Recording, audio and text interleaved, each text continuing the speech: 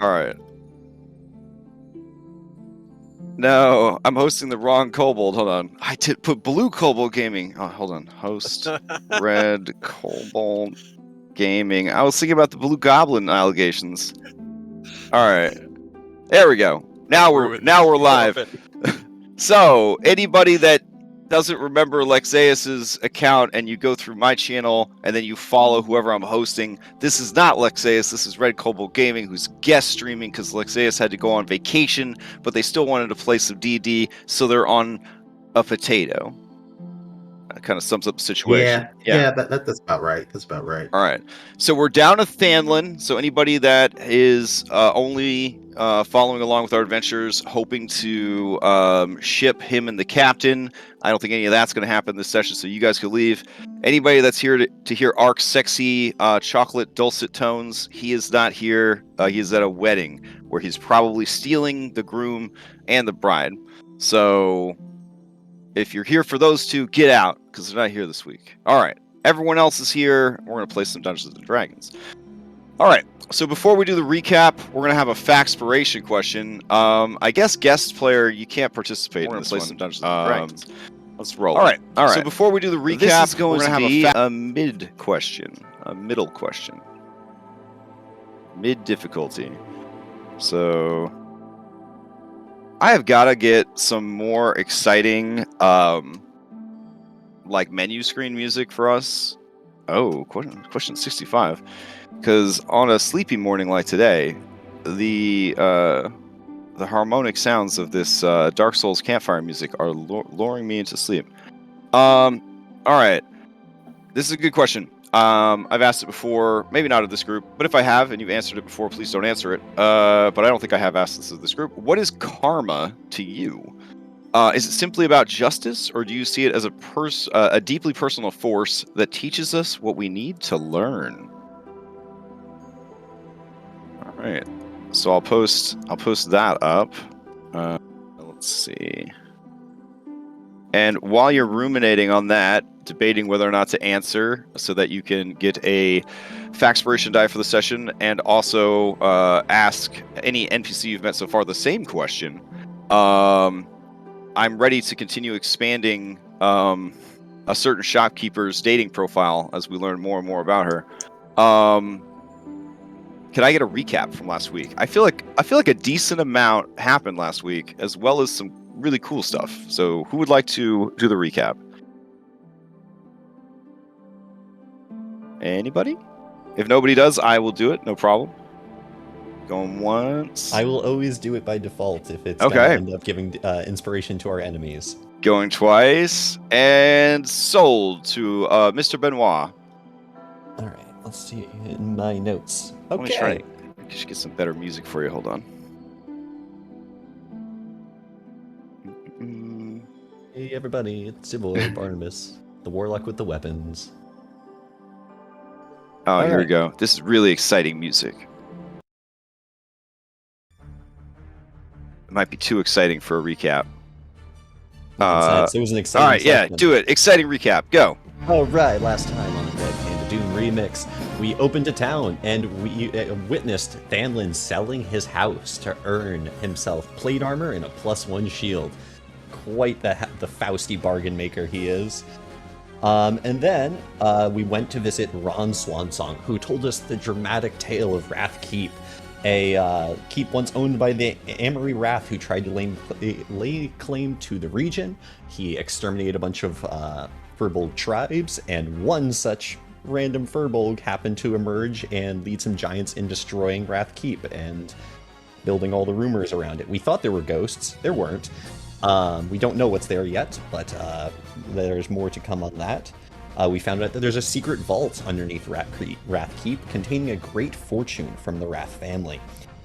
We visited Brother Durney, who gave us supplies to deal with spirits. Well, thank you, Brother Durney. We'll take the silver dust anyways.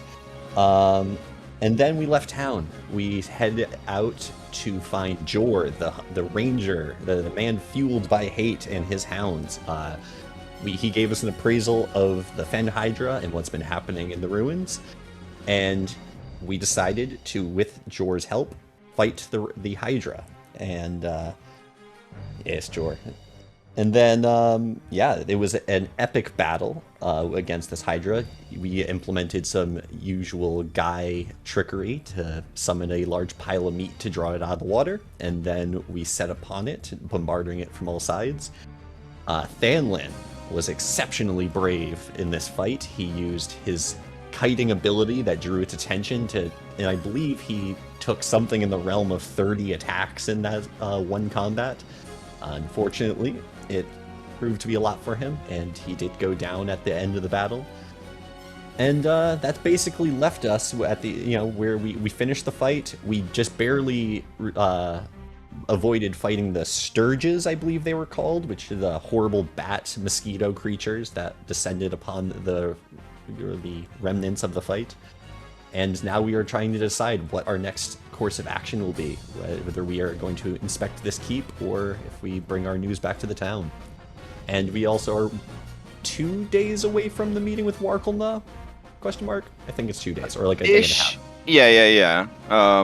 Your travel guide is doing his best to keep you on schedule, but as with any well-regulated, well-planned trip, if anything goes wrong, it sends the whole thing spiraling into chaos. Yeah, we've already changed it up like twice.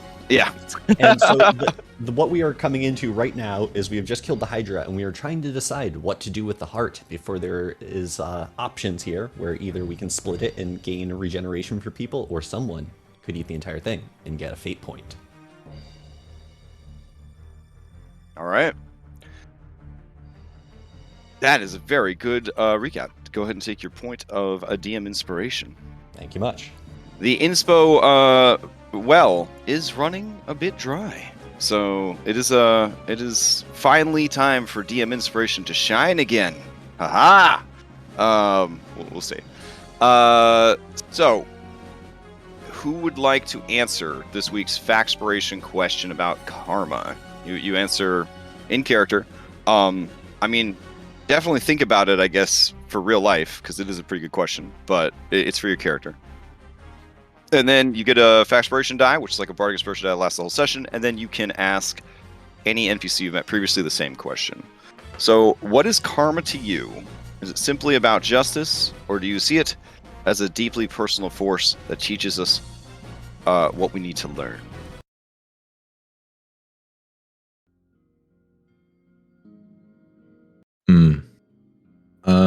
I'll have Jared try to answer that. Okay. Because he has a kind of complicated relationship with karma and I guess fate in general. He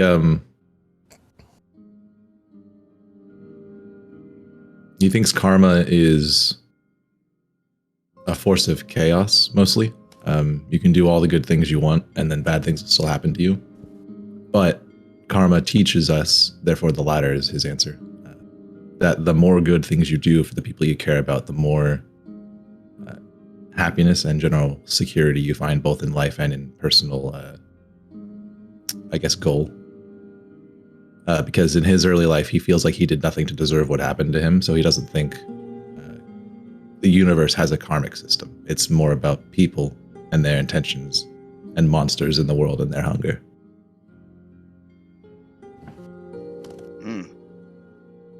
Damn. All right. That's a good one. Yeah. It's very pragmatic. All right. Who would you like to ask that same question of? Oh, man. Who do we want to ask, guys? I mean, I'm going to keep voting for Jarrett. Yeah, is that kind of our go-to now? At some point, that well's going to run a little dry. I wish we could ask Warkel. Challenge accepted. Every NPC in my campaigns is a fully realized thought construct. Probably more interesting than most of the people you work with or related to. So there is one other person that would be cool, would be Eormel. Would be interesting to know where he stands on that. Yeah. Former adventurer, retired halfling wizard. No, wait. That's Tyrion. That's Eormel. Yeah. You guys have met Tyrion. Yeah, you guys have kind of met Eormel. We met him at the meeting for like. Yeah. All right, let's do Eormel. This cutie right here. All right. Let's that ask is him. an upstanding beacon. Yeah. All right. So, what does Eormel think of Karma. Eormel is a businessman. He thinks that karma is for fools, much like the gods themselves. Man controls his destiny, and man controls man. And what controls man is money. If you have money, then you are the one in control of everything, of your own destiny, of your own fate, of the people around you. So for him, karma is a superstitious tool used by religion and the savvy to control the weak-minded and the superstitious. He does not believe in it. He believes in making your own luck, making your own way in the world. Shit, that was Barnabas's answer. Yeah. Two money bros, high five. But yeah, that is his stance. He is he didn't go in for any of that bullshit. All right. So we have established the Faxpiration, the recap, and we will rejoin the party post Hydra harvesting, I guess, or mid Hydra harvesting, because a decision did need to be made about the heart, which must be consumed very quickly, or it will lose all of its magical properties. So let me take you guys back to the ancient causeway. And we just pulled out this thing's spine. Yeah, we got a bunch of teeth, bunch of blood, which is superior healing potions. Mm-hmm. And then we got it can be made into superior healing. Yeah, right. And let's see, we'll go ahead and grab cameraman for red. Bloop. All right. Unpause. So, what is the plan then? Well, we had talked a little bit this week about giving the fate point to Thanlin, and since he's not here to negotiate on his own behalf, we could do that for him. Okay. Now the argument for Thanlin getting it is Thanlin just burned a fate point. 3 attacks and sold his Basically home solo and tanking lost that Hydra, yeah. Yeah. and lost Monkey. Which is when Giphy came up with the fate point system, which I believe is actually just a modification of an existing mechanic from some other games, possibly even the DMG. I was digging into the DMG recently for my Curse of Strahd game to find some juicy raw homebrew. I did not see fate points in there, but anyways, the idea is that the fate points empower you to do something crazy, like tank 30 attacks. To let your party focus on doing the damage sort of thing. So he would be a very good candidate to give that renewed fate point to. The other thing, of course, is that it could be split between a number of people, and they all gain the benefits of regeneration.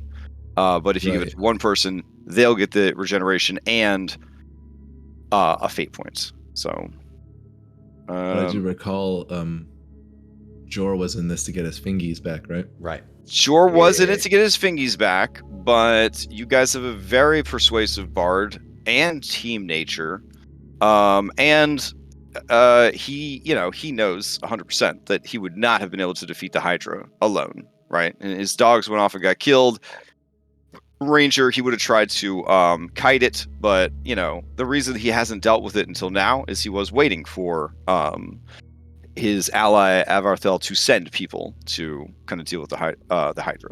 So he could probably be persuaded to let Thanlin, have the heart. So I'm going to put it up here, though. I just don't persuade him, and by giving some teeth and some blood, maybe. Oh yeah. I'm sure if you kicked a bit more Hydra parts his way, especially like the teeth for arrows and stuff like that, he would be like, "Oh, that's fine." Yeah, I think Barnabas came up with a short list, right?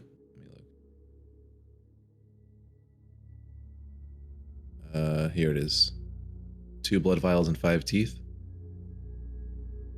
Which would be 5 plus 2 arrows and then 2 superior healing potions. Something like that. I consent to this trade. Okay, let's see. Of the 30 teeth, he's not going to get to eat the Hydra heart. How many teeth were you guys offering him?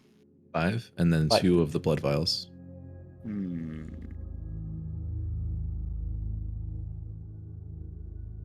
He would like 8 teeth if possible. And the 2 blood vials. I say sold personally. Yeah, I'm cool with that. All right. Very few of us. I think only Orion's going to make use of the teeth anyway, so. Okay, so I'm going to go ahead and create this poll real quick. Honor deal with Jor means that Jor and 4 of your peeps can benefit from it. Otherwise, give it to Thanlin. Otherwise, you're saying that there's a different option that you want to explore if you choose give it to someone else besides Thanlin. We're just looking for majority votes. So, oh, there we go. We're done. Okay, so you watch in horror as there's an ancient movie called Dances with Wolves, where the main character, magical white guy, he eats a buffalo heart that is made out of jello. It definitely looks like it's just a jello mold.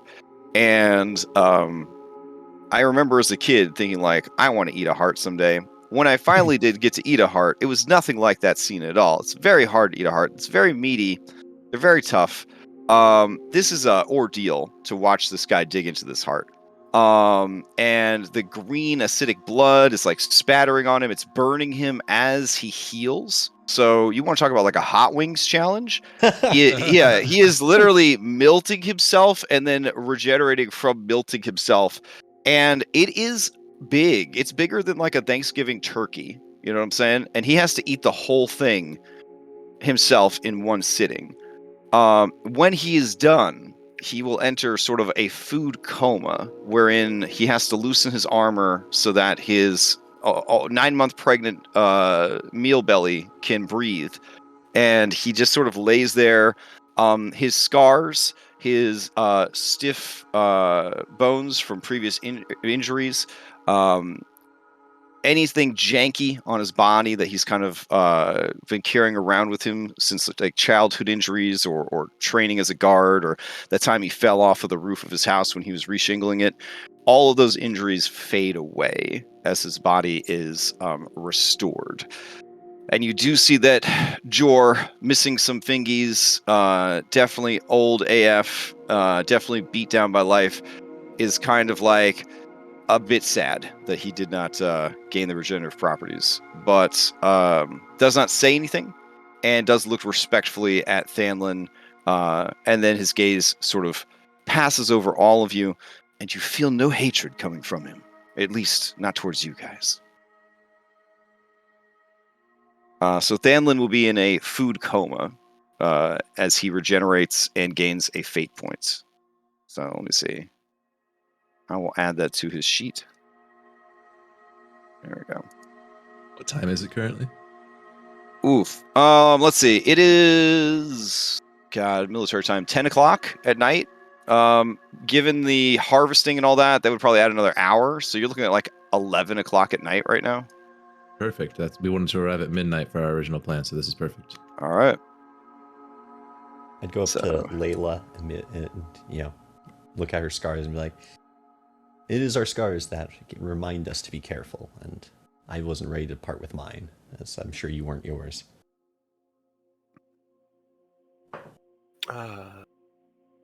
She will look down at you, and she'll kind of give you a thin smile and go, I mean, I wouldn't say I'm fond of them, but yeah, they're good reminders of the life I've lived, mistakes I've made.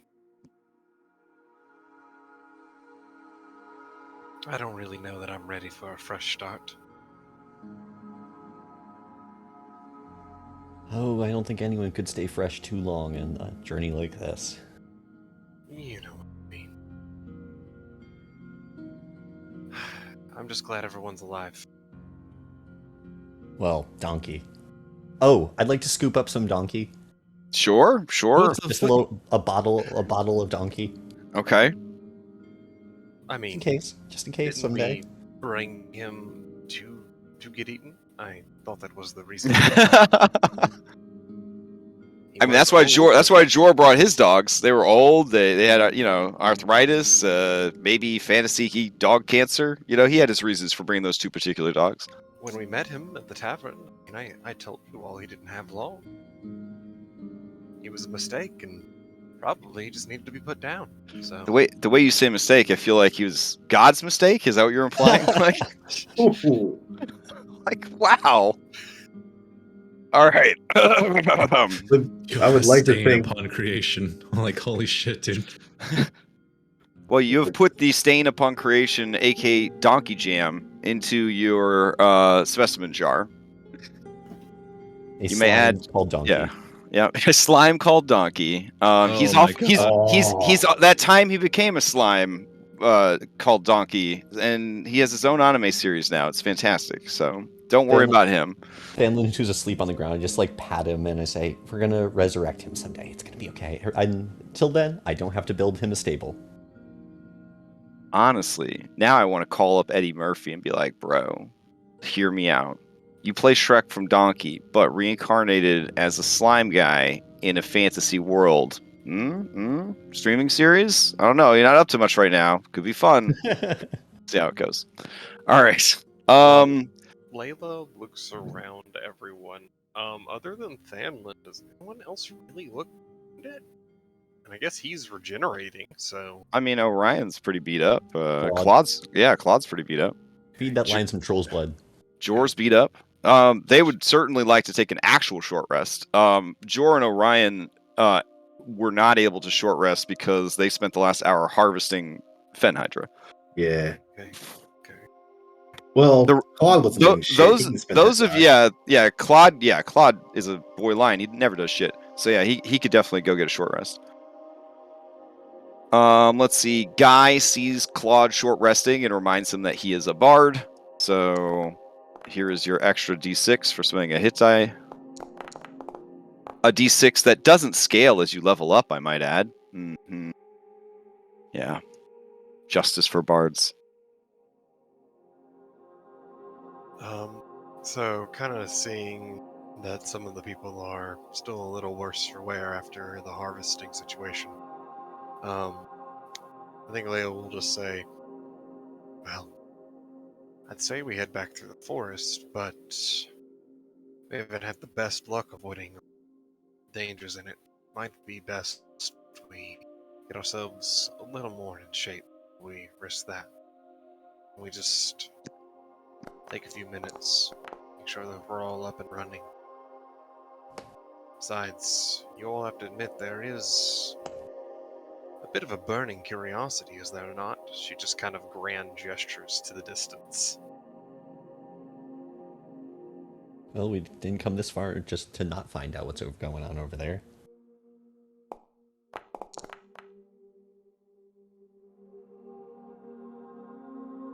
Perhaps let's not risk ourselves entirely yet. As if you haven't, lick your wounds. And if you need me, maybe just shake me awake. Crash, question. We did talk about leveling up, but that doesn't happen until we complete a long rest, is that correct? Correct. You guys will need a long rest to level up. So anyone that was super duper excited and did level up, just kind of like self-correct as you play, which is totally we were intending on resting close to this place anyway, weren't we? Yeah, you guys had talked initially about doing a long rest at Jor's cabin and then kind of figuring out your next move from there. Let's do that. Which is totally fine. But there was also a discussion of scouting via Druid familiar. Is that still on the table or no? I believe it's in the table. I mean, I'm fine doing it after the rest or before. Either way. Yeah. Okay. Narratively, I think it makes sense that we would do it before since we're here, but I'm totally in favor of coming back. But at the same time, I think we do it makes sense. Okay. Well, then, Layla, what time is it at the moment? He said it's like 11 p.m., something like that. So it's like super dark, so it might be hard to scout. I don't know how far you can see, and even with dark vision, it's like all shades of gray. Oh, yeah. Well, she will sit down cross-legged and kind of fold her hands into her lap, take a deep breath, and her eyes will kind of glow in astral blue. And from the forest, an owl will fly out and I will, looking through its eyes, begin sending it up towards the keep with the command, more or less, knowing that it won't get probably more than one, of just look around, stay unseen. Okay. Jarrett sits crisscross aside, completely fascinated. Oh, she's doing the oil again. You got a particular owl in mind, or is any owl okay? Just a brownish forest owl. Brownish forest. Okay. There you go. Just pull He's up that staring at you. Pokemon with the red eyes, you know? He uses downtime to smoke a cigarette. All right. So, He's angry. yeah. Okay. This owl appears, summoned by your druidic rites, and there is something, otherworldly about it, sort of fey magic sort of lingering from the creature's feathers as it kind of flies and lands at a branch nearby. Mentally, telepathically, I guess, spiritually, you communicate what you need it to do.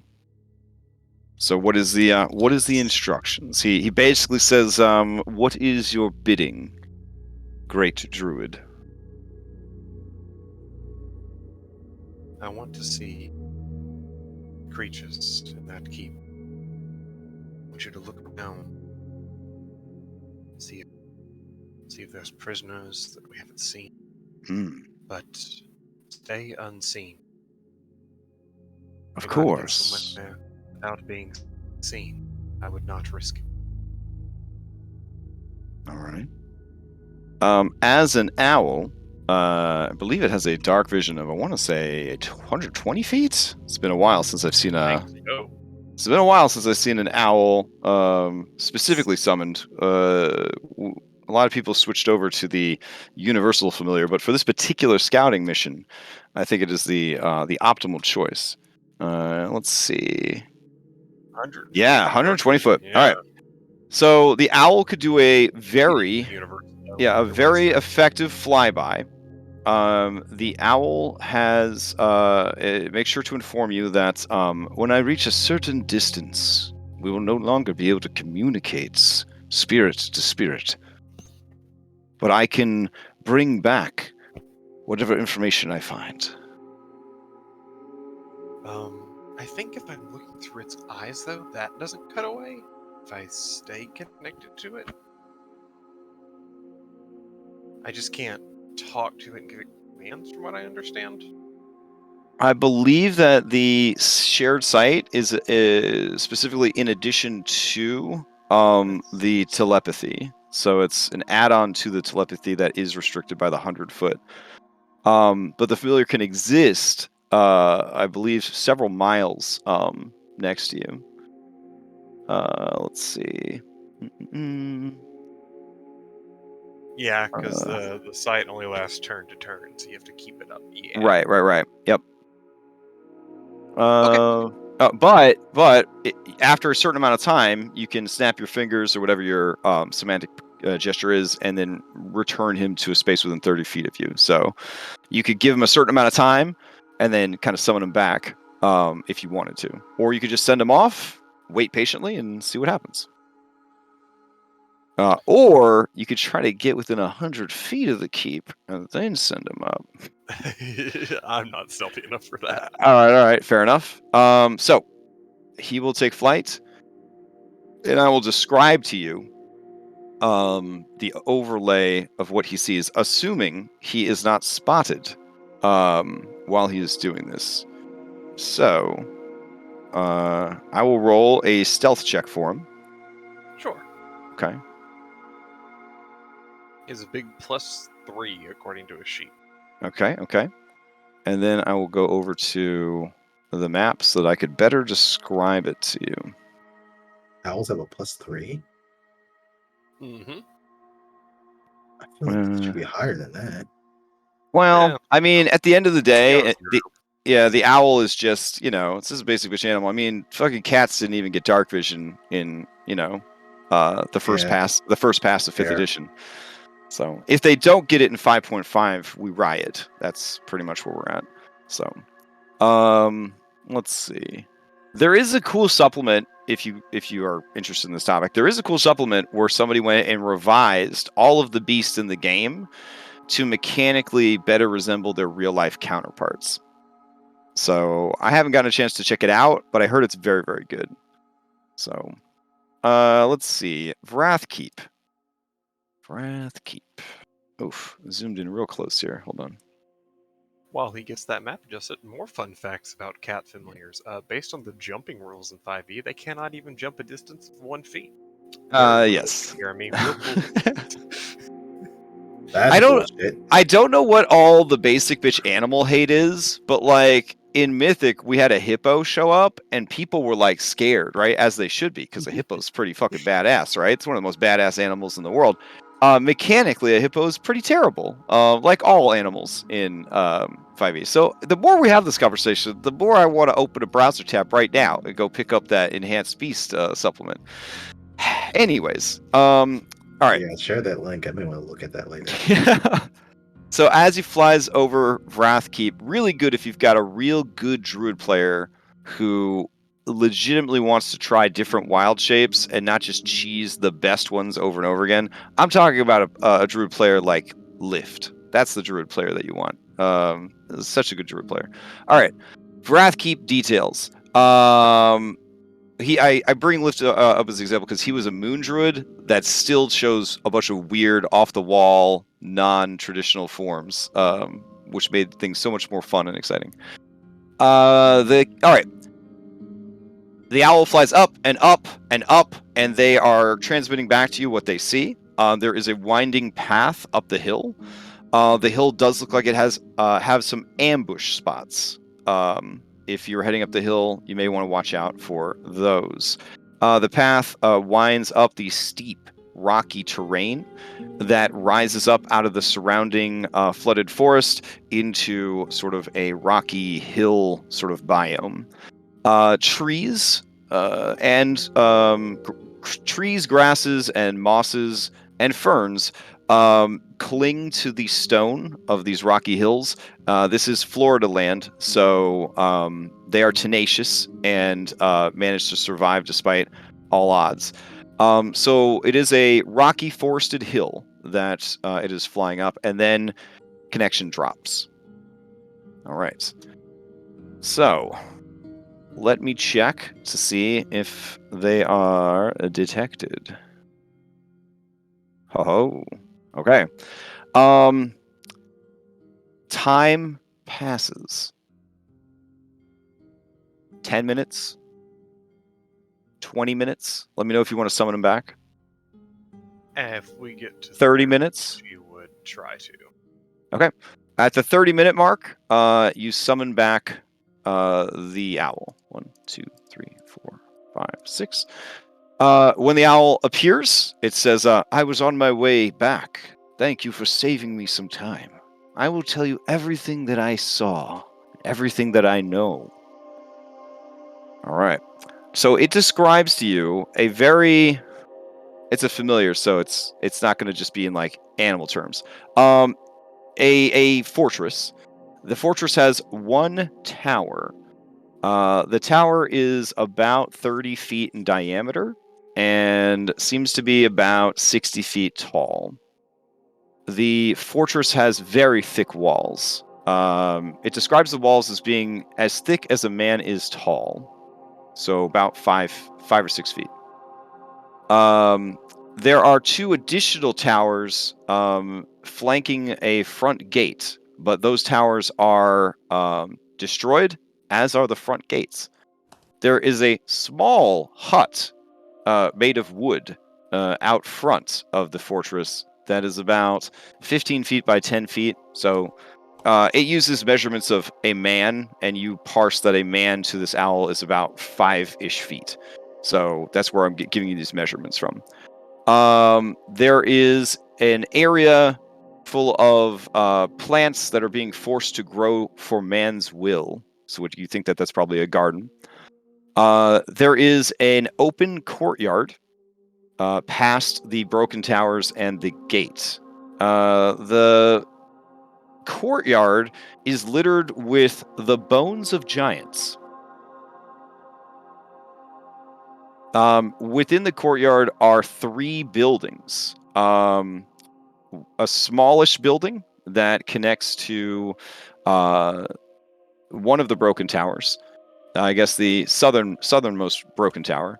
A larger, possibly largest building that encompasses the entire north side of the fortress, and that is connected, he believes, or it believes, to the north tower, which is broken. And then there is a medium-sized building that is attached to the intact 60-foot tower. There is light and smoke coming out of a broken hole in the ceiling of the medium-sized tower.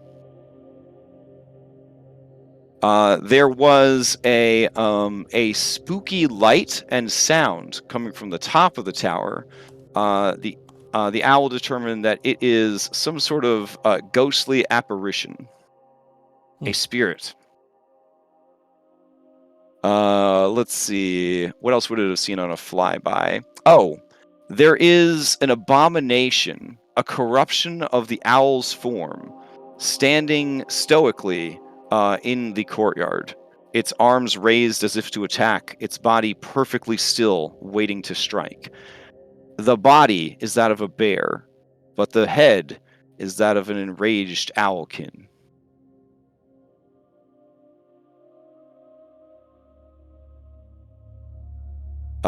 The smallest building in the southeast corner that connects to the broken southern tower has a rather large hole in the ceiling. I'm sorry, which tower was that? The southeastern tower. So the smallest southeastern tower. The medium-sized tower is in the southwest and connects to the intact 60-foot high tower. I'm deliberately giving you guys this secondhand because you weren't able to do a ride along with it. Let's see. What else would it have sensed? Oh, it heard the occasional howl of a wolf.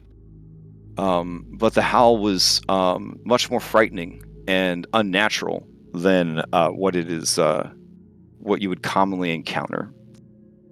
And then the southeastern one has a rather sizable hole in the roof, and the owl did fly a little bit lower and a little bit closer to look inside to see what it could see. And in doing so, it saw a creature that is both lion, it kind of motions towards Claude, and bat. And there were 2 of the shadow elves of the Witchwood that were bound as prisoners in this creature's lair.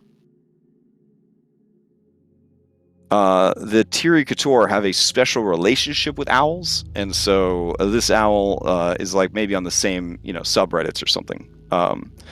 But it says to you, I know this isn't very professional of me, but the Tiri Couture are allies of my people. I worry about the captives that I have seen. And then the owl looks away and tries to compose itself and says, I'm sorry, I was out of line. I am but a servant. Orion would give the owl pats to comfort it. The owl leans in, buries its beak in your soft, delicious fur. I can tell you're smelling me, but it's okay. See, to the owl, you smell like a gourmet marshmallow, freshly made at a candy shop.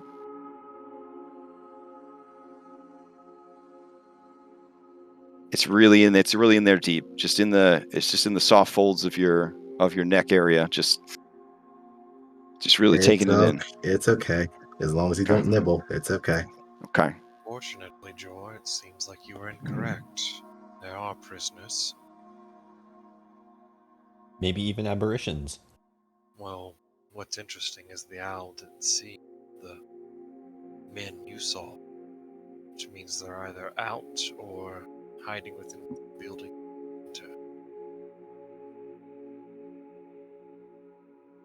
At some point, they're going to come looking for their pet.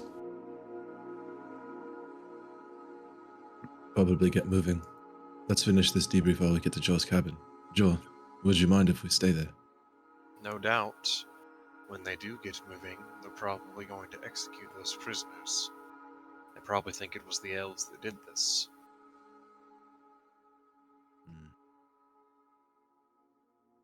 How's everyone doing? Yeah, Claw and I are a little banged up, but I mean, if we have to, we can move.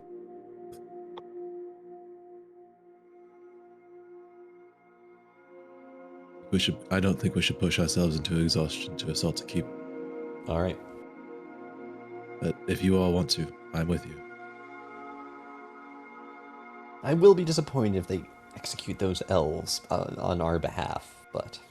It would be an opportunity missed, and if it is our fault, then we'll have to live with that. Yeah, I suppose I can live with that. We gotta be smart about this.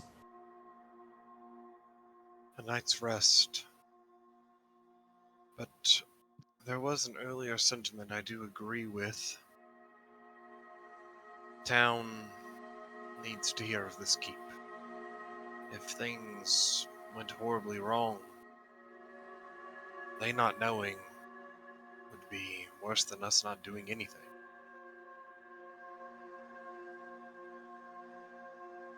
But How do you want to inform them?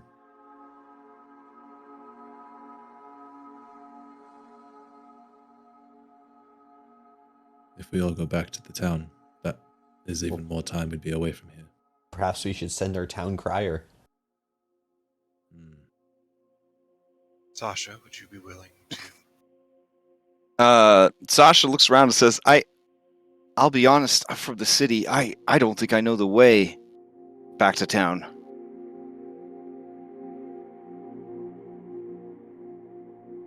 All right. Well. And who would believe me anyways? I sort of have a history, you know? That's fair. What if some of us go with them? And that would give us a smaller team to infiltrate the keep, perhaps cause less of a... I don't know. I assume Draw Also, less the chance attention. of us getting caught. Thanlin's died. probably looking pretty banged up because... Yeah. Right, alright, so that's a good narrative. Well, he ate, And the he ate town of Hydra Drellin's very Heart, right? trust those two. You know? He ate the Hydra Heart, true, yeah. So he is benefiting from a regeneration spell. He is also from the town, born and raised in the town, and would probably be motivated to want them to know. Based on everything I've seen from Guy thus far, there is sort of Guy feels that he needs to inform the town of what is going on. Whether or He's the not best it is scary, whether or not it is in their best interest. Guy would be like a reporter if we were in a contemporary fantasy game. I feel like I think he was being alluded to as a town crier. Okay. Then we rest for the night. The three of you run like the wind to the town. And if you don't hear word from us, say what? 2 days after you arrive back in the town, assume the worst? Well, that second day, they would need to start heading to the meeting. Right. But are they going to be able to make it to the meeting place without you, Jert? If they head back to town, they let them know what's going on, and then they pay for a boat. They could use the boat to go down the river, and they could still make it in time. How much is a boat? I'm sure Guy would bamboozle the boat for a Fair. steal. Yeah, Awesome. for a steal. I was going to say, family could probably get a friends and family and guards discount. Or Every- former Banned guards from the discount. boat? Wasn't one of us banned from the boats? From the ferry Oh, itself, God. but there's lots of fishermen in the town. You know, So he just Okay, holds cool. up his guard's badge and says, "I'm commandeering this." And I'm commandeering this airboat. Guard Unfortunately- business. They haven't updated the paperwork yet to say that he's no longer a guard.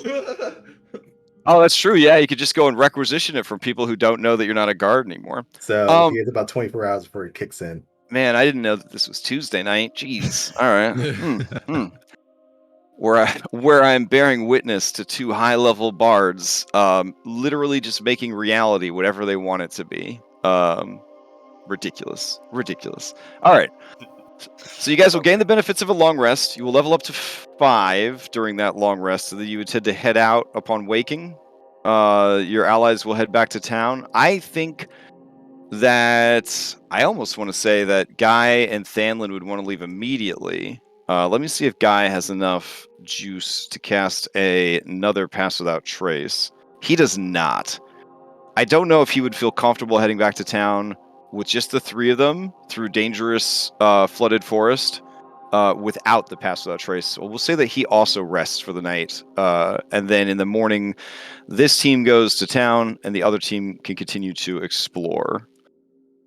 Jor, seeing the trepidation on Sasha's face and that it's just the 3 of them, that Thanlin's in this clanky-ass armor and stuff like that, but knowing that Thanlin's a total badass, more concerned for Sasha and Guy, likely, Jor does offer to show them the way to town. Would you guys want Jor to be with you for this infiltration scouting mission, or would you want him to escort your allies? Oof. We are losing 2 B team members, but I mean, thematically, I want him to go back with them. Okay. Yeah, I feel like their thing is a little bit slightly more important, just to get people aware of what the hell's going on. All right. He informs Sizzling Jorhound, you're in charge while I'm gone. And it stares at him stoically. And then immediately turns to the other dogs, who all fall in line in an almost like military robot sort of way. And then they sort of Disney princess animal start to clean up the house and get things in order. Holy crap, how did you do that? He says, you have to, it's about mutual respect and a shared hatred of your enemies. I don't know about the hatred part, but... No, that's the most important part. Sounds like expertise in animal handling. I have expertise, though. Before we do go to bed, Layla would conjure a stack of good berries and just leave Okay. the table before we go to bed for whoever wants them. Okay, I mean, it's a house full of dogs. They're gone, like, as soon as you turn your back. Yeah. Okay. Understand. Yeah. Those dogs are very full. Yeah. Well, I mean, they're dogs, honestly. Would a good berry fill up a dog? For an hour, you know? Yeah. Yeah, so one of them eats the whole stack and then immediately barfs, all but one of them up. And then the other dogs are like, now that it's been enhanced by barf, they want to eat them. And then it's just it's a constant cycle of eating and barfing back and forth. Yeah. Fortunately, good berries are not on the do not feed list for dogs, so they are fine. Oh, good. They're not like grapes. Oh, thank goodness. Yeah, they're not like exactly what I was thinking. Yeah, they're not like grapes. They're like strawberries, which are very good for your doggo to eat. Strawberries and blueberries. Your dogs can definitely eat those. Oh shit, grapes are not good for dogs. That's Yeah. Grapes, raisins, cherries, any sort of pit fruit. There's a lot of food you're not supposed to feed your dog. Don't listen to your dog. Find a list. Yeah, find a list online and put it on your fridge, because there's a lot of stuff you're not supposed to feed your dogs. Okay. Let's see. All right. Morning comes, and you guys begin your exploration. I'm going to change the music out, and it may be rendered a little bit louder. Usual question. Since Stanlin's not here, can I make a clawed gauntlet for Warkelna? Since he's not here? Since he's leaving with his longsword? Oh, yeah, you could start work on that instead. Yeah, I mean, if it's enough time to finish it, then you would finish it. Yep. Well, we have 2 long rests between now and the meeting, right? Oh, right. So you're gonna stop work on that, and you're gonna start working on this. That's fine with me. That's fine with me. It's only like 2.5 gold to make one. All right. And there is one other thing. As a level up, I now have Artificer Infusions, and I'd love to give one to someone if I have the time. I mean, if you have the time, go for it. It's just something that happens at the end of a long rest. All right. So I go up to Jert in the morning before he puts on his armor, and I'd say, hey, really impressed with how brave you've been, and I can see that that armor is barely covering you. And my patron has been teaching me a great many things, how to infuse equipment with magic and simply impose my force of manifestation upon it. And if you'd allow me, I'd like to give you something a little bit more protective. Magic? Sure, yeah. What is it gonna do? Just protect me more? Oh yes, my patron gives many gifts, and I'd love to share one with you. And if he takes your armor and he starts using one of his tools to etch runes into it, and Barnabas runes kind of look like microchip lines, so it's kind of got that's that. Cool. It's like a cross between magic and technology. And then as he finishes the runes, it like glows with like a fiery light, and the whole suit of armor looks for a second like it's being consumed in fire, and then it eventually fades, and there's just like the soft humming glow of magic, like the oh, and then it fades out, and it looks kind of like normal armor, but now your leather is harder. It's like, you know, the leather is as hard as metal, kind of. It's just a +1 AC bonus, but Nice, thanks. Thank you, That's Barnabas. sweet. and in the process, my ring also takes on a new magical glow, and I get a +1 for all spell attacks now. Ooh. Oh, very cool. And that's it. Thank you. All right.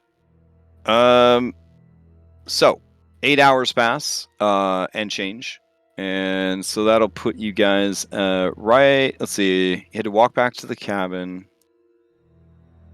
So let's see.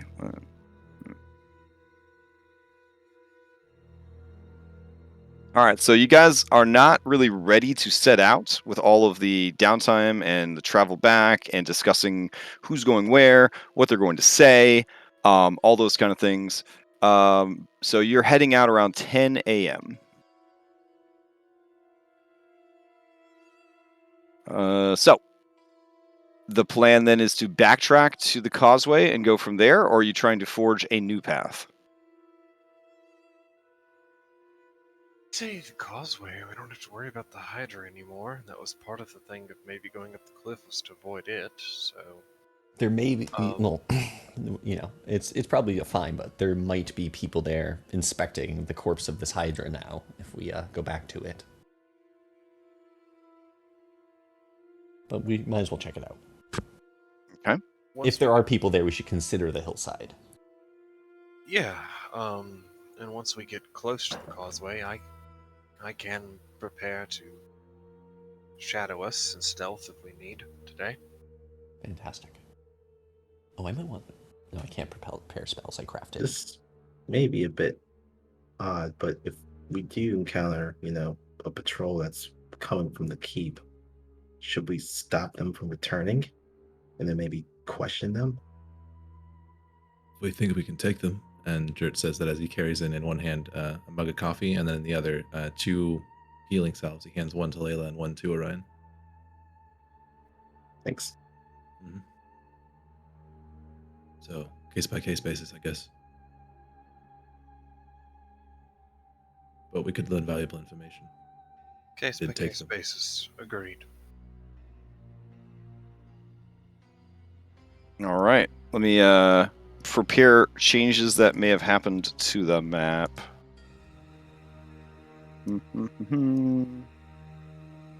Oh, quick question. Would Jor have been able to help with harvesting proficiency?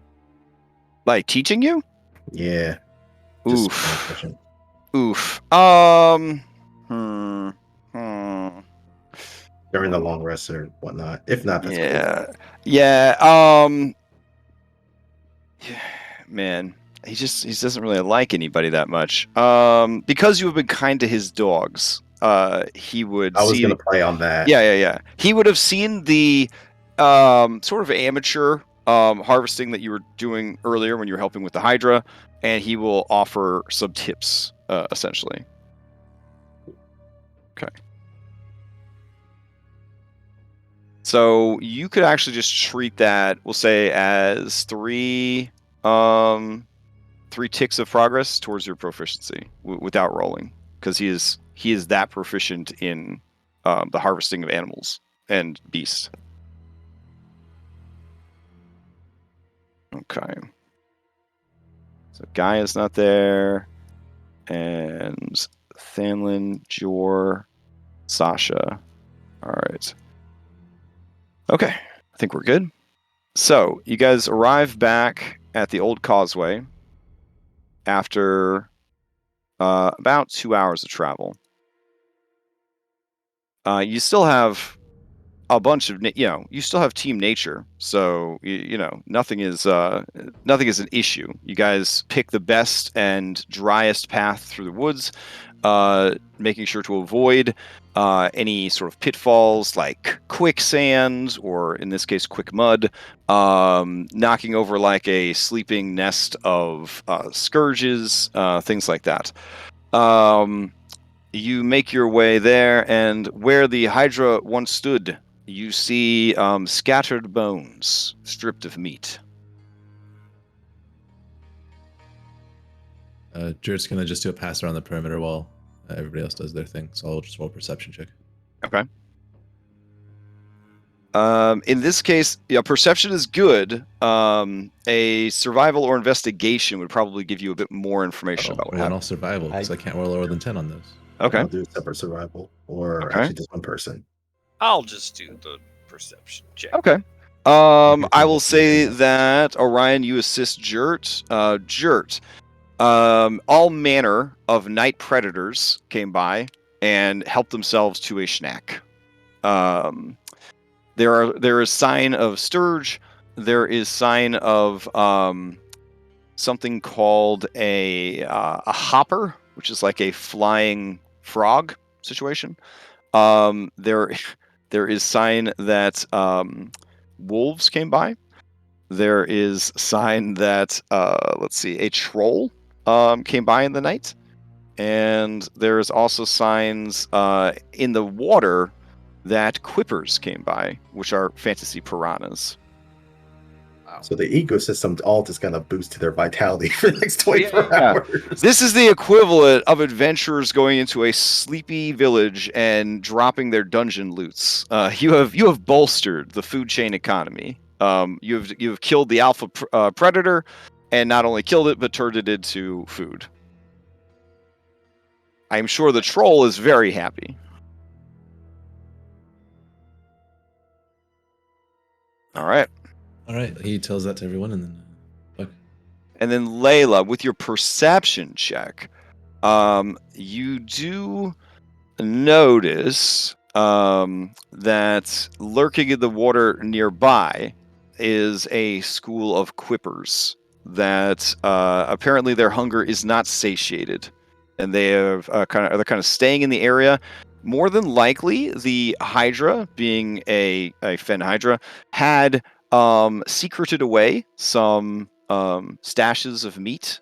They like to, kind of like a black dragon, they like to sort of pickle their meat if they have time. And so they're probably looking for and eating whatever stashes of buried meat or submerged meat they could find. But they would represent a danger if you guys fell in the water or went in the water. Seeing them, she does as my token did and just backs up a few steps. Yeah. Just get away from the edge. Quippers are honestly a fascinating monster. And they could live in freshwater and saltwater equally. And they are almost always in swarms. And they could really mess you up.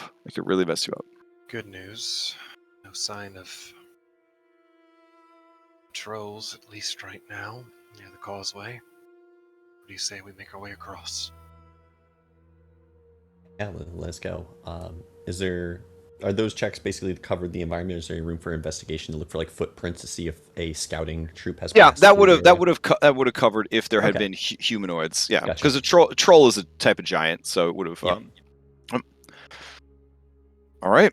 How the Quipper art is like the ones in the back are happy, but the ones in the front are like, you came to the wrong neighborhood, bitch. I mean, they're kind of happy too, but Getting very nervous as I walk over the water on this rickety bridge. Yeah. Jert there's just a lot of strides room for forward stealth right down the in this middle. thing, So I'm watching his foot. I'm specifically stepping on the ones that Jert stands on because I know if it can handle his weight, it can handle mine. Which is funny because Jert is just moving, not hold on to the rail and just walk.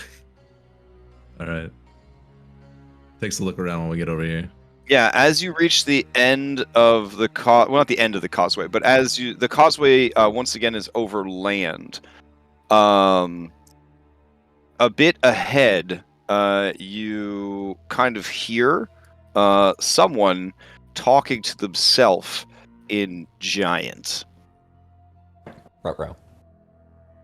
Okay, hold up. I don't know if I have that on right now. Let me see. No, but I didn't Okay. pick my studied adversary for today. So giant, I don't use like voice changers or anything, but it kind of has sort of a angry German vibe to it, and then it's normally spoken by a giant. It's a very kind of deep, kind of bass kind of voice. This is a bit more, almost kind of serpentine. Almost kind of like some hard S's. Some. It sounds a little moist, if I'm being honest. Weird. Yeah. Jared puts his hand Greg. up and crouches down. Okay. See anything from here?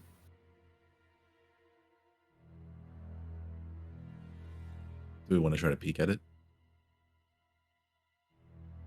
Yeah. With the good perception that you rolled earlier, I'm just gonna need a party stealth check to see if you could approach unseen. Lol. Here we go. Okay. Bud has been learning from Orion and has now picked up stealth proficiency. Oh, very nice. Nice. Level 5, baby. All right. As you are approaching, you are unseen and unnoticed. Barnabas and Jert are a little loud, but the other three, you guys kind of point out that they're going too fast, that you guys don't have the pass without trace right now, that sort of thing. And what you notice is we're just going to use this same map for now. But sitting on a stump over here is what appears to be a troll. It is a rock troll, and it looks a bit small compared to the troll that you guys dealt with. And it seems to be muttering to itself and chewing on a hydra bone. Boy. Based on the size of this and the size of the feet that you're seeing, it does match up with the tracks that Jert and Orion saw earlier. You could completely avoid it if you want. It is not aware of you guys. Before we do, can we make a nature roll to determine its weaknesses, potentially? Sure, yeah. Would So- anyone of Team Nature like to do this one? I'd be happy to help. I can give you advantage. I'm happy to Just roll hang it. here. I think Layla's just focused on getting past it. Yeah, we don't actually need to fight this. I'm just so more we didn't professional know- curiosity. We didn't know that there were gonna be giants. Jert probably would have picked his studied adversary for today as monstrosities because he heard about an owl monster. Oh, for sure. So what you recall about trolls is same stuff you did when you researched the river troll. Rock trolls like to live in rocky hills and mountains. They don't actually like water very much at all. In fact, if they are splashed with water, that shuts off their regeneration properties if they get wet. So it's very unusual for that troll to be here in such a wet and humid place. Generally, in this area, rock trolls are only found higher up in the mountains, away from that Florida humidity. Bet if you push that thing into the pond, the fish would take care of it.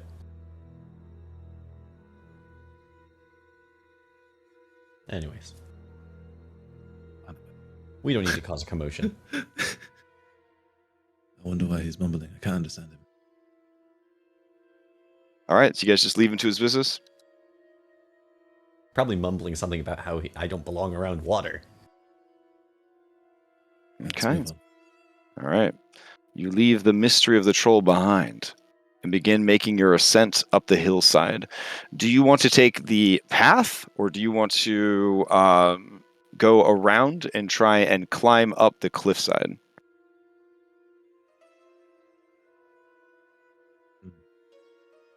I don't have any climbing gear, but I have some rope and things like that. I'd be happy to climb up there and then lower the rope to you. I could like fasten it to the hill, and then you could climb up. Sounds good. We did get a look at the cliffside. How steep is it? Are we talking like pure vertical, or It's definitely a rock climbing exercise for sure. It would be based on your assessment from this distance. You'd put it at a DC 15 easily from this distance. only one I'm worried about is Claude. Yeah. It's big to go up a rock wall. How much does Claude weigh? A rough estimate. I'm gonna look up how much lions weigh. I think it's close to 500, I think 400 pounds. 330 to 550 pounds. So Yeah. probably like in the middle of that, so like 440. So he a beefy boy. If I climbed up to the top and we set up like a rope and pulley system, Yeah. I think alone I could pull up like Layla or Layla, you have a climbing speed. I don't need to pull you up, but like myself, yeah. it's kind of a matter of body weight. Like if the four of us together pulled, I think we could pull Claude up. Claude stares stoically ahead, understanding the conversation but not wanting to. The indignity of just being tied into a harness and dangling. I'll believe in your capability to create some sort of mechanism. If you think it's doable, then we could just take the path, but just an the only option. thing about the path is the ambush spots, and I would prefer to burn a spell if we're taking the path. Now, it said that there were spots for ambush, but it didn't say that there were any creatures in those spots. True. Now, they could have been because it was nighttime, but that's the info that you have, is that the owl saw what it, as a hunter, would think would be good ambush spots, but did not see anybody there. Well, if we take the path, we could take it slow and at least keep an eye out. Yeah. How I would handle the approach is it would just be a couple of skill checks. It would be a survival to essentially find the best path. It would be perception to make sure that you spot people before they spot you, and it would be a stealth to make sure that you guys stay as unseen as possible. Success on all three would indicate you make it right to the map. Failure at any of the three would mean that maybe they are alerted to your approach. Failure of all three means that you would be ambushed. Is this a group check on all three? So we'd Yep. each be rolling each one? Okay. Correct. It would be a group check on all three.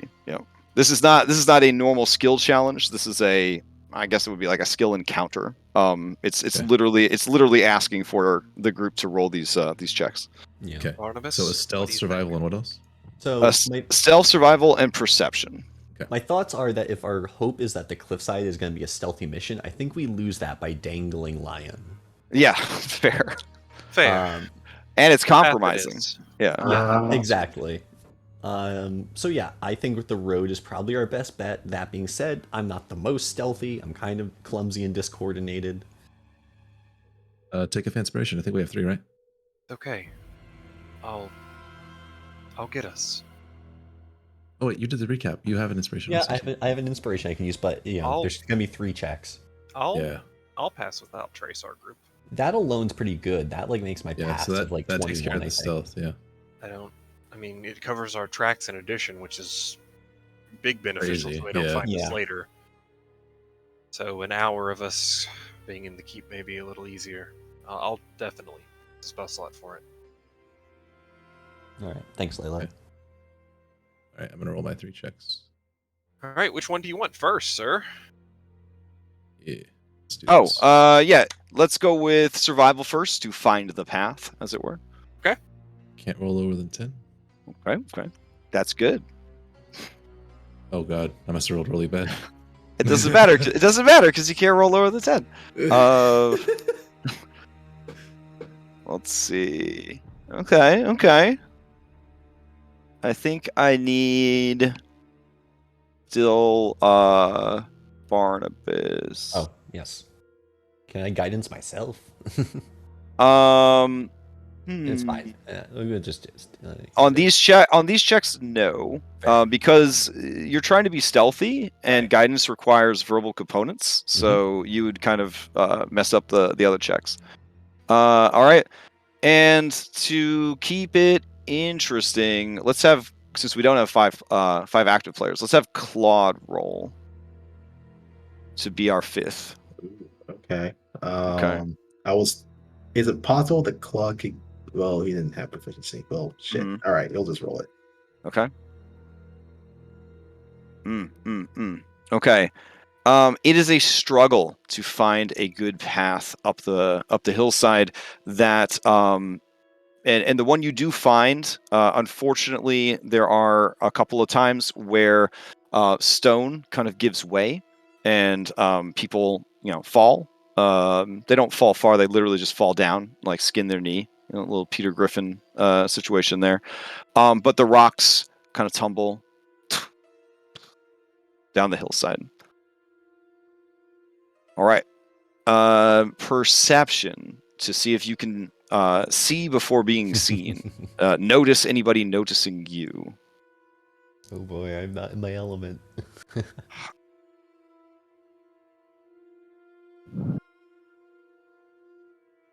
Hope they're not in my blind spot. Yeah. Okay. We're waiting for 1, 2, 3. Who are we waiting for here? Oh, there we go. Okay. All right. You do notice at one point a lion-like form take flight from the fort at the top of the hill, spread its bat-like wings, and then soar towards the swamps. Those, you guys could make a nature check real quick. About to ask. Someone can have advantage from There you go. Orion. I will roll mine. Dope. Hey, you know exactly what this is, Jert. It is a manticore. Oh shit. Ooh. This is not a Thylean manticore, so it doesn't have any scorpion parts. So that's good news. Yeah, that's good. That's good. Yeah. So this is a Dungeons and Dragons manticore. So it is mostly in this area. It is mostly cat and bat.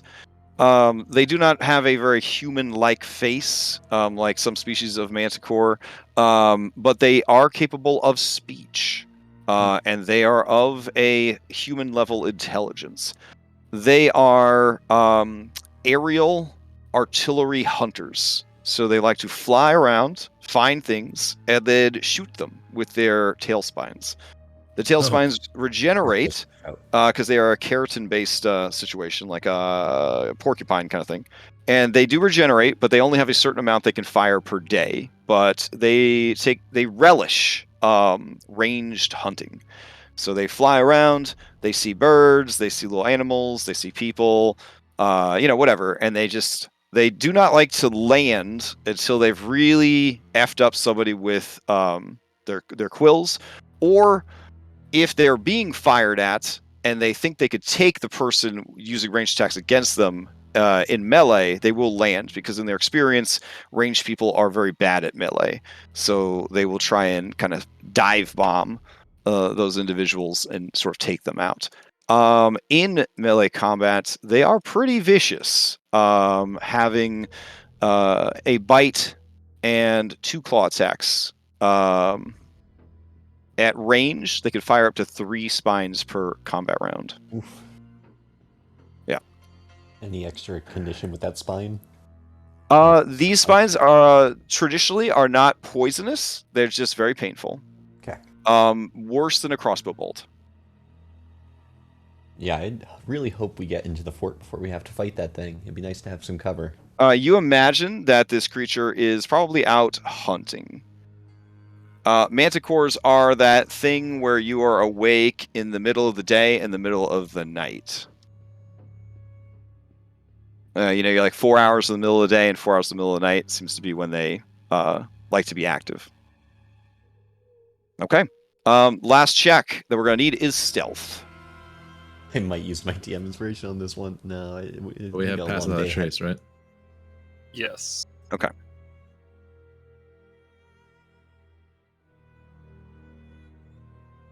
Big plus 10 all the rolls. Oh, yeah. Absolutely no chance of being spotted. Okay. So, your estimation is the approach did make some noise. From what you could tell, no one saw you guys or reacted to that noise, and you were able to stealthily make it up the hillside. A process that took about, we'll say, because you have Ranger and Pass Without Trace, we'll say that it took you about 20 minutes to make it up the side of the mountain. So 20 minutes off of your Pass Without Trace. And I will turn on an aura for that, 30 feet. All right, I will grab you guys and take you over to the fortress. This is another one that had a very good original map, but my friend Volpe remade it in Incarnate, so pretty cool. We'll have you guys. Are you sticking literally to the path as you get close to the keep, or would you kind of go off path as you got closer? If so, would you want to go to the north of the path, to the south of the path, or stay on the path? I would probably stay off the path so we don't just randomly encounter someone, right? Yeah, sounds good. So north or south? South would be along the cliff face. North, there would be more like hill and stuff, though I'm probably not going to bother adding more hill, because, I don't know. I might, if you really need it, but...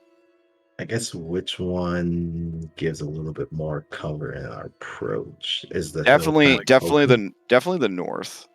North? All right. Yeah. Now, the wall along the south does look kind of busted, so you might be able to go in through that southern wall if you wanted. The north wall seems to be intact.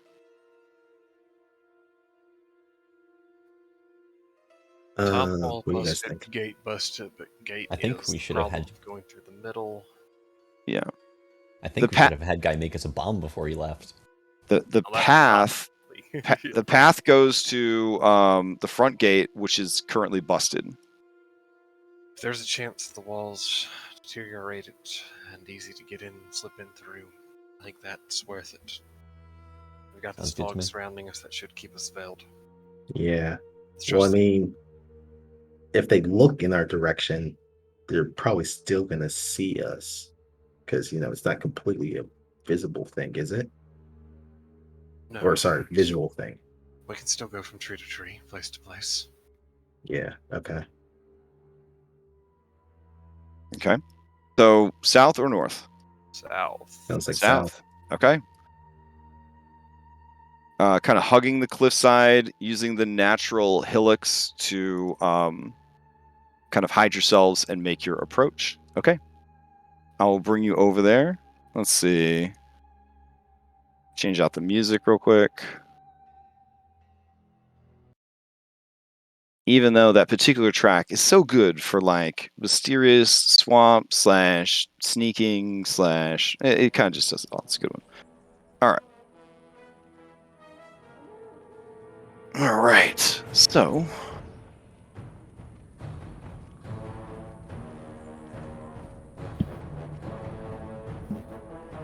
all right. As you approach, it is daytime, and the keep is very active from what you could tell.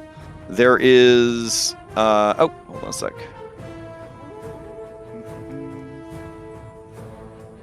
There are, for lack of a better term, goblin sounds coming from the camp. So arguing, laughing, some in deeper tones, some in lighter tones. And there is smoke kind of coming up from the described hole in the roof of the medium-sized building, which is right around here. And camera. Oh yeah. Here you go. Bloop. And some of you, well, anybody trained in perception. Also, this roof is not very big. On this little hut here, you can see a very big lady. She is leaning against the fortress, and she is about, I want to say 13, maybe 14 feet tall, and about, I don't know, about 12 feet wide. Oh, jeez. I do want to note that Jert does speak Goblin. Okay. So if it becomes relevant, or we hear anything important. All right. And we had discussed in session 0 and stuff why he spoke Goblin, correct? Yes, that was one of the extra languages he gets. And then he can also choose... I don't think monstrosities speak, so technically he doesn't have a bonus on right now. Okay. I'm just asking because, like, we established that goblins are kind of unknown in this region, et cetera, et cetera, et cetera. So, Right, because he is from... because of his background and the time he spent. Right. I believe that was an option you could pick. Right. Okay. Sounds that you discern to be words over the hubbub of them kind of conversing. It's just the sort of things that you would hear in a military camp. Just kind of grumbles and groans about patrols. The name Koth keeps being bandied around. Bloodlord Koth. Don't let Koth catch you. Keep up the good work. Koth is watching. And then you also hear every now and then something about the Red Hand. All for the Red Hand, the Red Hand. It is a little after noon, and you hear a dinner bell kind of being rung. And the big lady looks around. Her nostrils flare as if she smells something very delicious. And she is going to... Big sweat drop. Head inside. Okay. Whew. All right. What the hell have we walked into? Jert turns around and says, "Goblins. An organization of them, it sounds like." Wait, what's a goblin? You remember the red caps, right? Similar size. How does one forget? Similar size. Much more organized. What else would I know about them from the 20 years I spent? Well, his time, it was like 20 years, I think, but I don't know how long it actually was. So, go ahead and give me a history to see what you can recall. All right, here we go. I'm gonna use Intrepid, my once a day advantage. Okay. And then make that check. All right. So, what you recall of goblins and hobgoblins from within the Feywild. So, this is from within the Feywild. There are many varieties. There are goblins, which are small and usually either green or yellow or brown in complexion. Much like all species, they come in different cultural sort of traditions. Some of them are quite bloodthirsty, like the blood caps, for example. Others are more interested in mischief, as many Fey are. Some are motivated by greed and look for ways to constantly get more of anything, honestly, than their neighbor, and kind of accumulate wealth. And in the Feywild, they do not use currency, so they seek to acquire trinkets, as many trinkets as they can. You understand that the Redcaps represent the most violent and brutal aspect of the goblin species, but that there are memories of goblins who were swayed from the Feywild, or some were taken from the Feywild by force by gods of slaughter, gods of malice, and so on and so forth, and then sort of kept as servants and taught to be as evil as possible. Within the Feywild region that you were in, the one that borders the Witchwood, it is sort of a neutral territory, but mostly controlled by the Winter Court. There are many goblins within the Winter Court. If they followed the 9 alignments, the goblins would all be generally neutral or evil in alignment that you have encountered, or ideally neutral evil. They very much, look out for themselves and are willing to do bad things if it is beneficial to themselves. And that's just kind of how they are. Are there good goblins among them? Yeah, sometimes you've heard of and run into decent goblins, but you couldn't shake the feeling that if it was ever the goblin or you, the goblin would never sacrifice itself for anyone else. It would always be kind of self-interested. There's a larger version of a goblin that is kind of hairy and ape-like, and that is called a bugbear. They are hunters and ambush predators. They're always looking to fight, always looking to hunt, and always looking to prove their prowess. They pride themselves on stealth and strength. And unfortunately, they lack the civility to be any sort of useful, like assassins per se, unless they are really kept in line by strong, like a strong leader or strong leadership. Fortunately for you, you only ever heard of these creatures and never really encountered them. As dangerous as the area of the Feywild you were in it was not nearly as dangerous as some of the deeper parts of Winter or some of the contested domains of the Feywild could have been. There is also a type of goblin called a hobgoblin.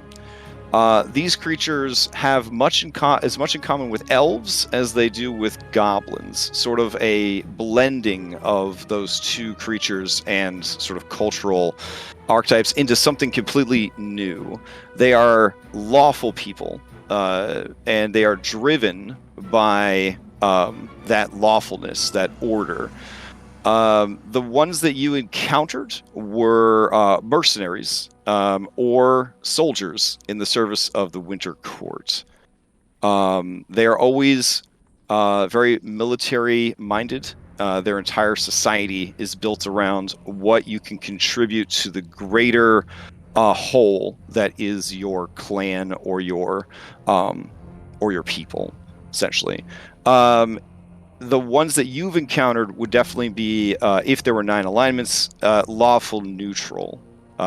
So they pretty much don't care about good and evil. They care about military. The art of war, essentially, is what motivates them. Whereas some elf cultures are motivated by the art of art, song and dance and theater and things like that. They care about the art of war, the crafting of arms and weapons, and armors, the execution of a perfect battle plan, and they are always looking for a campaign or a war to be a part of, because there is no better place to prove oneself and gain honor than on the battlefield. So those are the Holy shit. yeah. Okay. Jurt repeats these things to the party to make sure that they are informed.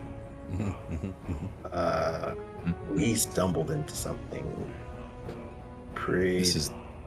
And Jurt, you know that all 3 species of goblin that you have encountered in the Feywild are not native to this area. They should not be here. This is the force that's coming. I'm confused. They're Fey, but I don't understand a thing they're saying. They don't speak the language of any of the Fey I've met. I am reconsidering how much I want that treasure. Well, we knew there was a force coming, and they had to be hiding somewhere.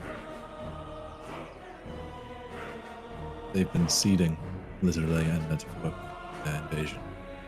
In a deep voice, in Goblin, Jurt, in a deep feminine voice in Goblin, you hear, This food is good. Callahan likes this food. Bring me chef. I kissed him. And you hear laughter, and then you hear what sounds like a young human woman. And she says, in common, the common trade tongue of the region, so Floridian, she says, she says, "Wait, what is this? Oh, no! This chef cannot be bothered. No, please, no, not again. Oh, for his honor, please." And there's more laughter. And then you hear plaintive cries from the woman, and then the big woman says, Callahan love your food. And then you hear the biggest, wettest cartoon kiss ever, and the smack of those lips Oh my god. it just cracks through the surrounding countryside. It sounded so wet that if 5e did not have such generous drowning rules, whoever she kissed may have died. Oh my god. Yeah. Damn. That's good. At least it doesn't sound like they're in too much danger. Sounds like they could be in danger of snoo. Death by snooze. Yeah. I was considering just burning the... prisoners. Right. And we can't burn the building down now that they're all inside because there's someone in there. Fine. Well, we can't take on this force. That would be suicidal at probably best. I doubt want to we'd get be able to rescue everyone, but we might be able to get, I don't know, 2, 3, 4 people out. I mean, and get information. That's better than nothing, right? Oh, building on your knowledge check, Jert. You know that preferred goblins and bugbears like to be awake and active at night. You know that hobgoblins, because they are so regimented and organized, will just change their sleeping patterns based on what is most advantageous. You also know that even though all 3 species have dark vision, hobgoblins being very advanced, having a very advanced society, they like to see what they're fucking doing. Do you know what I'm saying? So they do prefer to be awake and active during the day because, like, dark vision sucks. And it's a useful skill, but they like to be able to see what they're doing. Gerblins, though, and bugbears, they like to use darkness to their advantage because they both are really heavy duty into stealth and sneaking and things like that. And they know that dark vision gives stealthy characters a huge advantage at night.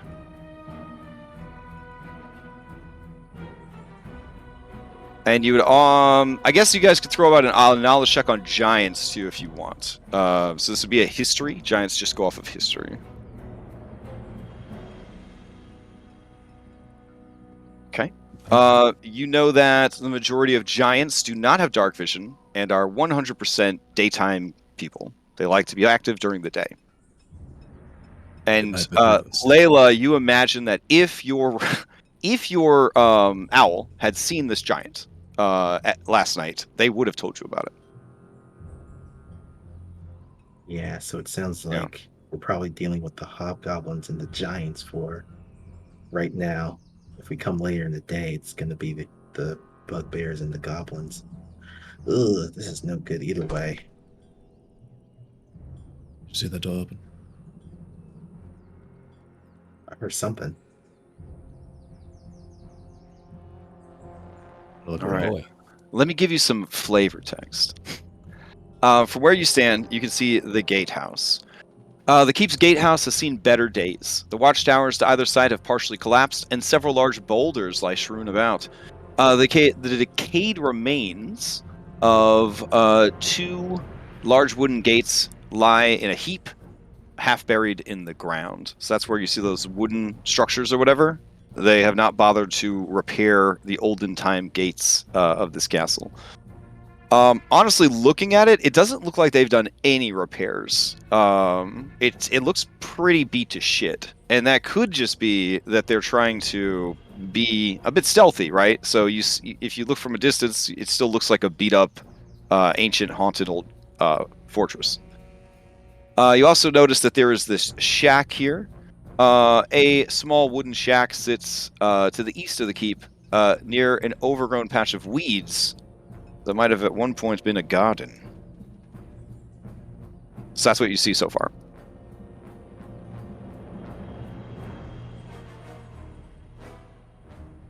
Good news is, based on where we are, there should be a tower close by, and I think that a building that I think is the one that had the...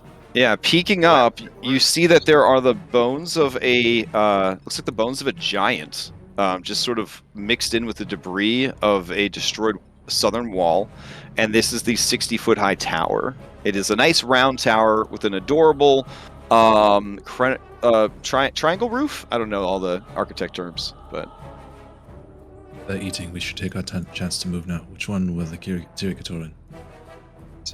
Southeast building, I believe. So that would probably be, yeah. Let's go. Oh, yeah. Boop, boop.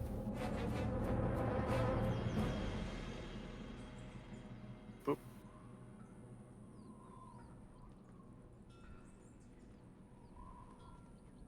Oh, I'm gonna stop there.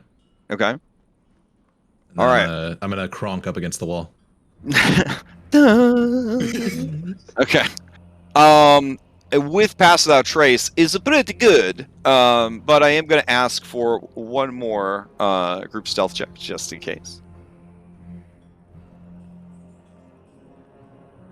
Pass Without Trace is honestly the only way to live out your World of Warcraft rogue fantasies in D&D, unless you just convince your DM to give you a ring of invisibility or something. So, or I guess your Solasta rogue dreams. I laugh, but someone could probably stealth right behind me, just like in Slashdon. I wouldn't notice. All right, Claude is being loud. He knocked a rock down. It tumbled down the hillside. The rest of you are stealthy enough that no one seems to notice. There's a lot of laughter coming from inside from whatever shenanigans this giant is getting up to. From where you guys stand, you see that there is a broken wall, and it looks into a rather large room that has flavor text, because you're doing the actual adventure right now, guys. Congratulations. Hell yeah. The interior of the stone building is open and spacious. Wooden timbers support the roof above, and here and there the remains of what were probably once interior dividing walls are evident. There are two, well, I guess, yeah, you can kind of see that. There are large boulders on the floor, and you are looking in through a large hole that has been knocked in the southeast wall. Rubble from this hole has been used to build a very fancy cook fire, over which you see a cauldron bubbling and brewing, and you smell delicious. I'm talking like better than any food that you've ever had in town smells coming from that cauldron. Like any of you that have not had good food in a while, the real stealth check here is your stomachs growling, because it smells so savory and so flavorful. Anyways, against the west wall are several sets of double bunk beds, and then you kind of see a bed maybe like right around here. The bed looks like someone much too large has been using it. It is pretty broken. Also from here, you would see...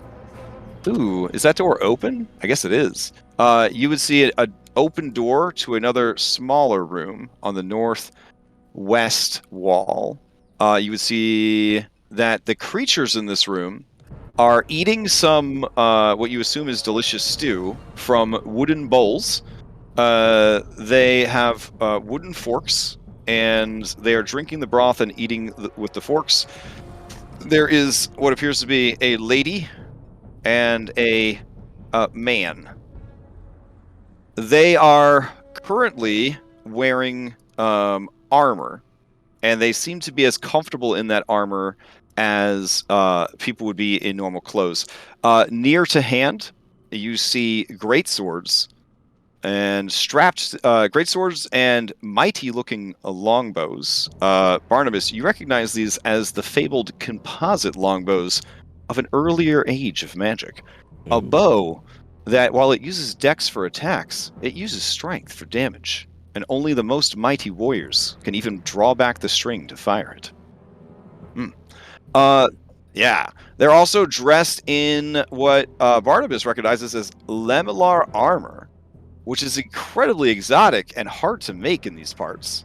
And it is a type of body armor made from small rectangular plates that are sort of laced together into horizontal rows. So kind of like samurai armor a little bit. Cool. Yeah. All right, so we're gonna kill them and take their stuff. Also, their great swords look like big Final Fantasy katanas. Yes. Oh, sick. Yeah, and when I say that they are strapped with daggers, they are strapped with daggers. They got daggers fucking everywhere. Think about how the longsword is depicted in Monster Hunter. That's kind of... Yeah, dude. Yeah.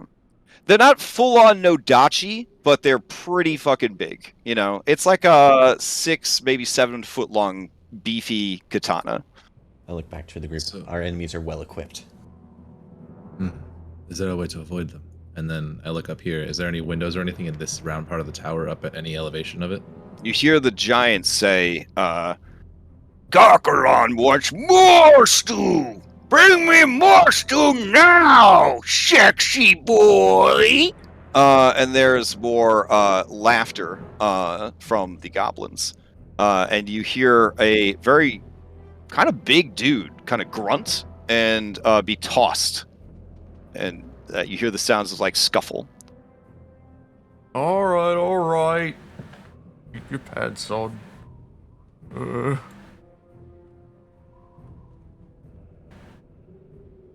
There you go, fourths.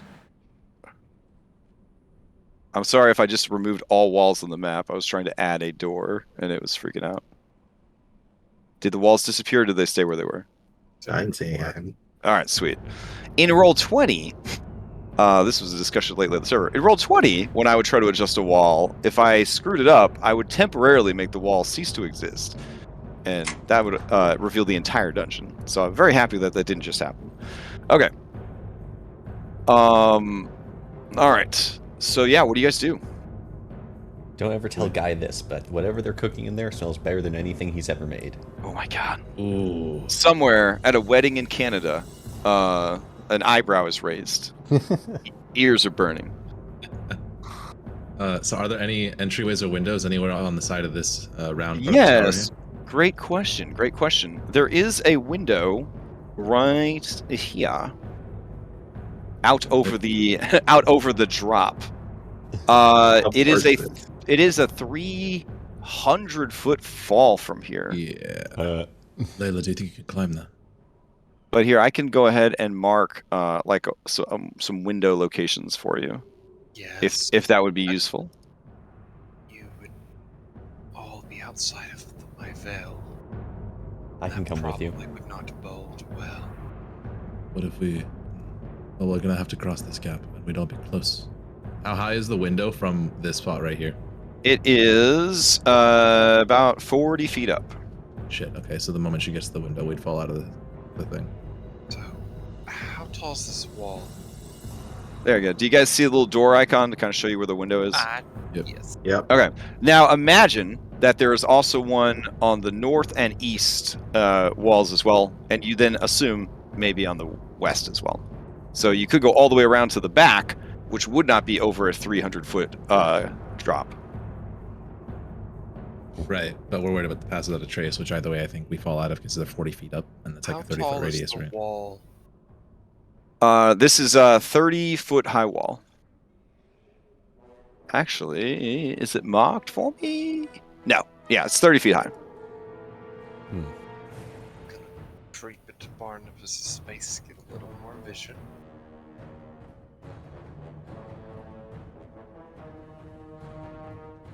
All right. You hear a man's voice in Gerblin, and he says, all right, launch is over. Everyone, You know what your patrols are for the day? Team Hydra, go down and attend to the beast. Oh, Let's move. we need to act fast before they realize their Hydra's dead. And before they come around this corner. Yeah. Okay. What if you started to scramble, like made a climbing check to climb up there, and then we kind of go up after you, so we stay in the order? I don't know. Pick a direction then. Let's get going. Don't forget the little shack. Probably someone in there. Let's wait by the rocks, and then when we see that Team Hydra walk down the path we just came from, we'll follow them. Okay, yeah, that's pretty good. We can ambush them, gain some information. I don't think it's wise of us to attack this place all at once right now. Yeah, I agree. We definitely need to start taking the cautious As they go to approach. leave, one of them says something to the other, and the other nods, and then they head back inside. And then they yell to the other one. What about those oxen? I don't know. Why bother hunting when we have these oxen? And you hear the same human voice from earlier, and she says, "What are you saying? What? I have a bad feeling about this.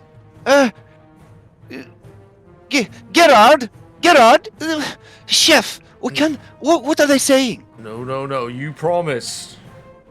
Points to another one. This seems to be the Okay. leader. Yeah. This guy chuckles, and he says, do you say this in common, giant? What do you... If they speak giant, I'd say it in giant. If Yeah, common, that's definitely going to be the Yeah. common language between you guys. Mhm. And then the guy you're talking to says, your goblin is getting very good very quickly, slave. Yes, I made promise, but promise.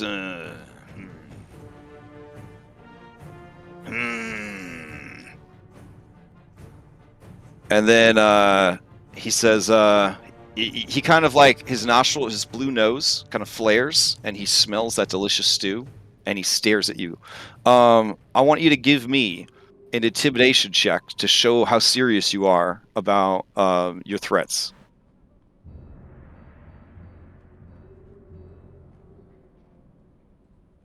Okay. This will be opposed by his intimidation. He'd be pleading with him more. Oh, like okay. To his lawful side. Then it would be To persuasion. keep his You word. could do charisma or intelligence since you're trying to take advantage of his regimented lifestyle. You know okay. that good food. That was the deal. Callahan says a giant. Callahan like small handsome giant's food. Don't make him sad. And the guy says, fine. We will not, No, hunt something on your way there. The oxen stay for now. And the two people on Team Hydra say, yes, sir. Right away, sir. And putting on their helmets, with fully loaded down with their badass equipment, they start heading down the hillside. And as they leave the keep, they enter hunting mode. So they start to stealth, and they start to roll perception checks. They're looking for things to kill and feed to the Hydra as they make their way down towards it. Okay. You're pretty right. These guys look like they're very trained. Want to mark them, Jerk? Yeah.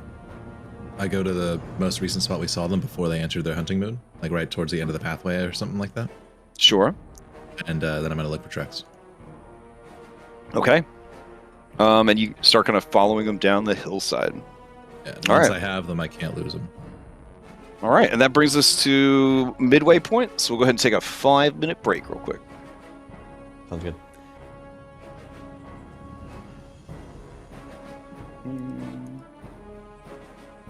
Come on, come on. Give me a break thing. There we go. I'm gonna clear chat real quick too. All right, and I'll see you guys in like 5 minutes or so.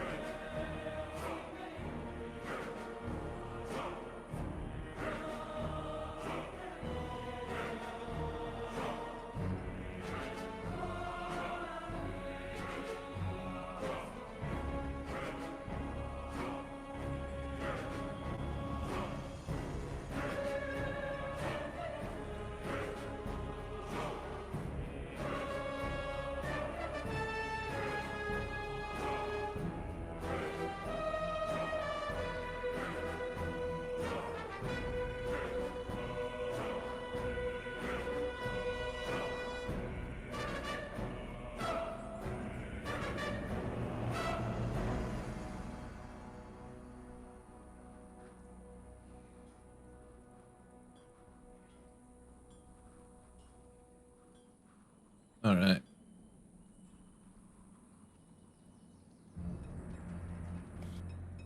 Didn't someone say that Manticore could talk?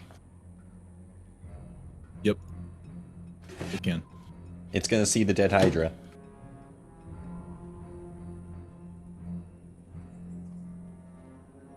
It'll act as a much faster messenger than the hunting party.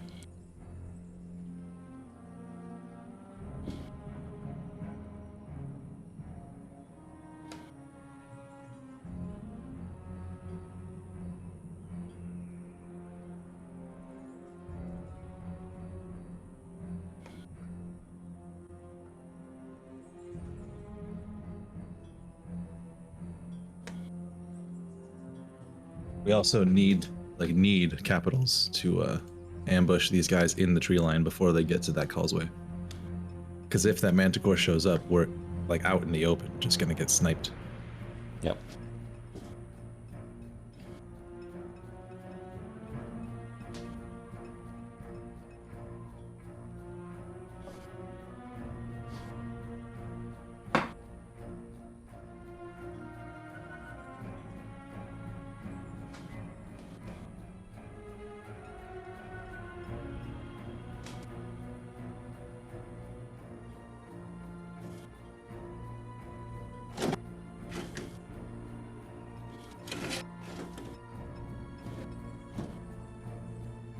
These hobgoblins are exceptionally good at getting dangerous things to do their bidding.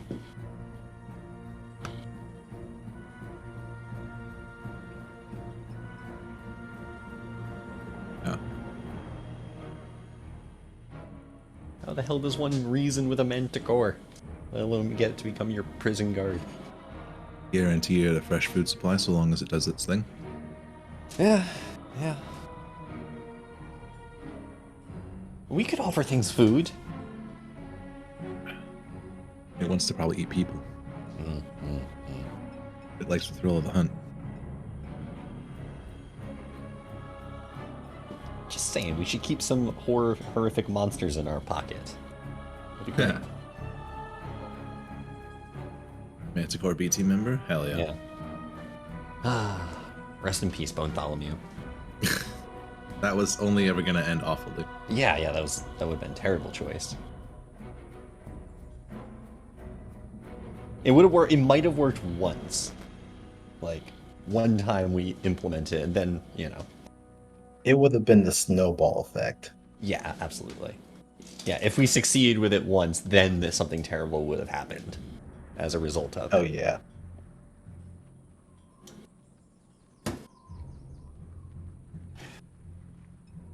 I don't think there's any game that will tolerate a group mustering an army of undead. Unless we're playing in a strictly evil campaign.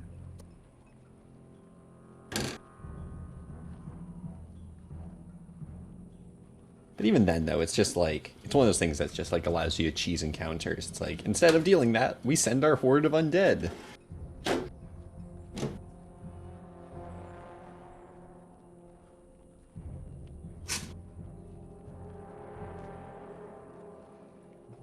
That's when the demons just like, well, they all get fireballed. Right, yeah. Someone cast Meteor Swarm.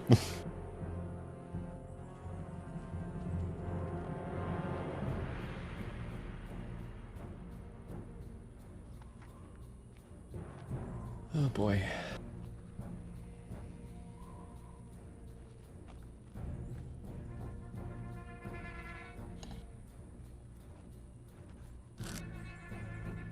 Now, I was thinking, since they're now kind of all going out in patrols, there will be less people in the keep.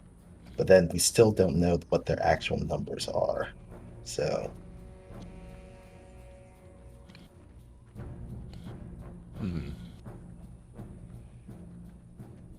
What is a quick way to determine how many people are in a base?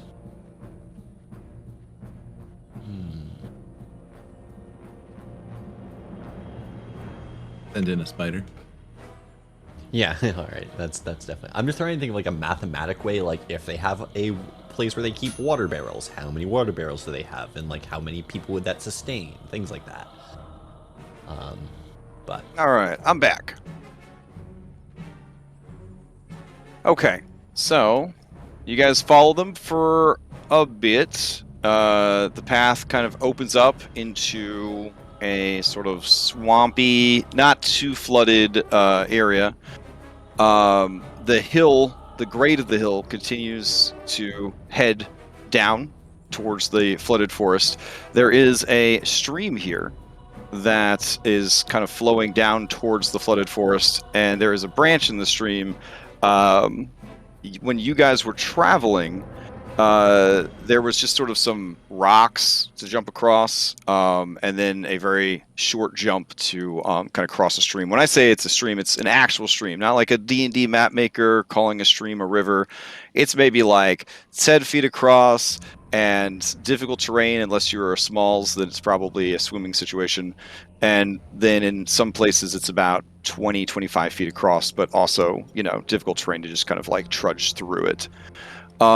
This area is just as swampy and humid as most of the rest of the area. The sort of drier climes that you were experiencing up by the fort, it was so nice to have some like slightly less damp, slightly cooler air, but now you're back in that thick, muggy humidity that is Fantasy Florida land. You see them silently communicating with each other using some form of sign language, because they're in hunting mode, and each of them goes and sort of hides in the shadows of a tree because they have spotted some quarry, and that is where we will push you guys onto the map. All right. And I'll change back out the music. Oh shit. All right. So up ahead, you see that there are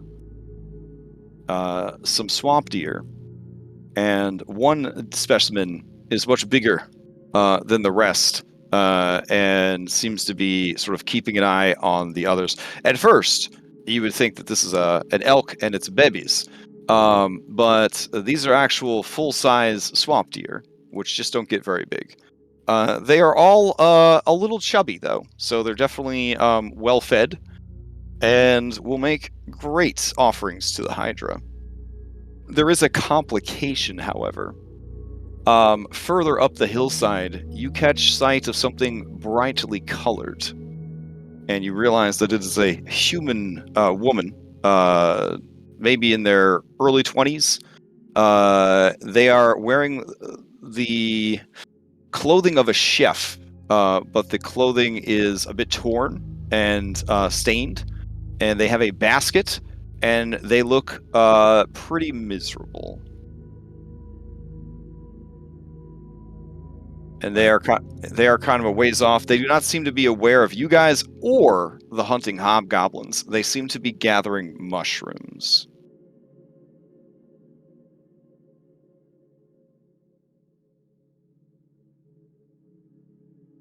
This complicates things.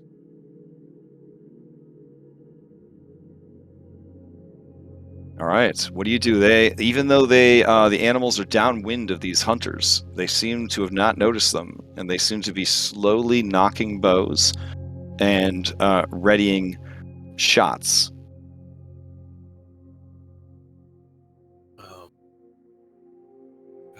Seeing this woman and they are facing the animals, knocking bows at them, correct? They're knocking bows at the animals, correct? At the animals, yeah. But this woman, this woman looks like the kind of person, those of you who, who maybe grew up in a town, maybe all of you, because maybe you don't live in town for a reason. This looks like the kind of person that has trouble being quiet. And they have spotted a very large, delicious specimen of mushroom, and they let out a cry of delight, which spook the deer. Let's see. And at that point, I'd say we probably have an initiative situation on our hands here, where you guys need to decide what what to do. So depending on when she goes in initiative, they may already be attacking the deer, or they may misfire and turn to face her. We will just see how the dice tell the story. So I'm going to roll everybody into initiative. Okay. Up to that point, would Jared have had enough time to climb this tree, or should I put him back on the ground? I would say that you guys are kind of on the scene. If you have a climb speed, you I could do have not. you could have certainly climbed it. Otherwise, you would probably be getting ready to climb it when you hear her kind of grumbling and noisy self sort of strolling onto the scene. Okay. Yeah. So he's just at the bottom of the trunk and says, "Oh shit." Okay.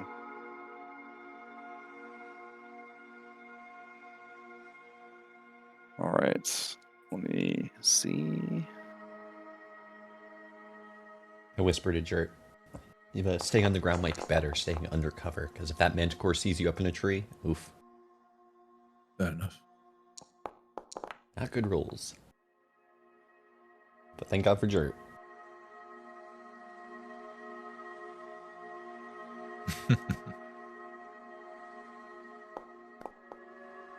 I think this is the first time I've rolled pretty high, actually. I've usually rolled like a 7 or a 9. Let me roll these other peeps in. Other peeps? Oh my goodness. Well, the deers and stuff. Oh, okay. Yeah. I saw all those D20s. I was like, oh no, they're all around us. We're surrounded. No. You guys are doing great. All right. Let's see. Change out the music. Just 2 of them? Yeah. Oh, this one's such a good track. All right. Mm. So let's see. Jert, you won the initiative. It looks like the purple-haired lady is getting ready to make a loud exclamation. Because, you guys are trained heroes. You live in combat initiative time. You saw the body language of her looking for mushrooms, her seeing big, tasty mushroom, her mouth getting ready to form into an O of surprise and delight. You're up first, Jert. Their attention, the hobgoblins, is firmly on their hunt. Okay. Jert is going to use his dual wield to draw both his weapons. The segmented short sword made by Barnabas and the axe. He's going to move up to the edge of the pass without a trace. He's going to use his bonus action to adopt a new fighting stance, his far shot stance. This lets him throw his axes up to 80 feet at long range now. Put that on. That takes one of his exertion points.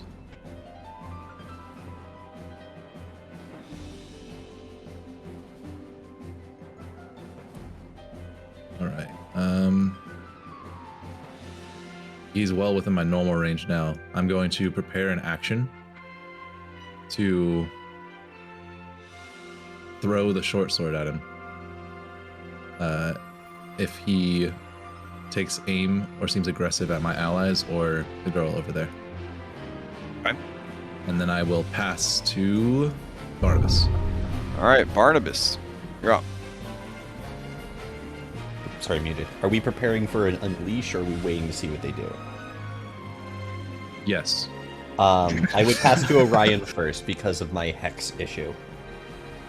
If it's not too late. He has already passed to you, so I'll go ahead take and. Yeah. Yep. All right. There's only so much meta that we can allow with Fair. active initiative before it starts to get bogged down. Yep.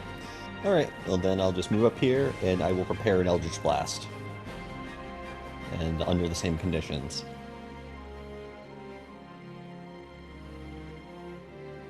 Okay. Who do you pass to? I will pass to Layla. Oh, well, Now, I will point out that taking these actions is not stealthing. So, you guys, despite being in this aura, you're not taking the stealth action, so it's going to be, they can notice you. Do you know what I'm saying? Especially if you are readying a spell, which involves concentration and the constant muttering of verbal components. Just giving you guys a heads up. All right, so Layla, what are you doing? if I could do my action before it, so I could maybe still get the stealth if I just go ahead and fire my spell. Because I wouldn't ready it, because then that would drop this concentration. So. Right. So I think maybe get their attention off of. Yeah, so you're just gonna. I'm assuming you're going for like a guiding bolt or something. Yeah, her impending scream in the distance. Okay. I will fire a guiding bolt. I think I All right. have. So range for of this wall wall purposes, wall. let me just throw in a couple of tree trunks here to help kind of sure. establish that. Sure. Just you need to Alright. set up boundaries and sight. Okay. So we got that, and then we've got that. I think those are the only ones that'll really impact you guys too terribly. So this one's easily more visible. So Oh, this absolutely, yeah. From me in that case. And from your assessment of their armor, these guys are pretty well armored, so you are definitely going to want to avoid giving them any kind of cover if possible. An 18 to hit for only a measly 9. All right, an 18 is enough. You hit the Hobgoblin Huntress for 9 points of radiant damage. She's not even bloodied by it. He is glowing white. She begins to glow and is an easy target against the next attack against her. I will go ahead as part of my turn. If you don't mind, I'm going to move back and move over here instead. And as I kind of move forward, I will go ahead and activate the form of Archer around me. As the starry figure behind me will shoot off an ethereal arrow at this one. My bonus action.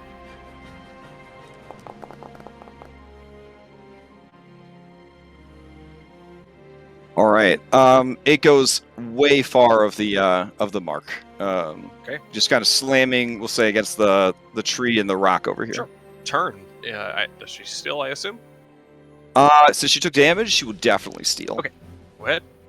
All right. She whirls around the knocked arrow that was meant for the deer immediately. You have never, I'd say, Layla, you have never faced off against an enemy this disciplined, is immediately what comes to mind. You fought, beasts and bandits and things like that.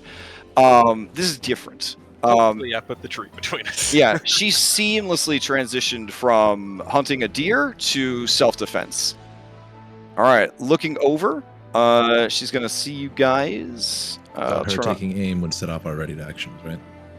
Yeah, if you have them ready for them targeting you or Minette. Yeah. Yep. All right. Yep. Throw to this dude. And my new Artificer Infusion allows me to ignore cover. I think I should still be able to hit her. Okay. This is an advantage. Thank God. That's a nat 1 and a nat 20. Okay. Let's see. Who are you targeting? Her? This guy right here. She's Oh, in my this- long range. It would have a disadvantage, or a straight roll rather, if I had targeted her, so it was at him. Okay. He is hit for 10 points of damage. All And then right. the segmented short sword clatters off of him, bounces off the tree, and then returns to Dirt's hand. Okay. Something wrong with my Eldritch Blast. What do you mean? It's doing 2d10. Did it scale like that because of level 5? Or... Eldritch Blast doesn't scale damage dice wise. So if scaling's turned on, you just tick it off in the description of it. You would just make 2 Eldritch Blast. Right. Yep. Even if I'm holding, it still makes 2. Correct. That's what makes it the best cantrip in the attack cantrip in the game. Cool. Oh wait, shit. Now it's gonna do it again. I'm gonna go to my spells and try to fix that. Okay. Man, a 22 and a 27 wouldn't care if they had cover or not. Both of those are going to hit for a total of 9 from the first, and it looks like 5 from the second.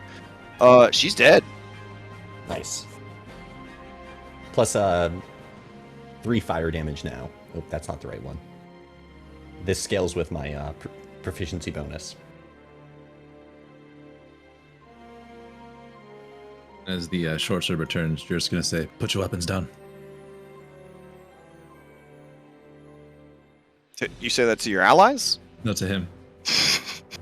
Okay. What language do you say it in? I'm going to try Goblin. Okay. All right. He does nothing with his reaction, if that's what you're hoping for. Okay. Okay. Just giving him the warning. All right. Her turn is lost because she died before she could take it, but I guess play was passed to her. I will have her pass to this guy.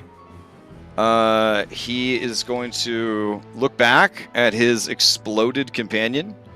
He's going to look at your superior numbers. And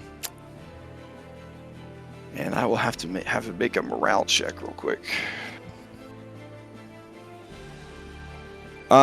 He looks resolute as he raises his as he kind of gauges the distance between you and him.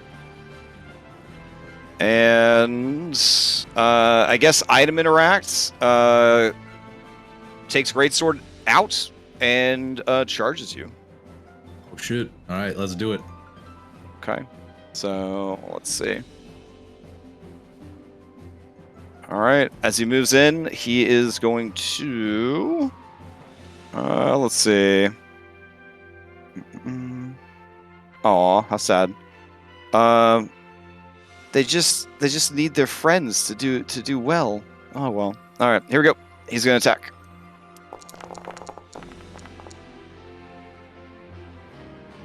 Okay, so looking at 21 for 10 as he rushes forward and slashes across you. Let's see. He has no allies to bolster any of his moves, so that is all he has for his attack. He will. Does it take a reaction to use a ready action?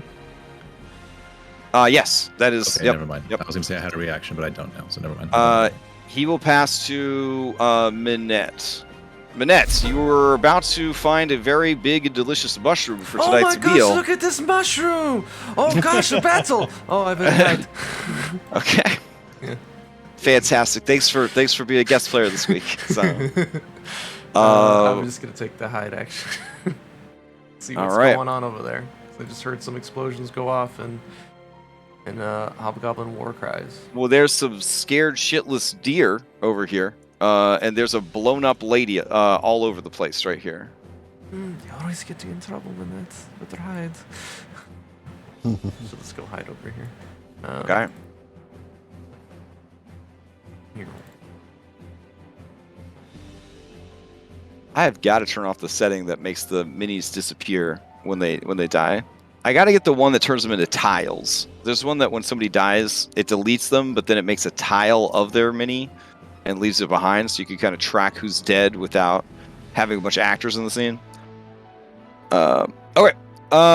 You watch this woman stealth poorly.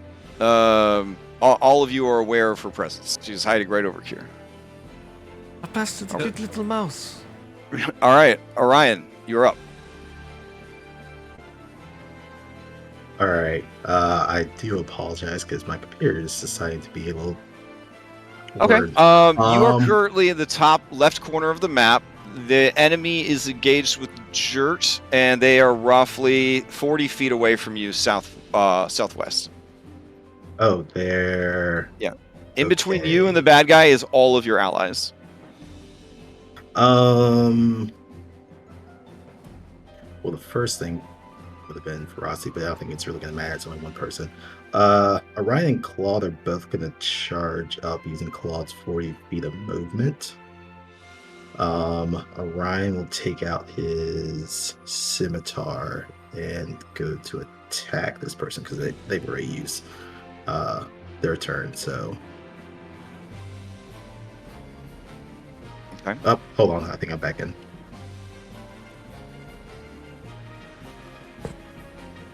So the intention is to send Claude forward into melee? Correct. Okay. He does so. It only takes 40 feet of movement for him to get there. Alright, he's going to use... Alright, I think I'm back in. Okay. So, first off, ferocity. Second off, he's going to make a signature attack, which has been empowered because level 5. Mm-hmm, mm-hmm.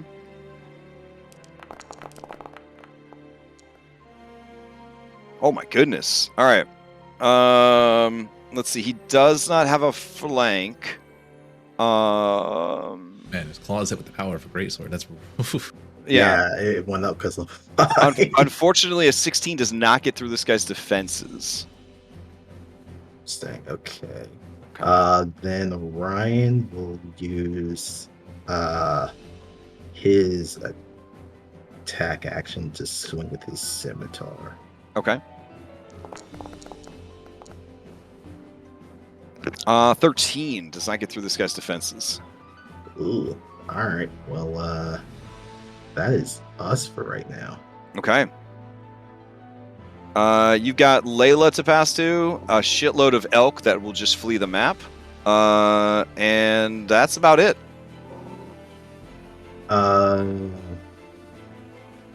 Wait, didn't Layla use her turn? Oh, you're right. You're right. So yeah, you just got to pass to the elk. My I'll bad. pass the elk. All right, the elk run away, leaping over the stream and getting the hell out of there. All right, and who do the elk pass to? They'd probably pass to be honest, Orion, because Beastmaster and all that jazz. So they pass right back to you, sense. Orion. I would yell to them, "Get out of here!" Claude's looking at me like, "What the fuck?" Yeah, they had claw. They were so fat. Some of them were so fat. All right. Then with Claude's movement, we will flank this guy this time. Okay. Unfortunately, me have to move because my laptop is being a nuisance right now. Okay, so you're gonna move 5e shuffle into a flank behind this guy. Got Yep. you. And this time, we're gonna ready actions, both Mhm, Orion and Claude, to strike out melee. Okay. And we'll pass to, I guess, past the Barnabas. Okay.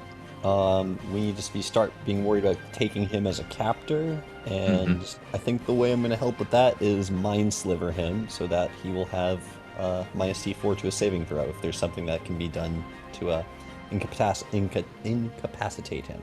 Okay. That's really guy's shtick, though. All right. Here comes his saving throw. Seems to have a normal intelligence with no bennies here. I think that's going to do it. Oh, no, not the no. one. He fails terribly.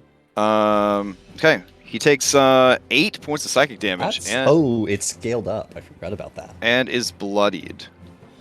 Sorry. That's all right. He's not dying. All right. And then, let's see. Into this new round, though, he will steal. What was the trigger for your ready action, Ryan? I think it was when other people attack, right?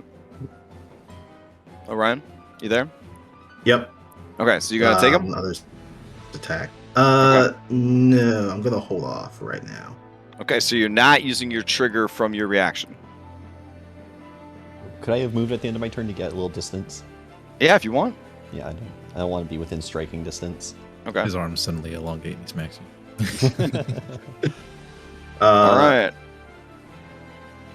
Yeah. Okay. I'll swing both Claude and Orion. I guess we're trying to knock this guy out, so non-lethal. All right. So you are using the trigger from your readied actions. Correct. Okay.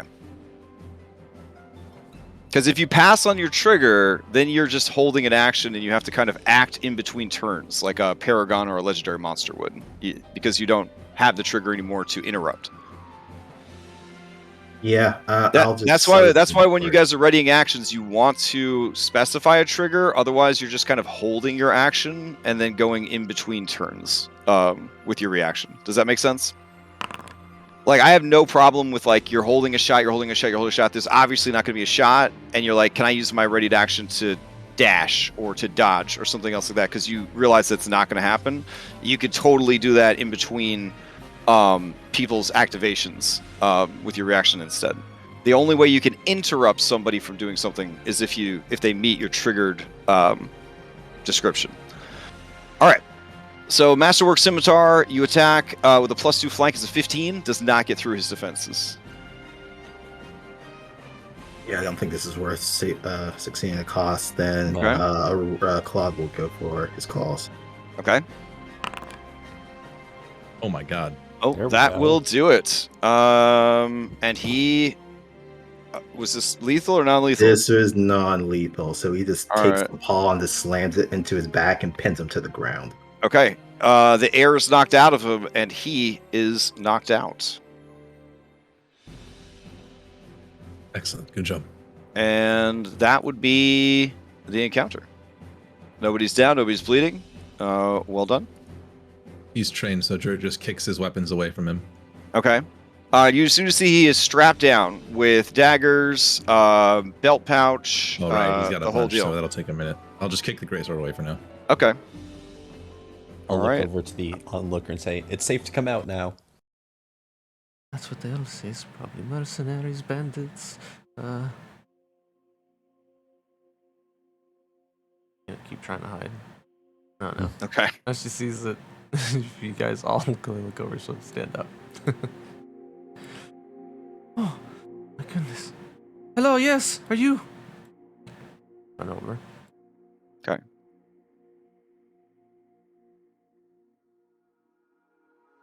You're the cook from that place, aren't you? Yes, are you? I heard. Who are you? He looks to the team and then looks at the obvious empty spot where Guy would be standing to do introductions and just kind of sighs. Where? Crap, we have to introduce over there. ourselves. Yeah. I don't know if you've been to Drellin's Ferry anytime recently. That's where we were going before we got ambushed by these old goblins. Walks over. You were ambushed on the road. Spits on the goblin. Yes, they How long took have me you- and my friend Gerard. How long have you been in captivity?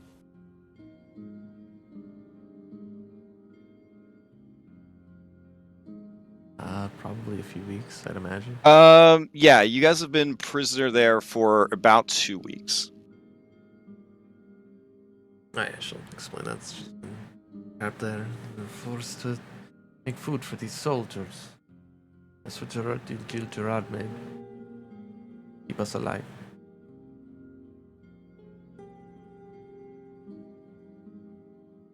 You wouldn't happen to have an accurate count on their numbers, considering you've prepared meals for all of them. Yeah, that's a good question. Yeah, probably. Operating out of this encampment. So here's the thing. A lot of times people, and I mean all people, they could be a little racist, right? And they might say this person looks like such and such ethnicity, right? As a way to kind of explain the look of someone. But if you live in a region that has a lot of that ethnicity, right, you very quickly begin to see how completely unique and very different each and every person looks, right? There is similarities, but there are so many differences that make everyone unique and interesting and all that. So at first, it was hard, Manette, to kind of track how many hobgoblins you were feeding. It just felt like a lot. You began to realize that it is a constantly shifting regiment, that this is a outpost essentially, and that there are innumerable groups of scouts and soldiers that will swing by the keep to replenish supplies, drop off messages, pick up supplies, pick up prisoners, and when the prisoners are taken away, they were never seen again, and so on and so forth. You guys have been kept there because the bugbear who runs the fort he's a foodie, and he loves your boss's cooking. And the giant that they are allied with loves not just the cooking, but also the cook himself. And so they keep you and him rather than sending you back to wherever, they've been sending people because you guys were traveling with a third person, a mercenary, a very beefy, tough lady named Joan. And when you guys were attacked along the road and taken prisoner, you guys were almost within sight of Drellin's Ferry when you guys were ambushed and attacked. She was kept for only a few days before being sent away. So it's hard to get a general sense of just how many. How many are at the keep if everyone was there at once? You'd say over 40. It's too many to count. They come in and out. But this is Thank great. you for This is that good. information. You are heroes. You can save us. You can. They are prisoners. The elves. I don't know about heroes. We're kind of just starting on that, to be honest. And this is actually a little bit of a smaller group than we totally have. So I don't think we can really assault the keep, but we're trying to get recon information as best we can. So this is very helpful. I'm surprised they let you walk around. Well, they let eat mushrooms for the dinner. I imagine they'd kill your friend if you ran. Yes. While they're Oh, boy. talking, Drew's going to begin taking all of the weapons and armor off this guy. Okay. So this guy has on his person a composite longbow, a quiver with 20 arrows, 5 daggers, his super dope greatsword, his lamellar armor, which is kind of a chore to take off, but he has it on. And let's see. He has on his person an iron ration, a water skin. He has some chalk. He has some rope, and he has a healing potion, or at least what is labeled in very clean Goblin script, which uses the Dwarven alphabet. It says healing. I'm assuming Jerk also goes over to the one that actually died. Yeah, I'll do them both while you guys are talking. Okay. They have identical gear. Do they an additional healing potion? Each one has a healing potion. These guys are very professional. A 50 gold piece potion is nothing compared to the value of a soldier's life. Huh. And that lamellar armor, is that heavy or medium? Or That is light? heavy armor. Hmm. Because it is exotic, it would require exotic weapon proficiency to use. You, I believe, would be able to use it if you qualify for the other things. It is non-magical, though, and sized for a medium creature. I am proficient in all things, but I like what I have. That's great to hear. All right. What else? I guess there's nothing else of interest on them, except I guess when you're stripping them down naked to get their armor off of them. Is that a plan, or no? Yeah, I'll leave their undies on and stuff. I'm not making Okay, sure. They each have a brand burned into their chest over their heart, which looks extra painful for the lady warrior, whose muscular booba bear the mark as well. It is the brand of a hand, fingers splayed. It looks like, in addition to being branded, they went in and they inked the brand to really stand out in black against their red skin. So it's a combination brand tattoo situation. So it's very deliberate. I see. Wonder what this means. How many prisoners are there? Do you know? Minette, currently it is you and your boss, and your 2 adorable oxen. Mm-hmm. And there are 2 elves They do not look like the high elves of the Eastern Islands, where you went to, where you learned the culinary arts from. But they look more shadowy and mysterious. I think they are from the Witchwood. Hmm. Oh, by the way, my name is Manette Rockefort. Pleasure to meet you, Minette. Nice to meet you, Miss Manette. Yeah, Barnabas Benoit. Her accent is a bit high elvish, as your coastal city upbringing.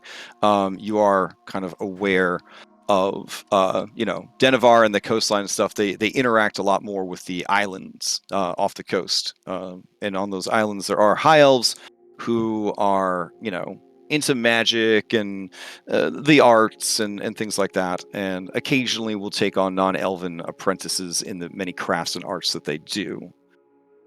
It's even rumored that your family's name, Benoit, was sort of a title earned by an ancient ancestor for services rendered to the elves of the Sapphire Islands, etc., etc. We don't need to go into all the details, but Fine.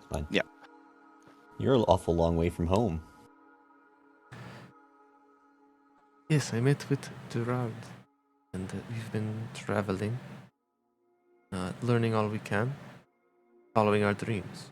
But now it doesn't seem it may not happen. Do not despair. We will free you and your friend Gerard. Our eyes get big and hopeful. Oh, I feel I must go though. If they don't, they'll send a manticore again. Oh Bite man. me. I hate to send you back in there. Guys, how are we feeling? What are we doing?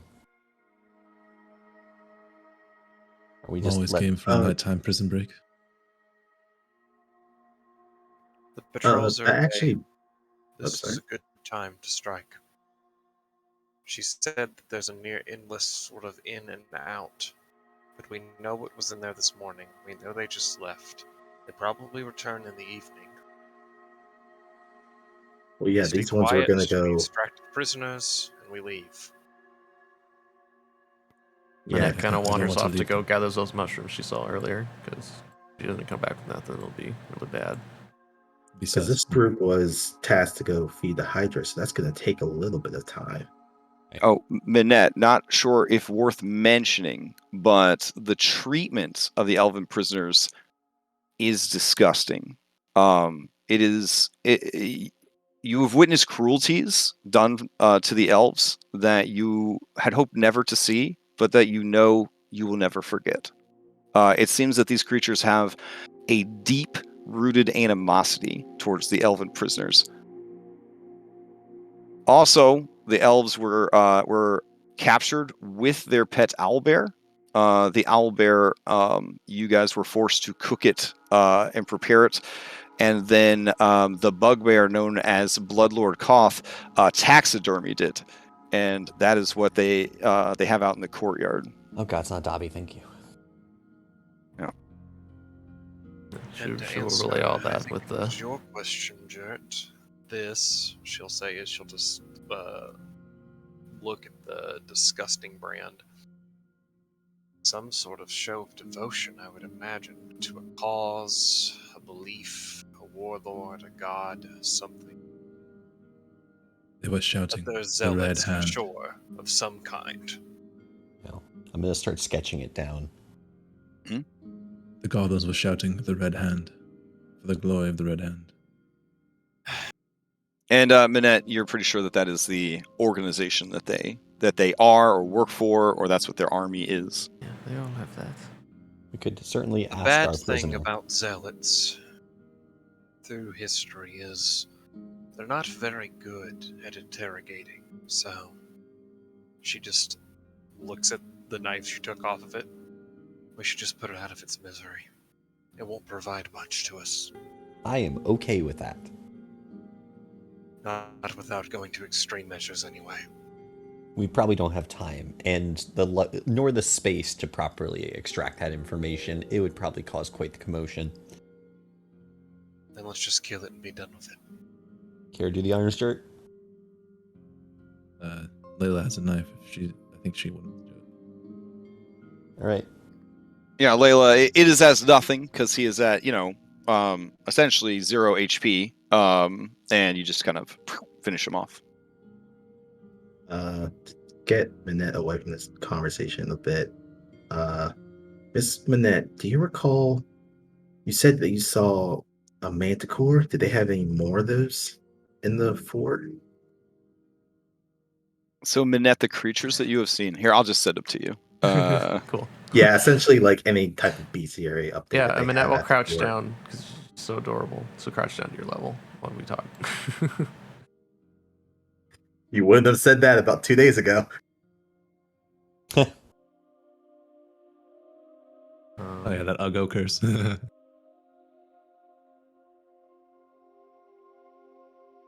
How you doing? No, stop. I need to like make some cologne that makes you smell like you did at that point. That would be so helpful. 1 second, tabulating. I But, could give you a magical tinkering rock that would emit that smell that you just hold on you and it lasts until I make another magical tinkering.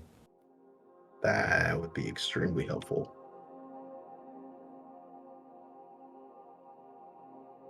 The stench of foul meat instead of marshmallow. See. But Yes. yeah, I guess Orion's looking for like whatever beast that they have there. Unfortunately, the owlbear seems to be dead. But like also, we heard a big lady. If there are any other big individuals there, She is by far the largest one there. There are dark furred cats wander around at night. They have the little tentacles out of their back. They got little spikes. Many goblins. There's ferocious looking wolves. The goblins sometimes ride around on the wolves. They train. Well, sounds like daytime might be our better bet then.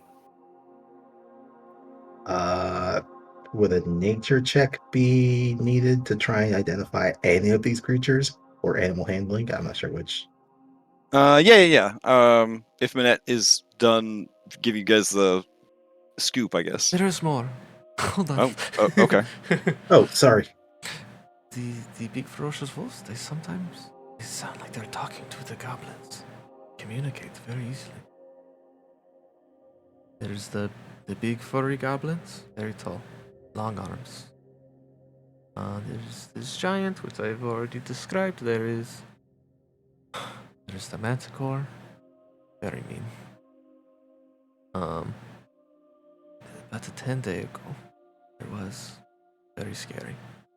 Because, was the big lizard, wings, dragon. It was green like vegetables. Ryan's eyes go wide at that one. And the boy. the big goblin that runs the place. He has a spell book, and I've seen him practicing magic in his tower.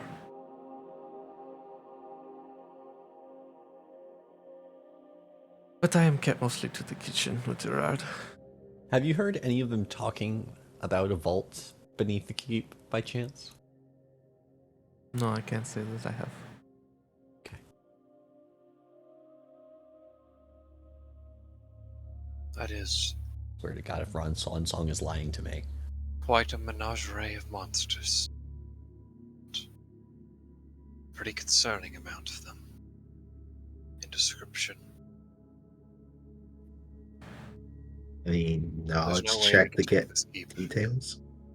It's definitely going to be.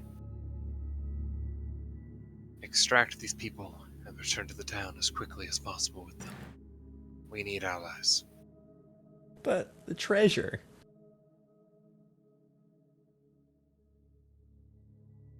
How scary. The dragon was very polite. He liked our food very much. but you do not stay long. How big was this dragon? Like bigger than Claude over there? Let me see. No, I They don't. made you feed. Not much bigger than him. It's Oh. maybe a little bit larger. They made you feed the dragon people food. I mean, everyone likes a well-prepared meal. Is this true?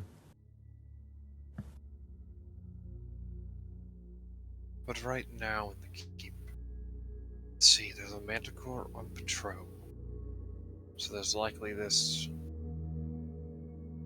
wizard that leads them. Who knows how many of the creatures inside, resting, waiting for night, along with the wolves and the giant.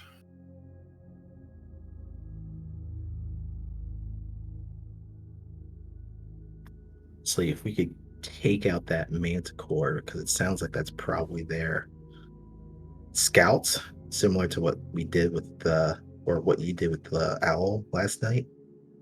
We can take away that advantage that they may have. I like the idea, but it will be tough to pin down. I mean, most of us can hit it from a distance, but I hate to Let's- say this, but I could be bait. oh, Ryan. There's Yeah, like a problem. well of a tear in his eyes when he says that. Actually, I Claude mean, would make better bait. He would stand out more if we painted some blood on him or something. And had him lay down and attract the manticore. But yeah. I think getting the prisoners out is probably our priority. Right. But if we get the prisoners out and don't deal with the manticore, it's going to return to its lair or whatever, realize they're gone, and then come pursuing us. They're Would going he- to come find it. They're going to find these bodies dead at this point anyway. Yeah. They're going to know that something's dead, whether it's the Hydra or their scouts. So, For all we know, it's already. eventuality of them knowing will come. I think that we really have to get moving on this because it is eventually going to go back to the base and tell them that the Hydra is dead. All right. That's yeah. Enough talk. Let's move then. It's time to act.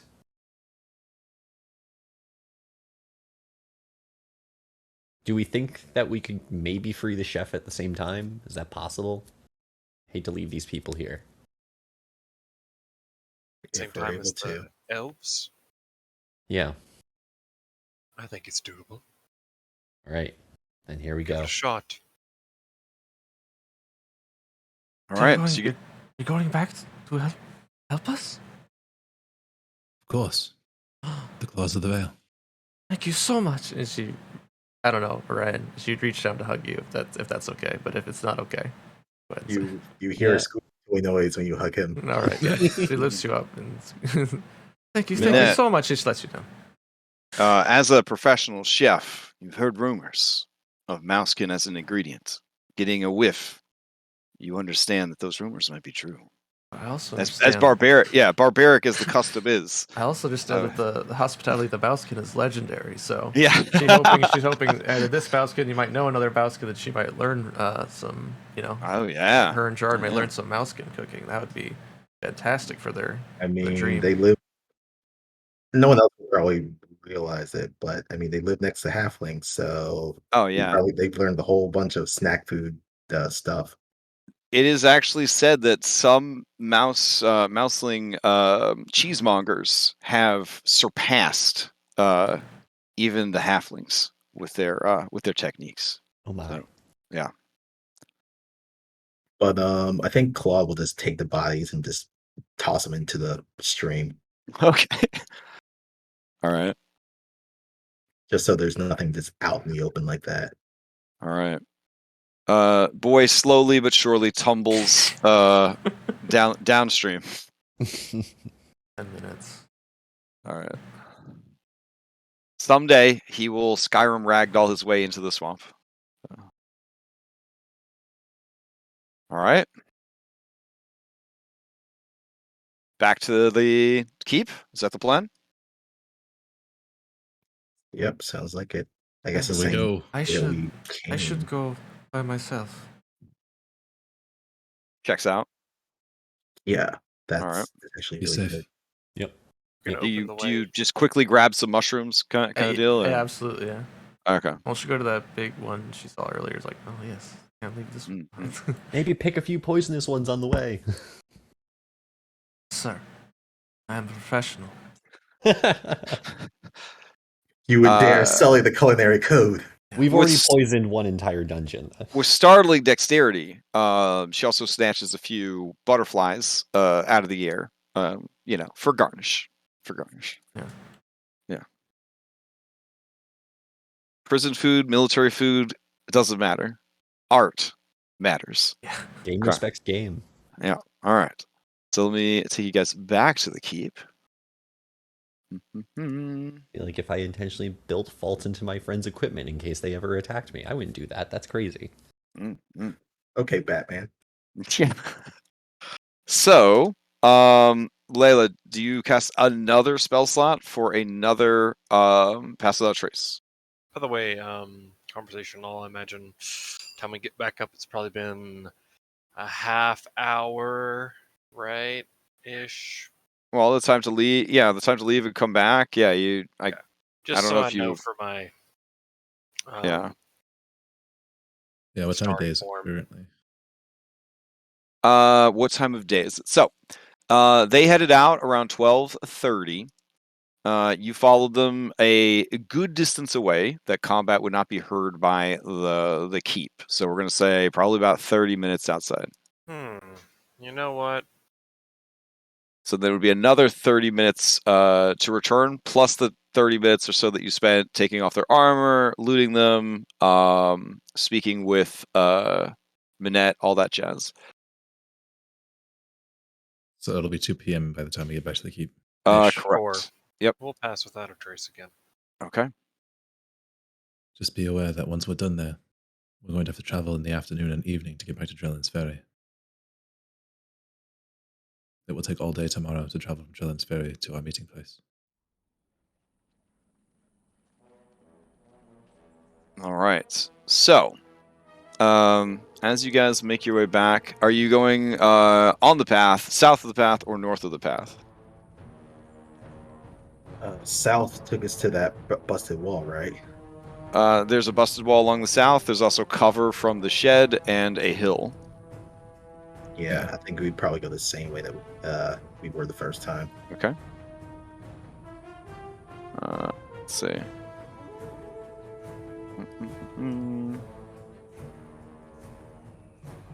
All right. Minette, you return with the mushrooms. They are completely confident why that you would come back after the last 2 escape attempts and the subsequent punishments for those escape attempts. The punishments, while horrific, were not nearly at the level of cruelty that has been delivered upon the elven prisoners.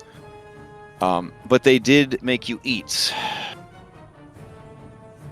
burnt food and wash it down with burnt milk from your own oxen. Unpasteurized burnt milk. Horrifying. Villain. Yeah. Wait, you isn't you were it burnt? you were Cannot survive wait. much longer. I thought pasteurized was heating. Yeah, but I'm saying this was like raw out of the stuff and then burnt to the point of it tasting bad. Like actually burnt. Like you ever burned milk when you're trying to make like hot chocolate? This is fucking disgusting. Like, Totally. I'm just saying that Yeah, it yeah. pasteurizes it in the process, like it I see. sterilizes when And you they heat it. laughed. Thank But I guess goodness if you leave it out to spoil, then it's no longer pasteurized. they gave her the grossest burnt milk they could find, Gross. because they understand with their keen cruelty that was a terrible punishment for her. She was in danger of losing her chef's palate. Damn, these people are medieval in their approach. Those monsters. Yeah. How could they? They know the medicine skill not just for medicine but also for torture. Oh, God. All right. So, it's about 2 in the afternoon. What is the plan? I guess Okay, I'll put on a guess couple make of our way to the clouds broken here. Wall. Start there. Okay. Yep. Doop.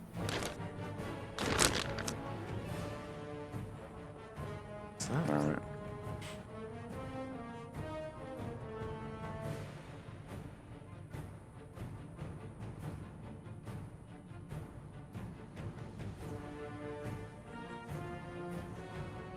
Okay.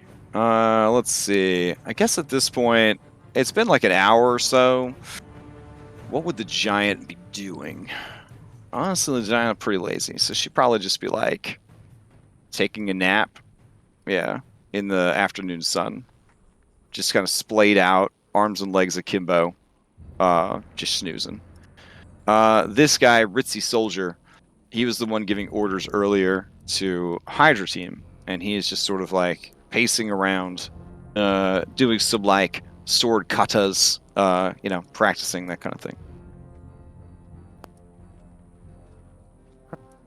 Layla would just probably, I guess, point us to the Zador and just kind of just whisper, you think we just duck in there?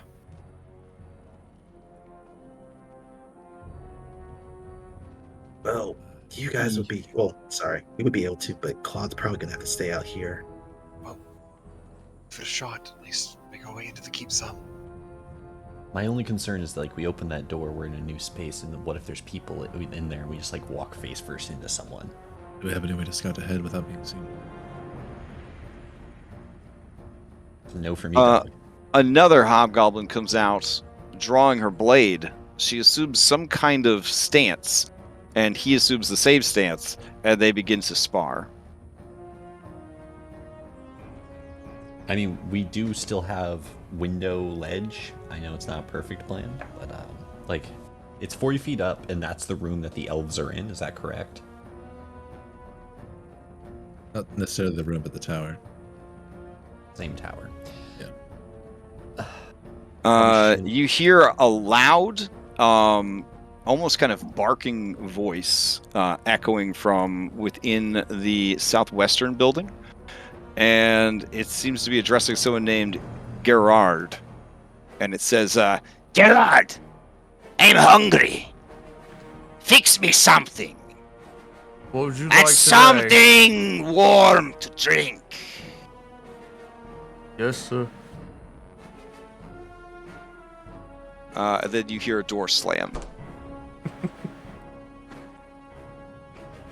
So our two plans One are day either we'll get go out of through here, the door, Burnett. Okay, go through the door. or split the party and climb the tower. So I mean, Sounds good.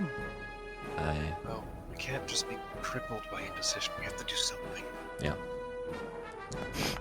Take a chance, one way or another. Damn, it's gonna be pretty Right. good. Just gonna make a stealth check and try to go in. All right, let's Alrighty. do it. Yep. Okay. Plus 10 I'll- for pass without a trace. I'm gonna stay in the aura. All right. So what we'll do is I'm just gonna put you guys into an initiative that isn't actually initiative, just so I can make sure I'm keeping track of what everybody is doing at any given time. All right.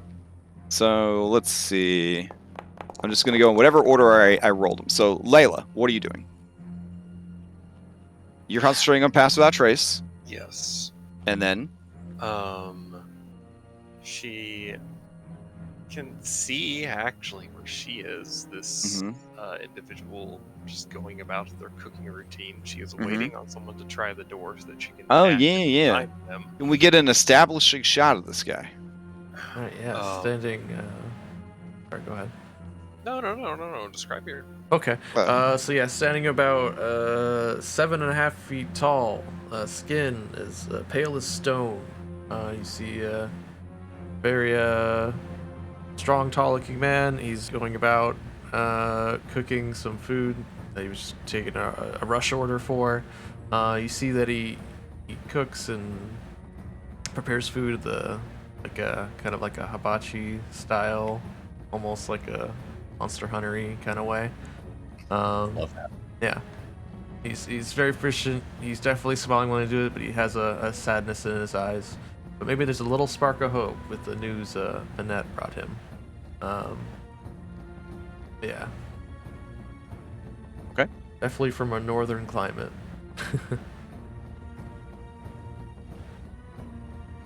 So, all that I was going to say extra in it is she's waiting on someone to open the doors. She can dash in it. And from where she is, she's got her body kind of, pressed against this so that, the dudes in the courtyard aren't so easily visible. But she is staring at Gerard in a way that's like eagle eyes, just staring out at him, maybe hoping that he'll be attentive enough to notice them. Okay. Alas, looking at his passive perception, I was gonna say. he will never notice you. No. Sorry, senpai. They'll never notice you.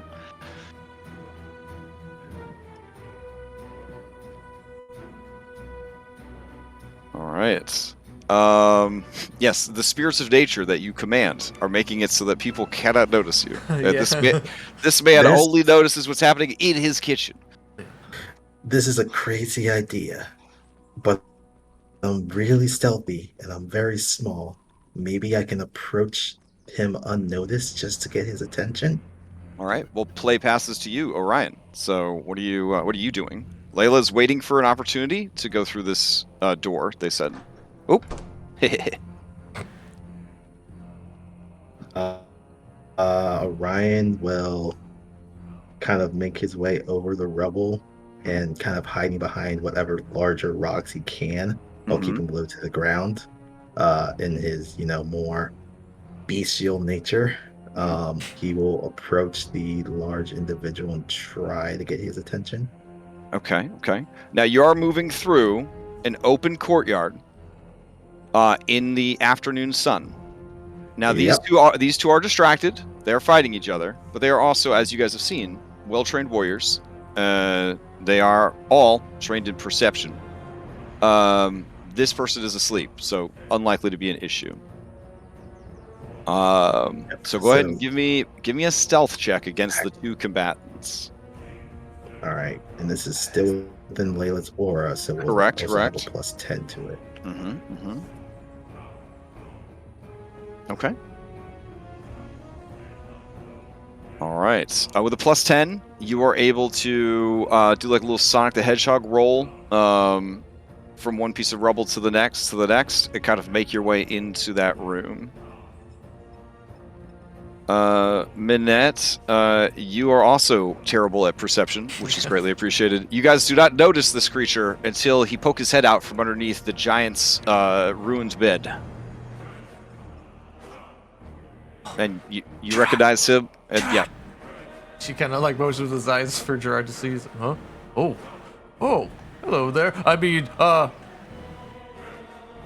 He'll just put a small hand to his mouth, like, keep it down a little bit. We gathered to the south side of this keep by the ruined walls. The rest of them are going to try and get in as quietly as possible. If you can maybe distract them up to the north, it'd be better for us. Okay, I get it. He puts his hand to his head with the finger gesture. Distraction. All What right. are you making, by the way? It smells really good. There's also a door to the south west, which would access the tower based on your information. While you're doing that and hearing about this delicious food, Jert, what are you doing? Well, if the plan is to have Orion do his thing, I think I'm going to be on standby right now. I'm going to follow Layla's what she's doing here because I don't want to make draw too much attention to ourselves. So I'm waiting for an opportunity to move or further information from our friend. All right, Barnabas, what are you doing? Same. Okay. All right, Gerard, what are you doing?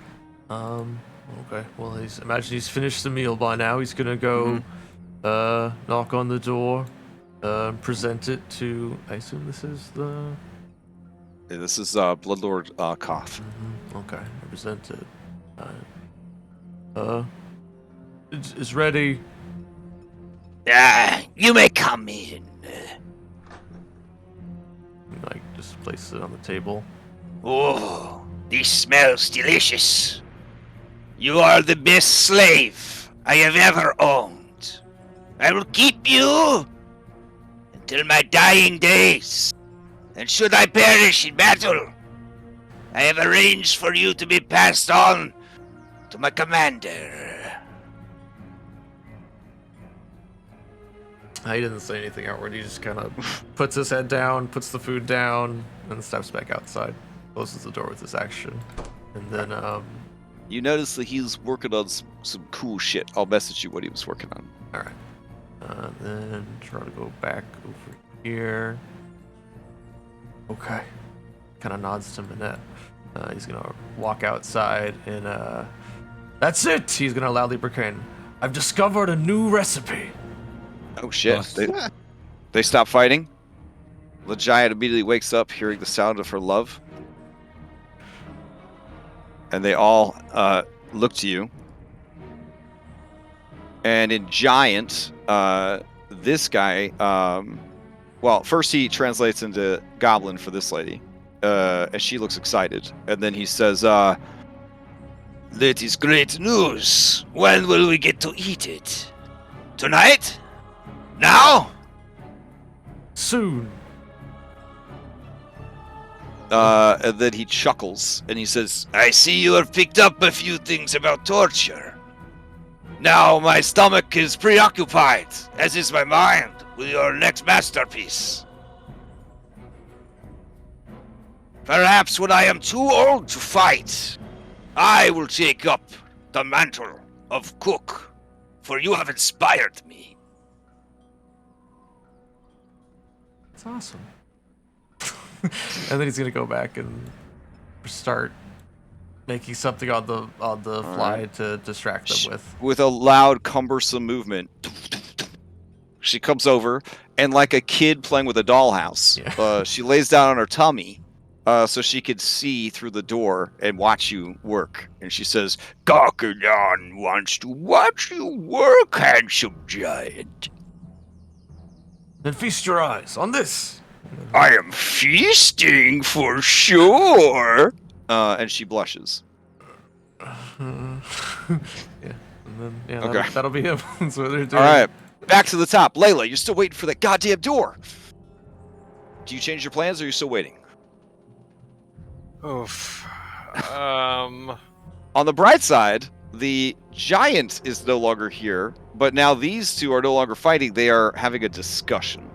The discussion is how shameful it would be to die in battle, and what they're fantasizing right now about living to an old age. Because apparently in Hobgoblin society, once you are too old to fight, if you have lived that long, you have earned the right to pursue a trade or craft to support the military effort, and you know, kind of no longer be forced to do military service. Yeah, she listens to about a fifth of that conversation. Yeah. Okay.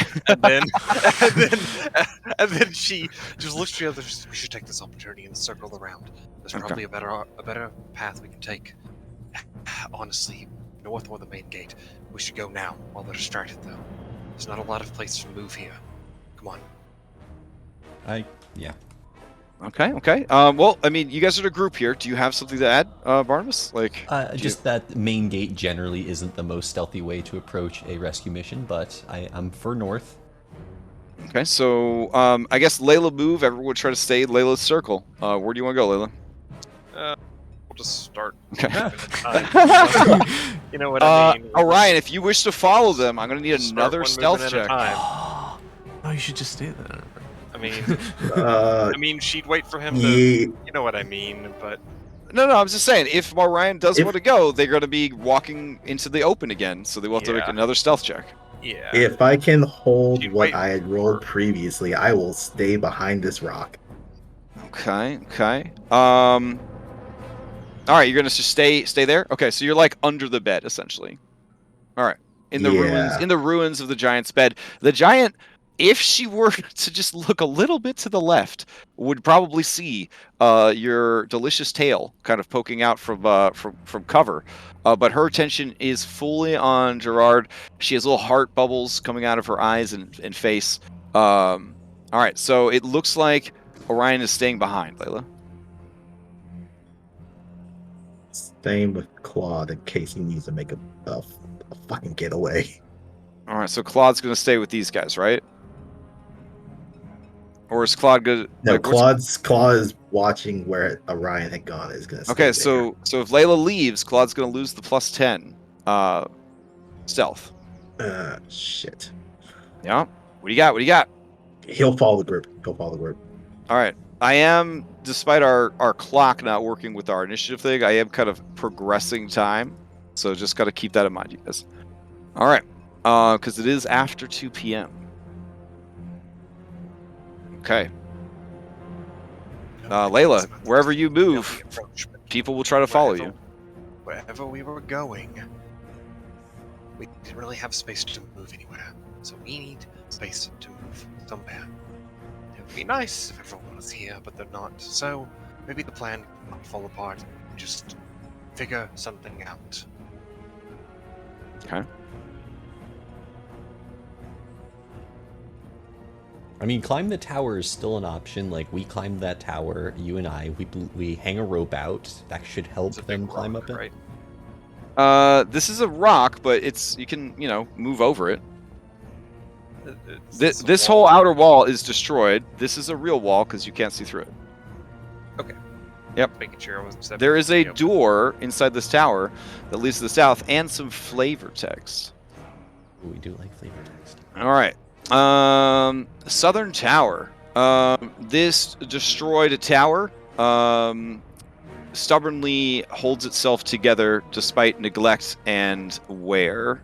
There is a still intact door on the western and southern walls. Okay. Is there anything on this fort that looks so precarious that, like, a good nudge would knock it over? Anywhere that you see kind of collapsed stone, the areas near that would probably be pretty collapsible. The big beefy walls are in fact 5 feet thick, so right. They have weathered time and giant attack.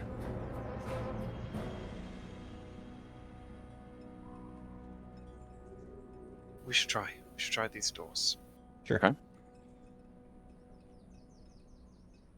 All right, Jert and Claude and Barnabas, you're kind of following Layla's lead at this point. Yep. All right. Nothing is currently causing you to roll an active stealth check, so you can move towards the door. Gerard, Minette, and Orion, you guys are just kind of chilling here, keeping the giant distracted? Mm-hmm. Okay. It's your performance. Okay. Oh, very nice. Yeah. There, sure. So, finally, Gerard, the door opens, and Bloodlord Koth steps out and says, "What is all this noise? Oh, dinner and a show." And he will also watch you cooking and preparing. Oh boy. Gerard keeps, like, every now and then he looks over to where he saw Orion last hiding. He's making sure no one's looking. Sweat. You're not the only one sweating. right. From my current vantage point, what Uh-huh. about this Lord Koth can I see? Oof. What about Lord Koth? Well, he's very handsome. I No, know. That token is fantastic. Oh my God. The full art is really cute too. Hold on. I don't have it tied to his mini though. And I might accidentally call him Wormlord Koth, but for the reskin, he is Bloodlord Koth. So please excuse me if I call him Wormlord Koth. And here's his full art. Oh. All right. Yeah. That's a bugbear? Oh. Like I gave in my racist speech earlier, a lot of people have ideas about what certain races look like, what they describe those races. But this guy is low on muscle and big on lean, but he is actually a bugbear. He is just, I guess the human equivalent would be the skinniest person you know. A person like Christian Bale when he gets skinny for a skinny movie. You know what I'm saying? Like he has that sort of almost emaciated kind of skinny. Jared Which Leto.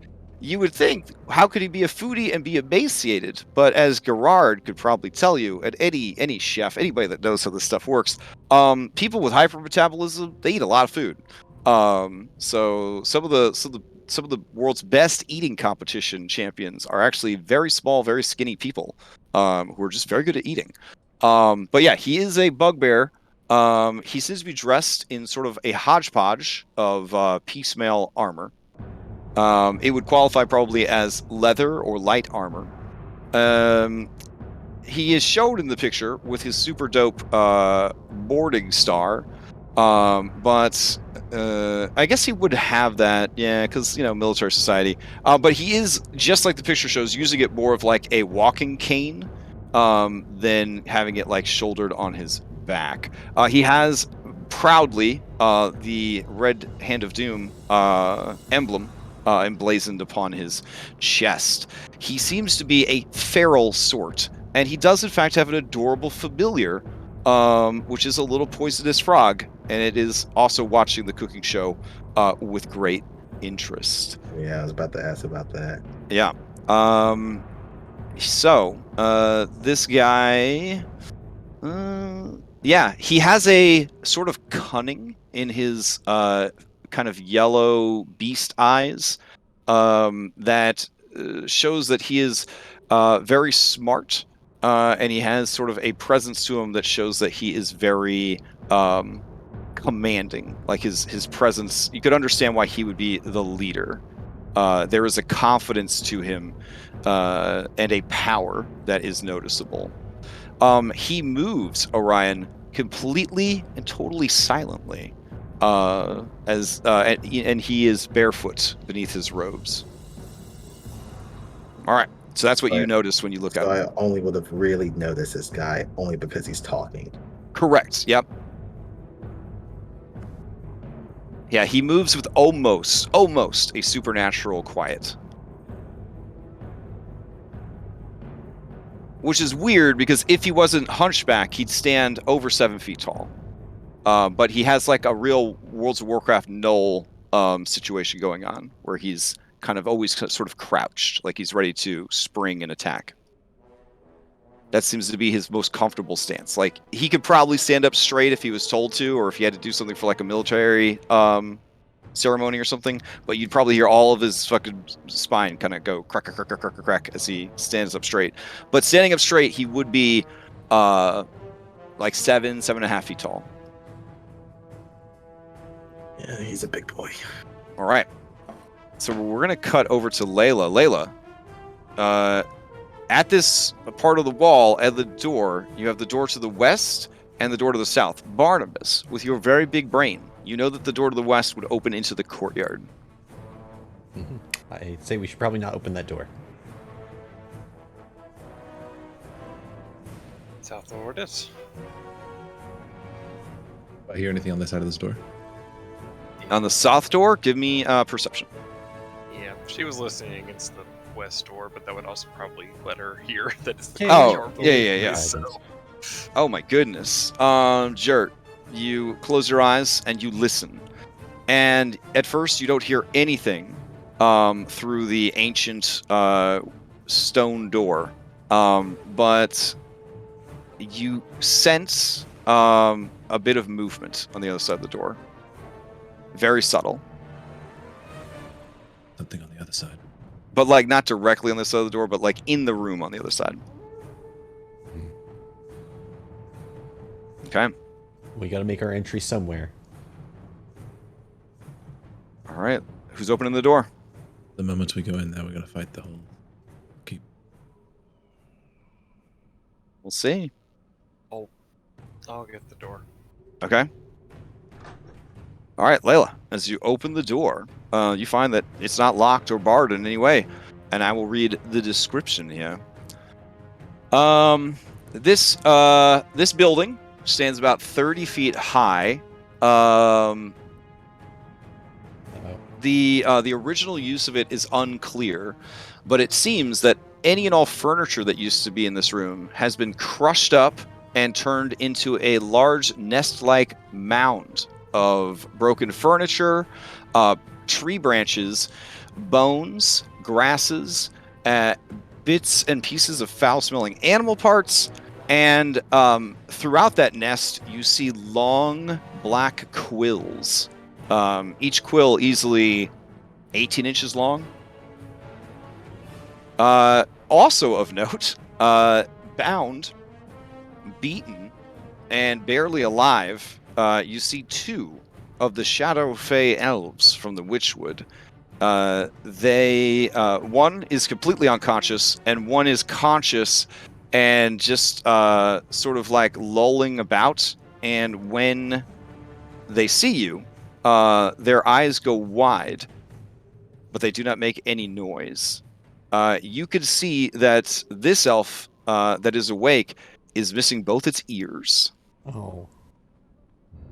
That's fucked. Do the shh. So despite this really cool like art, just imagine those two glorious ears are missing. So sad. There doesn't seem to be anything else here, but worth mentioning, time continues to progress. And let's see, your attention is kind of diverted. Oh, here we go. Layla, also looking in the room, you do see that a gaping hole in the roof, roughly the center 4 squares of the roof, has been kind of busted out and provides a view of the sky above. And with your passive perception of 19, you see a bat-winged silhouette off in the distance. Who knows?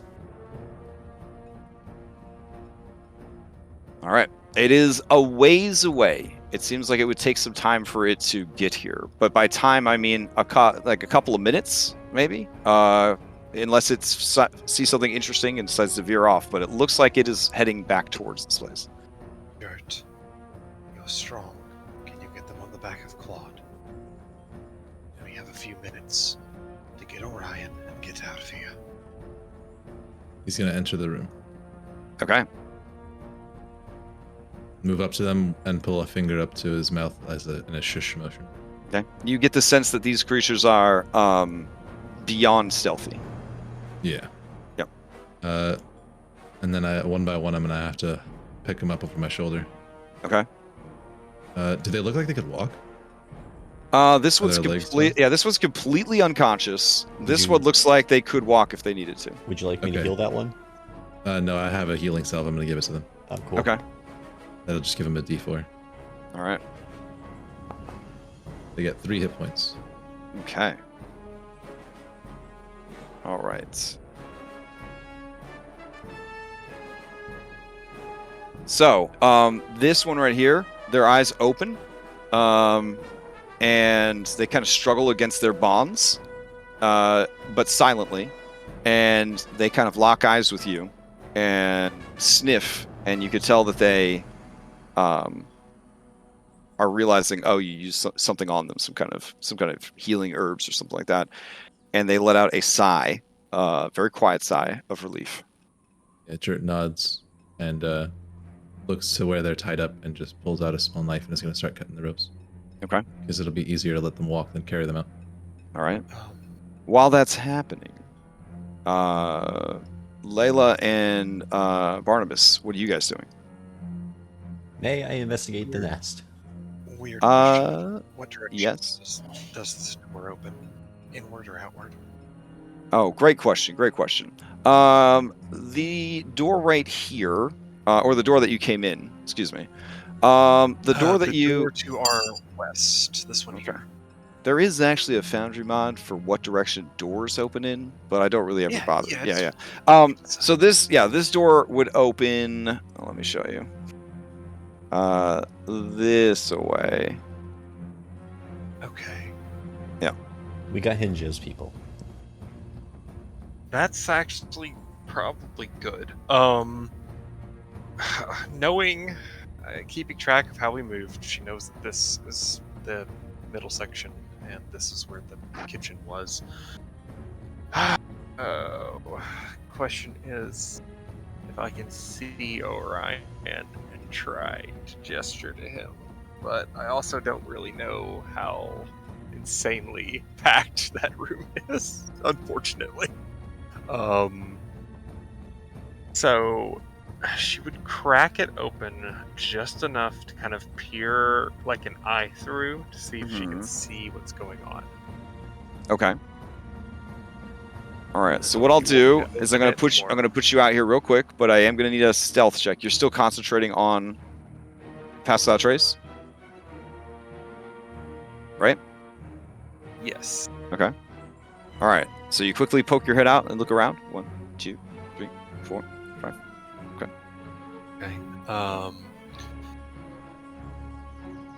She, I think, would, and it has verbal, but the spell can make a sound, so that might be the sound it makes. Just use your craft to make the sounds of like mice for Orion, just trying to trail him back this way, let him know that they're here. Okay. So Just hope he gets the memo. Barnabas, the nest is full of treasure. There is gold, and there are gems, and there's other finery. It would take time to fully dig through it. You could just sort of rage loot and start stuffing your bags and pockets if you like, but the time it would take to get a good looting done might not be time that you currently have. I would like to rage loot, please. Okay. All right. Then you could check what you rage looted later when there is more time to investigate. Sounds All right. Okay. Jurt and Layla, you hear the rummaging. Well, I guess you wouldn't hear it. You kind of notice the rummaging of one Barnabas Benoit as he's making. He's kind of diving in, Uncle Scrooge Moneybin style, into this spiky nest, occasionally tossing a shiny or a trinket like into a bag as he makes his way through. The elves sort of watch this, and then they kind of stagger to their feet a bit. They have exhaustion. And the one with no ears says in the common tongue of the region, you are human, but I sense a lingering presence about you. You have come to save us? It's a long story, but yes, we're here to help. You have my thanks. We will explain and answer questions later. Let us be out of this place, and quickly. He nods. This one pulls on the other one's arm and points towards the door. This one lets out a heavy sigh, the sigh of a person who really didn't want to have to do this. And then they say, there are other prisoners. A Goliath and his human companion. We know one of ours is trapped over there with them. And it seems the attention of the giant is in that room. If we need a distraction, I could make a magical tinkering and like throw it over to the other side of the fort. That might be a good idea. Or, Jurt, if you'd care to throw it, you think you have a better tossing arm than I do. What do you need me to throw and where? What sound do we want? I don't know, a clattering bell? Sound of running footsteps, maybe? Okay, these are good conversations to have when I'm literally looking at my clock and getting ready to drop fair. a manticore on Okay. you. I put Okay. the stone in his hand. It makes the sound of running footsteps when it's going to get tapped after he Okay. throws it. Then I'm gonna go over here, and where do you want me to throw it at? I use your best judgment. Okay, I clock's can't see. ticking. Then I'm gonna throw it out here. All right. There is a large walkway, so I see a tree over there. I Uh-huh. figure a big ass walking sound, and then the knock against the tree would be quite a number of All right. noises. I'm just gonna Give chuck me- it right at the trunk of the tree. give me a dexterity. I have a bonus action. I'll even use far shot stance so I can huck All it right. even harder. Sounds good. Dexterity, just raw, right? Here we go. Skill. How do I roll just a raw dexterity? Just Just click on the button. Oh, click yep, dexterity. Yep. Sometimes brain doesn't work, you know? It's all good. All right. So you throw the rock. Fortunately, no one sees, but it doesn't even hit the tree. But it lands, and it does make the footstep sounds.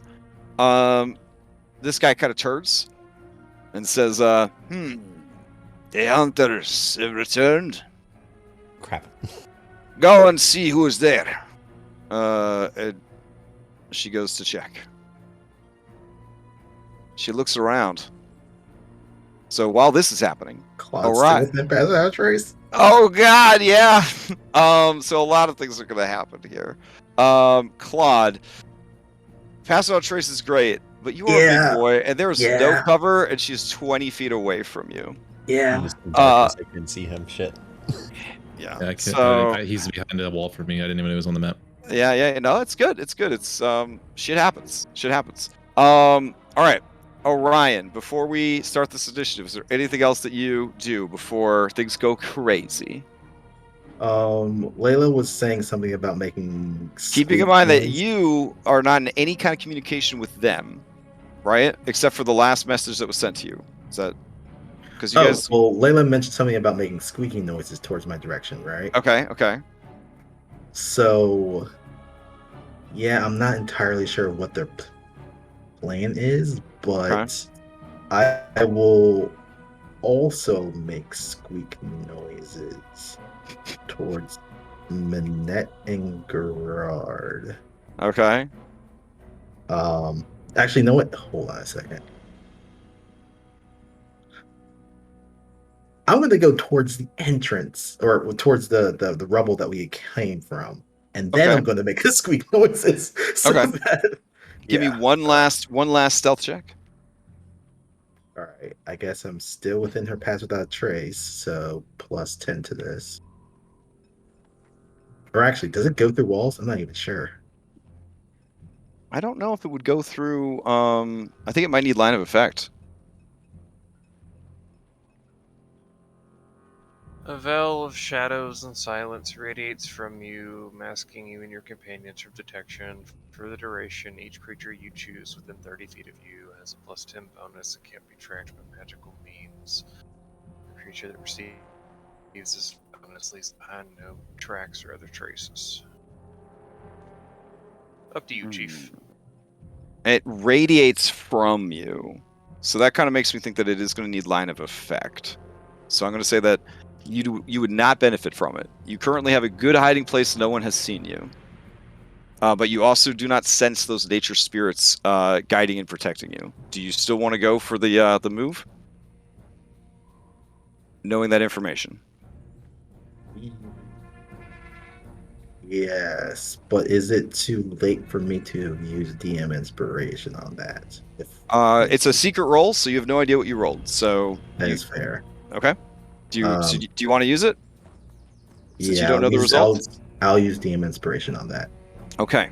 So with advantage, you go to stealth from your hiding place, kind of picking your way along the rocks. As you do, literally everyone on the planet Earth sees you.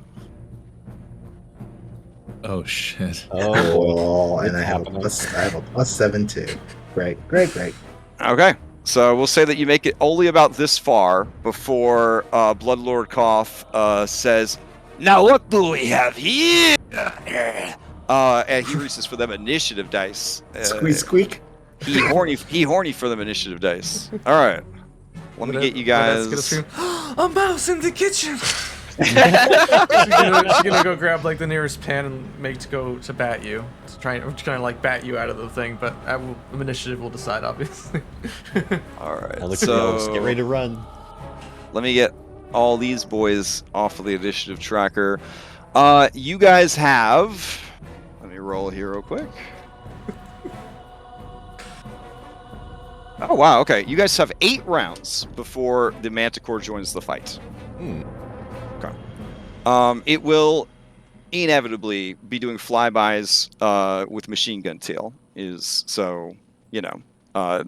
I think honestly that the giant is a much worse thing to deal with than the Manticore, but we will see how things pan out. All right, cameraman, you are fired. All this seems pretty good. We'll go ahead. There's another cameraman in there. Oh, there's another cameraman. Oh, they're so sneaky. All right. And I think that's everybody. I'll roll them NPCs. Feel free to roll yourselves in. Couple of bad guys. MBD. All right.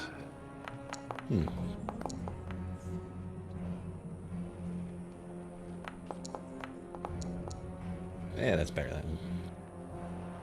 Oh, let me adjust the extremely important here. Hold on. Oh, it looks like they're already being updated. We're updating at the exact same time. Okay. Yeah, I noticed. Yeah. All right. So let's put on. Let's use the same music from earlier. It's the same day. It's fine. Minette would just go after me too. So. Yeah. All right. Okay. Looks like Koth is gonna have won the initiative by 0.05. Oh boy. Yikes. Okay. All right. Start things up. Okay. He begins to cat. Oh, whoa. Can we use a Fanspiration to steal? So I've been thinking on this pretty hard. This came up because in a game we played together, Red used. I think it was Red used a Fanspiration to gain advantage to initiative, and then somebody else was like, just use it to steal. And it occurred to me that stealing the entire combat initiative is one of the best uses of a inspiration/Fanspiration point ever, and to a certain degree, it almost kind of goes against like the whole purpose of rolling it, right? Because everybody's going to have inspiration at some point. So why would I ever roll for the bad guys if the bad guys can never actually win initiative? Admittedly, there's a resource tax there, sure, but it's a pretty amazing cash-in for an inspiration die.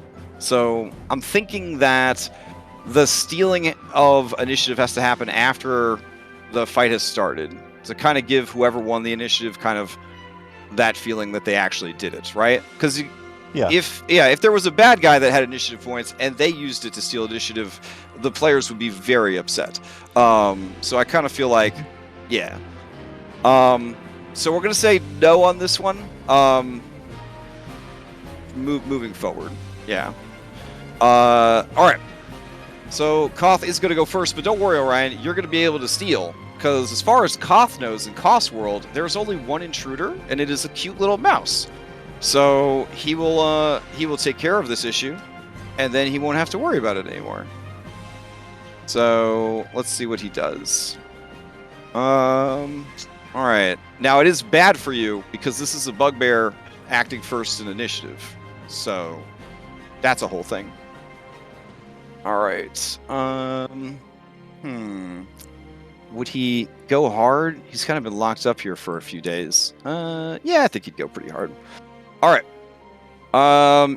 So Orion, he is going to step forward to get a clear shot that doesn't hit his favorite chef. And as he's moving forward, you see both. One hand is holding his Morningstar/staff. The staff begins to glow with fire. And then the Morningstar head of the staff begins to blast you with searing rays of heat. All right, so this is against Orion. It's going to be 3 of these blasts. Here we go. Let's see. Stealthy Hunter. Okay. Cool. One. Oh, I have to pick a spell slot? Sure. There we go.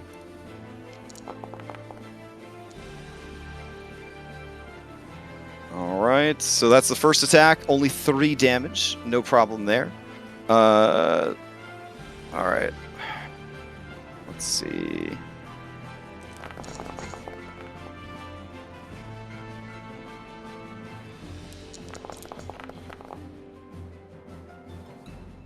Alright, we're looking at a 24 for 3, a 17 for 9, and a 21 for 9. And Yep, all 3 of those. there is no like huge chunk of damage from this particular bugbear for him acting first in combat, which is kind of a signature move of a lot of bugbears. So it seems okay. And then you hear the bloop of 1 paragon action. Right. So this is an elite monster. Play could pass to Orion if they would like to steal. Yeah, definitely gonna steal. Okay. So 21 points of damage later. What is your plan, Orion? Oh boy. Oh, are you having Perfect time for connectivity mine. issues, or are you good? Yeah. Okay, I'm also then- watching the stream, so I'm Okay. kind Oh, of okay. I got you. All right. So you've been bloodied by those 3 searing blasts. Yeah. Orion's just gonna be like, you didn't get the hint. I squeaked. No threat. Anywho, bye. He's just gonna turn and he's just gonna. All right. I mean, there's a door dash. across. There's a door across the courtyard. Yep. All right. So you move 20 feet. Item interaction to open the door. Yep. Okay. 5 more feet to get in. You have an action. You want to use action to close the door, or do you want to leave it open? All right, and you close it. Okay. Hey, Ryan. I found treasure. They found me. Oh, Just see me singed. Shit. Yeah. He is. His tail is slightly ablaze when he comes running into the room. He looks like he took some serious fire damage. Layla and Barnabas, you're both familiar with fire magic. In the room, Koth says, "That was a very strong mouse, Callahan. Go get it." the chef. All right, Orion, you control the initiative. I will pass to our 2 chef companions as they saw me run as All fast as I could. Yeah, I will pass to Minette. All right. Orion passes to Minette, I gotta just tell the ox names. who is Team Gerard. Yeah, get the best. All right, so Gerard and Minette, you're up. So seeing what's happening and not wanting to blow their cover, I think he's just gonna look to Koth and says, what would you have me do? He puts down his cookie utensils. Koth looks at you with some admiration, and he says, "Well, I would love to see you fight. You are more valuable to me for cooking. Just stay here and stay safe, my precious." Okay, I guess he'll take a dodge action. Minette will it's still paused a little bit. Oh, sorry. Miss Minette will look around the corner to make sure that Orion got away safely. And I mean, the door's closed. You see no sign of Orion. I don't know where he went. And she'll stay there and dodge too. Okay. And then we'll pass to Layla. All right, Layla, you're up. We'll put a hand on Orion and just say, "I'm sorry, but we can't take this fort. We need to go. And she will start moving. Just Mercenary. No. Very, very good decision. She will move out. Yeah, you see slow motion. This lady is getting ready to get a yellow Metal Gear Solid guard alert. And you see Claude looking around like, damn it. As he realizes he's, yeah. Okay. Alright. So because of Orion's actions, she actually did not get a chance yet to sound the alarm for Claude, which is actually working out for you guys.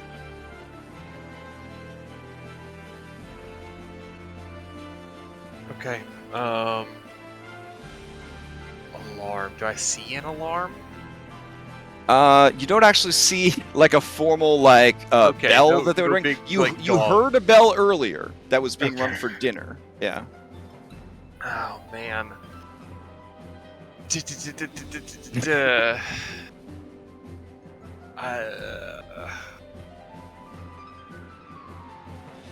We're gonna get known though. They're coming after Orion.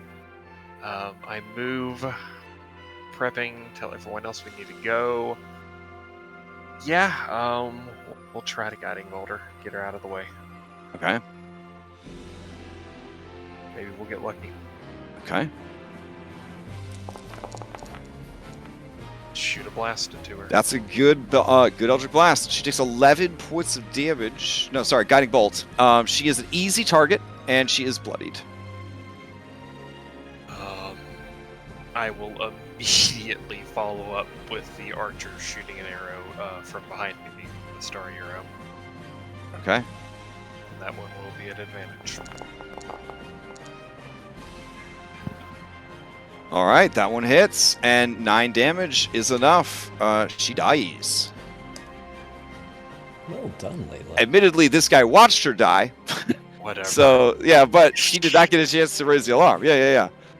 All right. And then? That is my... All right. 3 of my actions. She cannot steal, though, so you still control the initiative.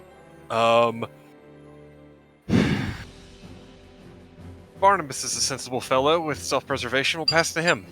Oh, you have sorely calculated the Barnabas, situation. there's so much treasure. Oh my god, you only got a couple of rage loots in before everything slowed down. Could I be making a decision based on what the player knows is smart or what Barnabas wants? I mean, role playing is doing what the not the whole like it's what my character would do, but role playing is what your character would do. May I roll for wisdom? Sure. May I roll for Layla shooting all of you back and look and says, "I will leave you here to die." All right, that might influence your check. I can do both. I'm confident I can do both. So let's see, where is he? I think what I'm going to do is rage loot and then like expeditious retreat. Okay. So, but let's see what the wisdom looks like. Okay. Oh my. Yeah, I'm gonna rage loot. Okay. You managed to snatch up a chunky gold necklace. Like Mr. T would wear this necklace. It is a big old braid of fucking gold. Excellent. Yeah. All right, good. And then I'm going to use the rest of my turn. Let's see. I think expeditious retreat is a bonus action. Pretty short. So that was my action. I'm gonna use expeditious retreat. And I think I can still dash on this turn because I cast it. Is that correct? Yes. Cool. As part of the initial cast, you can also move. Cool. Then I'm going to move 50 feet. I know because I am a halfling in Solasta, and 25 speed versus 30 speed is a miserable thing. And I have gotten hooked on expeditious retreat. It's great. But the question is, can I stay another round now that I have twice the movement? No, that would be bad. I'm going to come out here. Okay. And try to get kind of like past click. Ooh, what is click? I didn't intend to do that.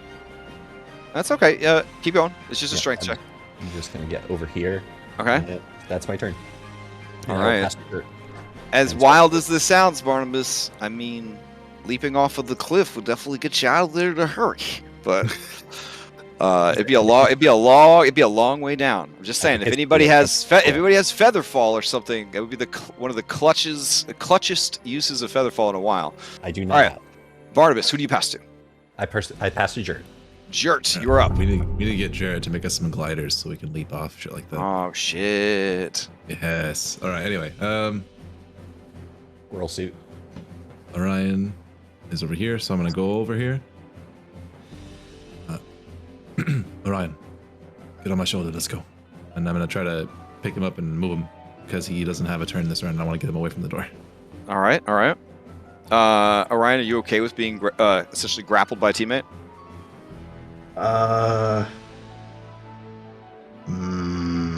There's the two that are still back there.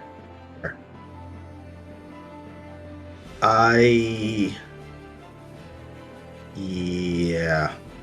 I'll allow him to grab me. Okay. And then I'm gonna go take a dash. I'm gonna go all the way out here.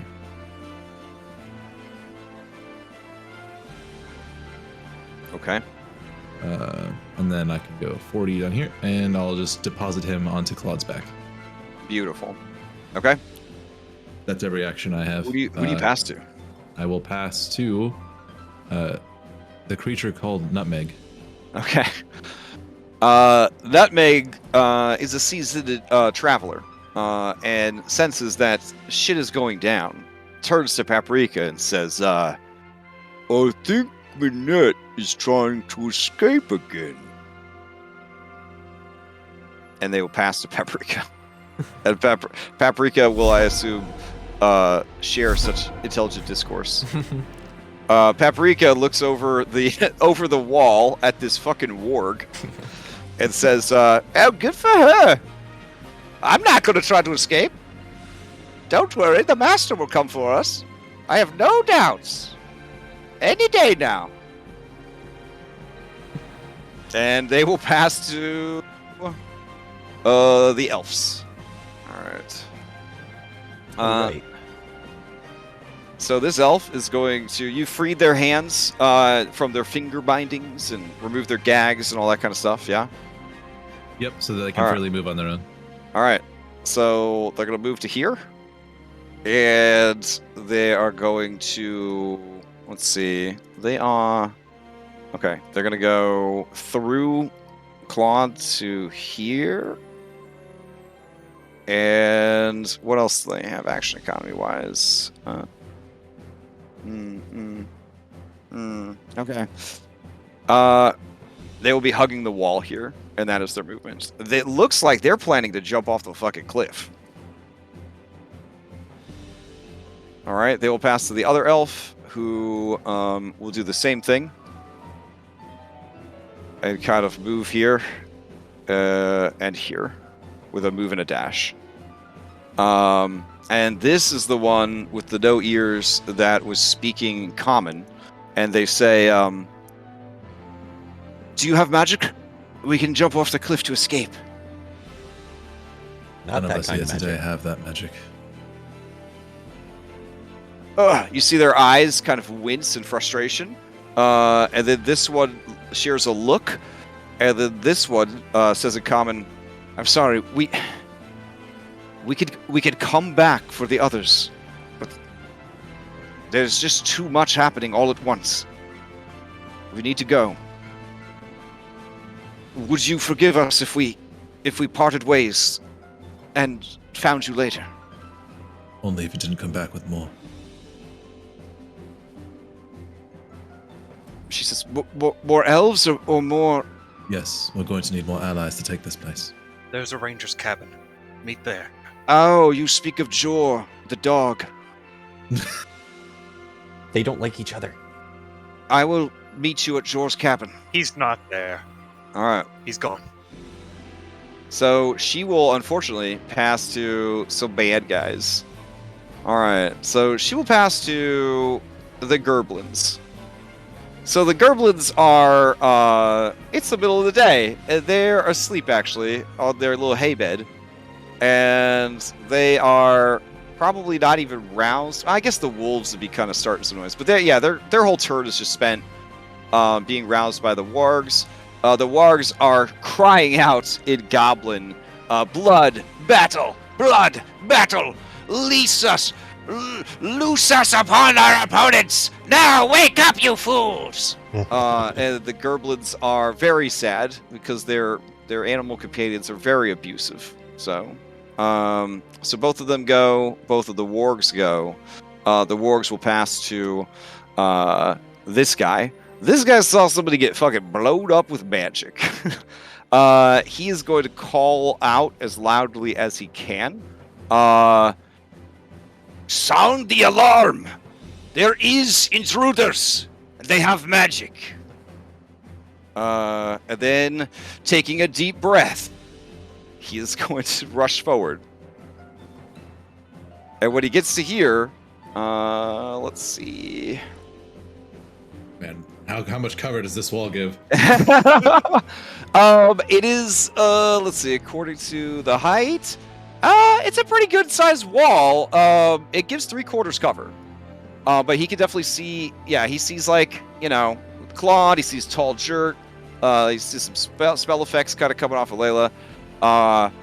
And he is a well-trained military expert, so he is not going to engage. He's going to use a dash action to get some fucking cover. And he's going to shout, Callahan to you!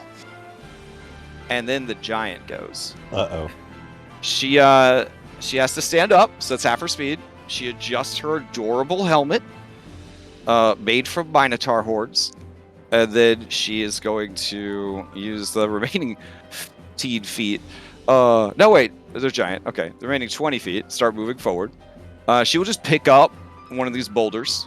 Kind of hold it. Maybe, Itemir actually kind of picks it up, tucks it in a giant sack, just in case. She'll hold on to it. She have it in her hand. And then she will move to here. She'd have to squeeze. Doesn't like squeezing too much. She's a big girl. All right. She's just going to fucking push the wall down at this point. She's been wanting to do that for a while. So she just comes in here with a dash action. That's a whole lot of woman. Yeah. So she looks down at you guys. Here, I'll destroy these walls. There we go. And she looks down at all of you, and she says in giant, so I don't know if anybody speaks anything, some words. And then that is her turn. All right, she has a rock in one hand, and she has her great axe in the other. But the great axe is a two-handed weapon. You estimate that if you were hit by this great axe critically, it would be a bad day. But Yeah, Jerks, I'm about to get crit. Senses are tingling. Yes. So let's see. Ritzy Soldier went. Karkalin went. Gerblins went. This guy's not here yet. If we were to estimate, does this one look like it would hurt as bad as the Fomorians? Did it bloop? It did not bloop. It's a regular giant, but it does seem to be very smart. Female hill giants are exponentially smarter than males. And she is wearing armor and using a weapon that is not a piece of rock or a tree that she pulled up. So she definitely looks like she is well trained and intelligent enough to be quite dangerous.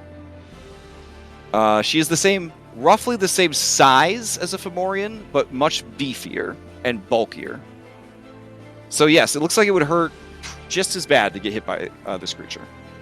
It also looks like if this creature sat on you, it would be a bad situation.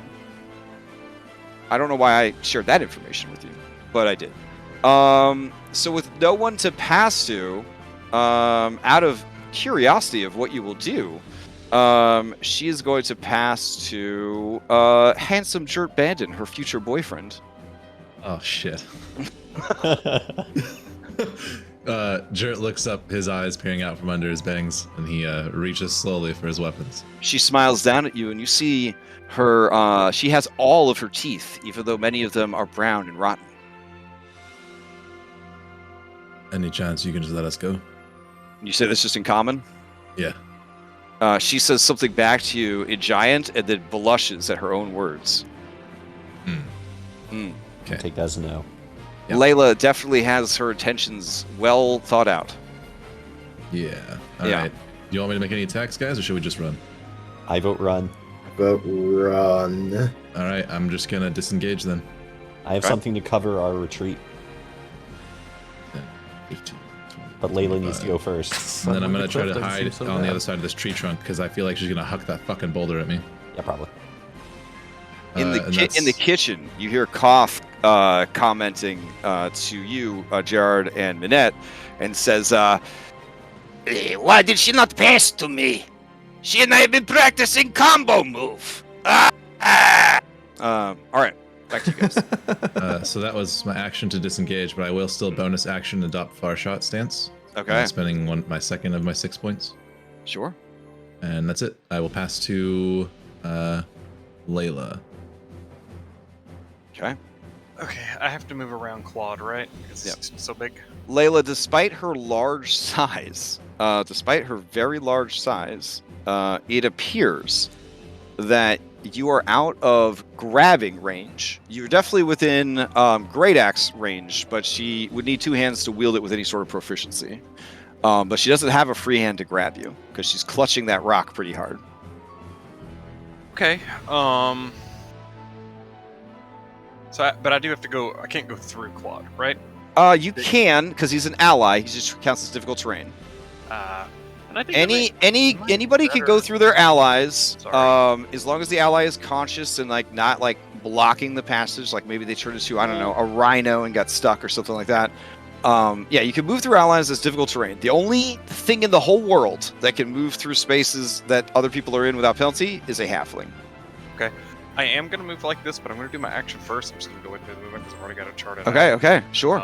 So, as I begin to start moving, I will spread my hands wide and concentrate. As first, there's just a few little flashes of sprinkle of white, and then suddenly there is a shower of ice and snow. Okay. Just a massive blizzard in the middle of the fortress. Oh shit! Does that require concentration or no? It does. Okay, so you no longer have passed without trace. Correct. All right. You're already Okay, seen yeah. and already known. Fair enough. Fair enough. I will just cast in the middle of this fortress, just a storm of hell and sleet. Hell yeah. Okay. Or hell yeah. I'm sorry. Sorry. Get out of Yeah. That's a big template. Oh my god. All right. So until the end of the cycle, freezing rain and sleet fall in a 20-foot tall cylinder with a 40-foot radius centered on a point you choose within range. The area is heavily obscured. Exposed flames in the area are doused. Oh no! There's a hole in the ceiling. Your fire got put out. You're gonna lose the temperature on your on the special food you're making for Not dinner. on my watch. It's okay. Let's see. When a creature enters the area for the first time, it must make a dexterity saving throw or falls prone. That's perfect for giants. If a creature starts its turn and you are concentrating, it must make a social con save or lose concentration. Fantastic. Okay. All right. That all seems good. What else you got? Passing to Orion. All right. So Yeah. let's see. Jert went. Layla went. Orion.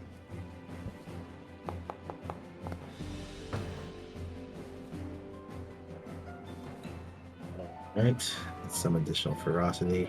All right. I think. So he's being used as a mount right now. Orion is going to use a bonus action to heal with a healing potion.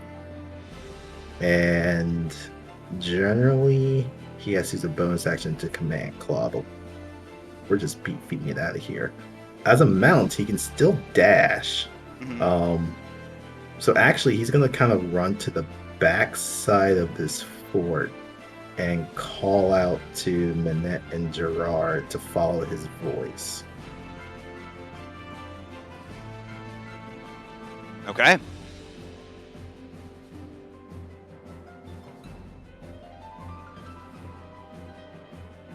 All right, Minette and Gerard, you do hear the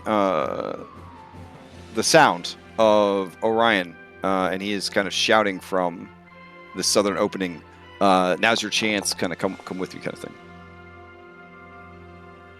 All right, and then you also chug a potion. Okay. So, who do you pass to?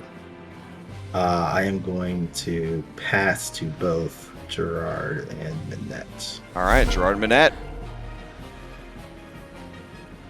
This is a tough decision. I know. I think Now, bugbears do have them lanky ass arms, so you're not close enough for anything related to 5 feet, and where you're standing, you actually are not within his 10-foot reach. Oh, wait, never mind. You are. Yeah. Okay. So he might try to he might try to hit you with the staff. I don't know. He really likes you though. I don't think he wants to hit you. The thing that I wanted to bring up was that because it did say that the sleet storm is making heavily obscure. Oh, right, area, and the door is open, no and there's a hole in the opportunity ceiling. attacks. Oh yeah, he would not be able to make one. That'd be similar to the invisibility. That's a that's perfect heavily situation. obscured. Yeah, you might say it's the perfect storm. Yeah. Okay. So yeah, you know that Koth is in there, but you cannot see him, Gerard. You are at the edge of the sleet storm. Minette is in it and is cartoon character style, like turning into a snowman. Yeah. I think Minette hears Ryan and just looks at very hopeful at Gerard, and then Gerard just not safe, shakes his head. Oh damn. Okay.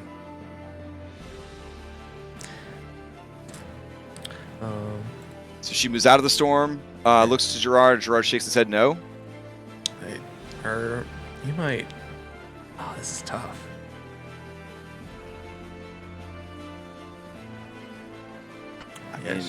Does he care enough about her to let her go? Thing, even if he himself feels he has to stay. I think we'll motion for her to go. Damn. Okay.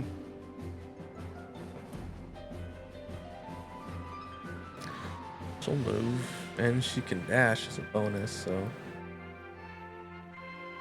So you could move, and then the other half of your move could mount Claude if... Yeah, I was going to say he has a hand extended for you. Kind of sees like the Gerard's not coming, but still kind of, come on, get on. Okay, yeah. Very hero.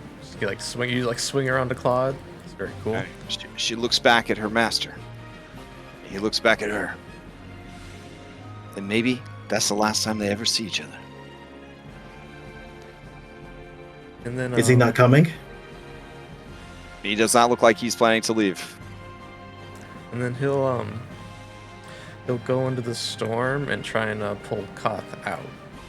Oh shit! All right, Yeah. well, give me a dexterity for entering the storm. Yeah. Try.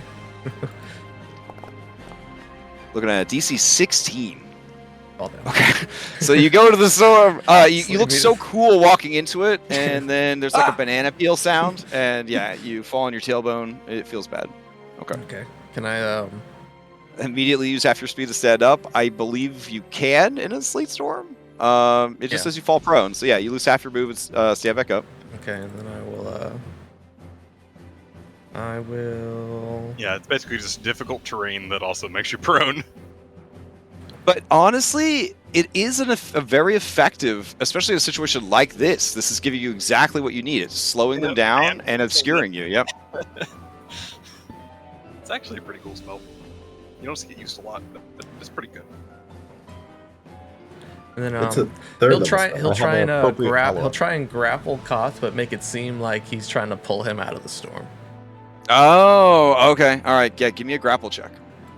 Or sorry, an athletics check.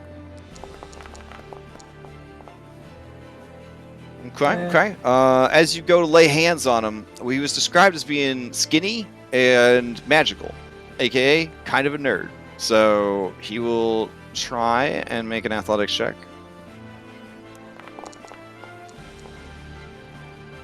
Oh, damn. All right. So as you lay hands on him, he says, Gerard, is that you? I'm trying to help. Ah, you help enough. Go, go. And he kind of pushes you away. Okay. I'll bonus action. Give him a rush order so he can take a dash or a single weapon attack. Oh, you give it to him? Oh wait, I don't think I can see Or you our friends. you want to have given it to her before she ran off, kind of thing? I mean, either way, she would have had enough speed to mount onto Claude. So. Well, actually, I might be able to. If I still have my movement, I could stand up and I give it to Claude. Oh, there you go. Okay. Okay, and there we go. All right, Claude, you may move since you can hear this guy.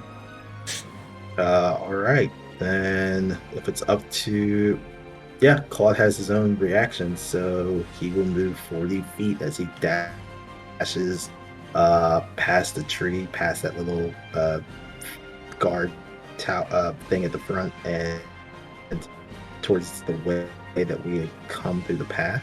Okay. So you're gonna move 40 feet. That's the speed, right? Or is it 50? I can check his character sheet. Hold on. His speed is 40. All right. And I think So- I can work. Yeah, you rush like 40 feet, kind of leap down the hill, and start heading towards the edge of the map with that bonus action. Who do you pass to, Gerard? You've got Barnabas. I'm actually gonna just take the oxen out. Yeah, I was gonna say I was gonna pass to them so they could have their little yeah. Statler and Waldorf commentary, and then pass to Barnabas, I guess. Okay. All right. Barnabas, to you. So let's see. We have the wall here. I could lay a grease down. Oh, covering that's this, pretty good. But that wouldn't stop her necessarily from. I guess what she would have to walk up and then over and then down to get to Layla. So that would probably cut off her movement enough where she. Don't get wouldn't me wrong. She's intelligent for a hill giant. Yeah. Yeah. All right. So then I am going to cast grease and have it occupy the 10-foot square that is going to make it so that there's only 5 feet between the wall and the grease. So that like this is where it starts. I don't know how to make a square. Oh, I got a grease template for you. What color grease? You got green, red, blue, or black? I'd like black, please. Okay. Let's Actually, see. red is thematic for Barnabas. Okay. So I'll make a red grease. All right. And it's a 10 by 10? Yep. All right. Right here. All right. Got it. Oh, off to the side here? All right. Bloop. There you go. Can you guys see it or no? I can't see it. Now I can see it. Yep. All right, cool. Right there. Perfect. So now All she right. can't. I don't think she can get in between it to get to me. Yeah. And- all right. So, and then I have, that's just my action. I have 50 feet of movement, and I'm going to go. All right. So, 1, 2, 3, 5, 6, 7, 8, 9. It's this. I can't climb. Oh, I have a climbing speed. 8, 9, 10. Okay. All right. And Who do you then, pass to? oh boy, I got to pass to an enemy. Let's see. Or the elves? Up to you. Oh, the elves. Yeah, pass the elves. Okay. They just run towards the edge, and they do like front flips, like fucking elves do. They just disappear into the, afternoon fog that hangs around the cliffside because this place is hella humid. And as the temperature changes, fog, whatever, and you assume that they have some kind of plan for not splattering against the ground. All right. Go. So I'll remove those two. Okay. In between their activations, Koth is going to use a Paragon to try to move with a dash action. He has to make a dexterity save. Let's see. Here we go. He does not. A banana peel sound and a sore bottom later. He kind of crawls over to the door and then pulls himself up to his feet. Or not. No, he is still prone. All right. So the elves will pass to. Let's see what happens. They'll pass to Callahan. All right. Callahan started in here, but is not concentrating. However, they start to move. So the first movement is through some ice. So here's the dexterity save for that. I saw it roll over the 20, and I was like, hilarious. She falls down, No, Then, it doesn't work. then she has to stand up again. And then like a I don't know, like a monster in Celasta, she keeps trying to follow her AI script. So when she goes to stand up and she moves, she has to do another dexterity save for the grease, That looks good. and she falls down in the grease. So she ends her Yes. turn. She ends her turn prone. She has no movement left. This is like Home Alone. But let's see. Was she hold on to a rock still? Probably. Yeah. All right. It's got her axe in one hand and the rock in the other, and she falls down, and she goes, "Conquering fell down." And you hear kind of a groan from the collective presence within the fort. All right. She will pass to Ritzy Soldier. Ritzy Soldier is in a situation here. He is going to feel along the wall and try to make his way towards the stables. That is going to be a dexterity save.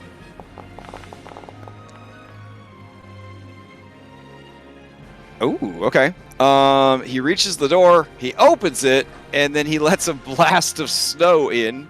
The Gerblins are wide awake now. Nutmeg and Paprika are very angry because now the spell effect is getting into the stables. The wargs are so upset. They want to just fuck shit up. And he kind of like stumbles into the room, and he just starts shouting orders at all of them. They are going to start mobilizing. I'm going to do one dex save for all of them. Okay, so the Warg Riders spend this round mounting up and getting ready to try to pursue, but they're still dealing with this fucking storm. All right. Oh, man. Okay. Honestly, action economy-wise, you guys could escape. You knock the giant down. They've got to get through all this storm. Nothing's impeding Layla's ability to keep it. I would say that you guys are able to escape down the hillside. Yeah. And unless you guys are like, no, I really want to stay and fight that. Changed my mind. I believe. Can I rage loot I'm one more good. time? Rage loot? Who? Who are you gonna rage loot? Claude? I'm gonna run back in the fort. No, Claude. I joke. Claude covers his marsupial pouch instinctively. I'm leaving. Bye. Okay. Yes, All right. Josh, there you go. Well done. Well done.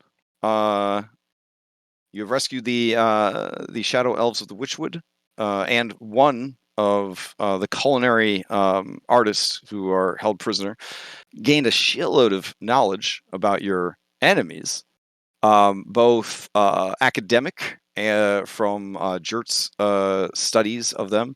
But Jert, at least the hobgoblins that you saw, they are not like. I mean, they are like the hobgoblins you've seen before, but the ones that you've heard of, while cruel, are not so malicious as to, like, in the Feywild, you wouldn't like cut off an elf's ears. Like that's not done. Like that's almost That's blasphemous. cool, bro. Yeah. Like these are definitely of a crueler, more evil bent than the ones that you sort of encountered in your time in the Feywild. There's like an unspoken Geneva Convention. Well, mostly because Eladrin, which are elf angels, basically in D&D, they are generally the most common and powerful Fey creatures that you're going to encounter in most Fey realms. And so to go to to deface them, to mutilate them, is basically declaring all of elf kind like your enemy, sort of thing. Now in there are groups of hobgoblins that are more violent than others, but this just seems so malicious and cruel. All right, I'll take you guys back to the map. Nice. Now we got to consider: do we want to invite the elves and whoever they bring, if anyone, to the meeting with Warkelnod to further bolster our allies? He does not like elves. I know, but he might dislike not having his keep more than he dislikes the elves. Yep. I mean, the enemy of my enemy is my friend. Totally. Mhm. War makes for interesting bedfellows. Okay. Hell yeah.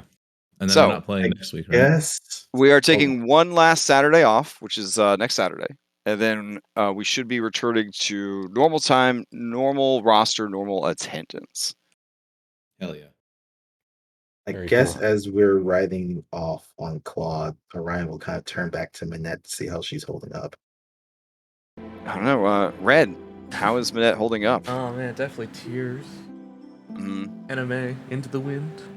Aw, yeah, little crystal diamonds of tears flowing backwards as you ride on a white lion. How anime could you fucking get? Yeah. But then a fiery determination too. It's all right, Miss Manette. We'll come back and we'll get them. First, we have a contract for you. Whew. All right.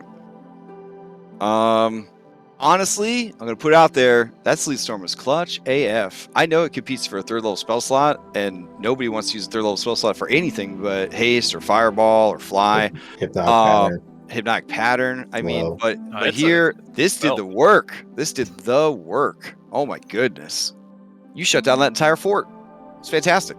I love it when a spell that doesn't get used very much gets used optimally in like a cool way that benefits the party. It was really good. It was very good. All right. So if you guys, again, you don't have cell phones, you don't have sending yet. You do have Animal Messenger, maybe. I don't know if you memorized it or not. So do you guys next week is the plan to head south to meet up with your allies at Warklenaw? Are you going to swing by Jor's cabin and try and meet up with the elves and then meet your allies down there? Like, these are the things you got to think about next week. Also, there's, of course, going to be scouting parties that are going to be tracking you guys down and looking for you. Right, which is why we can't return to Drellin's Ferry now. Drellin's Ferry, even they know where it Jor's, is, too, yeah, that's fair. Jor's cabin. They may already know about Jor's cabin, but Jor kind of told you that up until now they have left him and him and his alone. So you got the sense just from watching the elves that they will be very hard to track. In fact, it is kind of confusing how they would have even gotten captured in the first place, but more than likely it has to do with the owlbear. So All right. yeah. So that you don't have to wait 2 weeks to find out. As you are running away, you look left and you look right. You have time. You pull the treasures out that you looted. And you manage to grab roughly 100 gold, Heck yes. 5 platinum pieces, which are 10 gold apiece, and that chonk ass gold necklace worth 250 gold. Fuck yeah. Yeah. Oh, that'll do some crafting. All right. So, we went a little bit late. That's okay. It was a great. We made it to a great stopping point that we can kind of reconnect with the rest of the party, or, run a little bit of the first session as a split party until we get everybody back together. Big thanks to Red for streaming the game today, so that we had it recorded and everything. Yes, it also helps over. people that might not have been able to make it today. Will be able to watch it and kind of see what you guys got up to. Announcements. Dom posted 2 new games on the games openings. So there's a Monster Hunter mini campaign. Sounds like it's going to go at least 10 sessions, which is pretty exciting. Having played in his previous Monster Hunter games, these are refined using what he learned from running the other 2 Monster Hunter games. So I think it's going to be pretty awesome. Unfortunately, neither of those days is really going to work for me. I'm currently on like special permission Tuesdays, just for Spelljammer, and then I believe it's going to be on Tuesday nights. There's a Candlekeep game as well, and that's Saturday while we're playing. So I'm going to say that none of us will probably be able to make that. And then what else? Tomorrow we've got some more Mythic. They're going to be going to a new island in the Cerulean Gulf. And then Monday night, Odyssey, Prime, the players, and myself, including voted #1 NPC of the whole campaign, Astraeus, is going to be there. and we're going to answer questions that people might have on stream. And if we don't get any questions from people on stream, we're just going to talk about the campaign, and the players are going to ask me questions, and there'll be so many spoilers, just the most spoilers ever. It'll be So excited. chapters 1 through 9. So if people are asking questions, we ask that they don't ask about any post-game content. Yeah, it's going to be pretty exciting. So that's what we're doing Monday night. And Tuesday, we've got more Spelljammer. If you want to see high-level D&D ruined by 2 bards, this is the game for you. This is the game for you. If you want to see some very salty PvP, this might be the game for you also, because I think that might be where it's headed. What? Paul? I only see a wizard and an arcane trickster. Oh, right. And a wizard, an arcane trickster, a swashbuckling hexblade. There's no bards. There's no no bards there at all. No bards. Yeah. And then Wizards. Wednesday, nothing's going on, and Thursday we continue Witchlight. Witchlight, they'll be returning to the real world, so it is going to be an entire session. Well, most of the 75% or more of the session is going to be contemporary fantasy. So a bunch of D&D characters going back to the real world and having to kind of deal with all that shit, and they might even go to the BronyCon revival. So who says there's no good dungeons in the Witchlight adventure? Yeah. And then, one last thing. Jesus Christ, it's a packed weekend. Tonight, we're going to play more Solasta. So if you are a fan of Scarlet Hypatia Giggles, or Dom Giggles, or Red Giggles, or me bitching and complaining, those are available tonight. We're going to play for probably 4 or 5 hours because we have very little self-restraint. Like Giggles, there's 3 out of 4. Yeah. You like grumpy old man complaining about everything even though he's having a great time? That's there too. Yep. So, and that's it. That's what we got. And I guess one last shout. I did post a ad for Curse of Strahd. It's going to start the end of October. Seems like a long way away to post a game ad, but honestly, it's good for me to. This is going to be some pretty narrative-heavy stuff going on. So the sooner I can get a group together that is committed to the long haul for this campaign, the sooner I can prep the campaign, working their characters into every aspect of the campaign. But I'm pretty excited about it. I don't know if it will be better than my Odyssey games, because I think my Odyssey games are Odyssey Prime for me is probably the game I've worked the hardest on ever. Maybe too hard, honestly. But Curse of Strahd definitely is living up to the hype as I read through it and learn more about it and see all the amazing things the community has made for it. And I am very excited to put my own spin on it. And I have a 40-minute video where I talk about how fucking excited I am to run this campaign, and I read the player primer because that seemed like a good idea at the time. So, yeah. Anybody have any of their own announcements? Any games that they're posting that they're trying to fill? Any of that? Go once? Going twice? Yeah? Okay. Well, we played on FoundryVTT, hosted on the Forge VTT. So Foundry's great. Roll20 is totally acceptable. Don't feel bad if you use Roll20. Everybody who uses Roll20, you are loved, and it's okay. Some people own an iPhone. Some people have a jailbroken Android phone. It's okay. It takes all kinds. It's fine. Please don't feel bad. It's okay to use Roll20. Roll20 is a completely viable product. And I don't know, they got some partnership going with one shelf. I don't really understand how that's going to work, because there's about 14 million PDFs on those sites collectively. So I don't know who is going to be converting that shit to Roll20, but I feel bad for them. So, yep.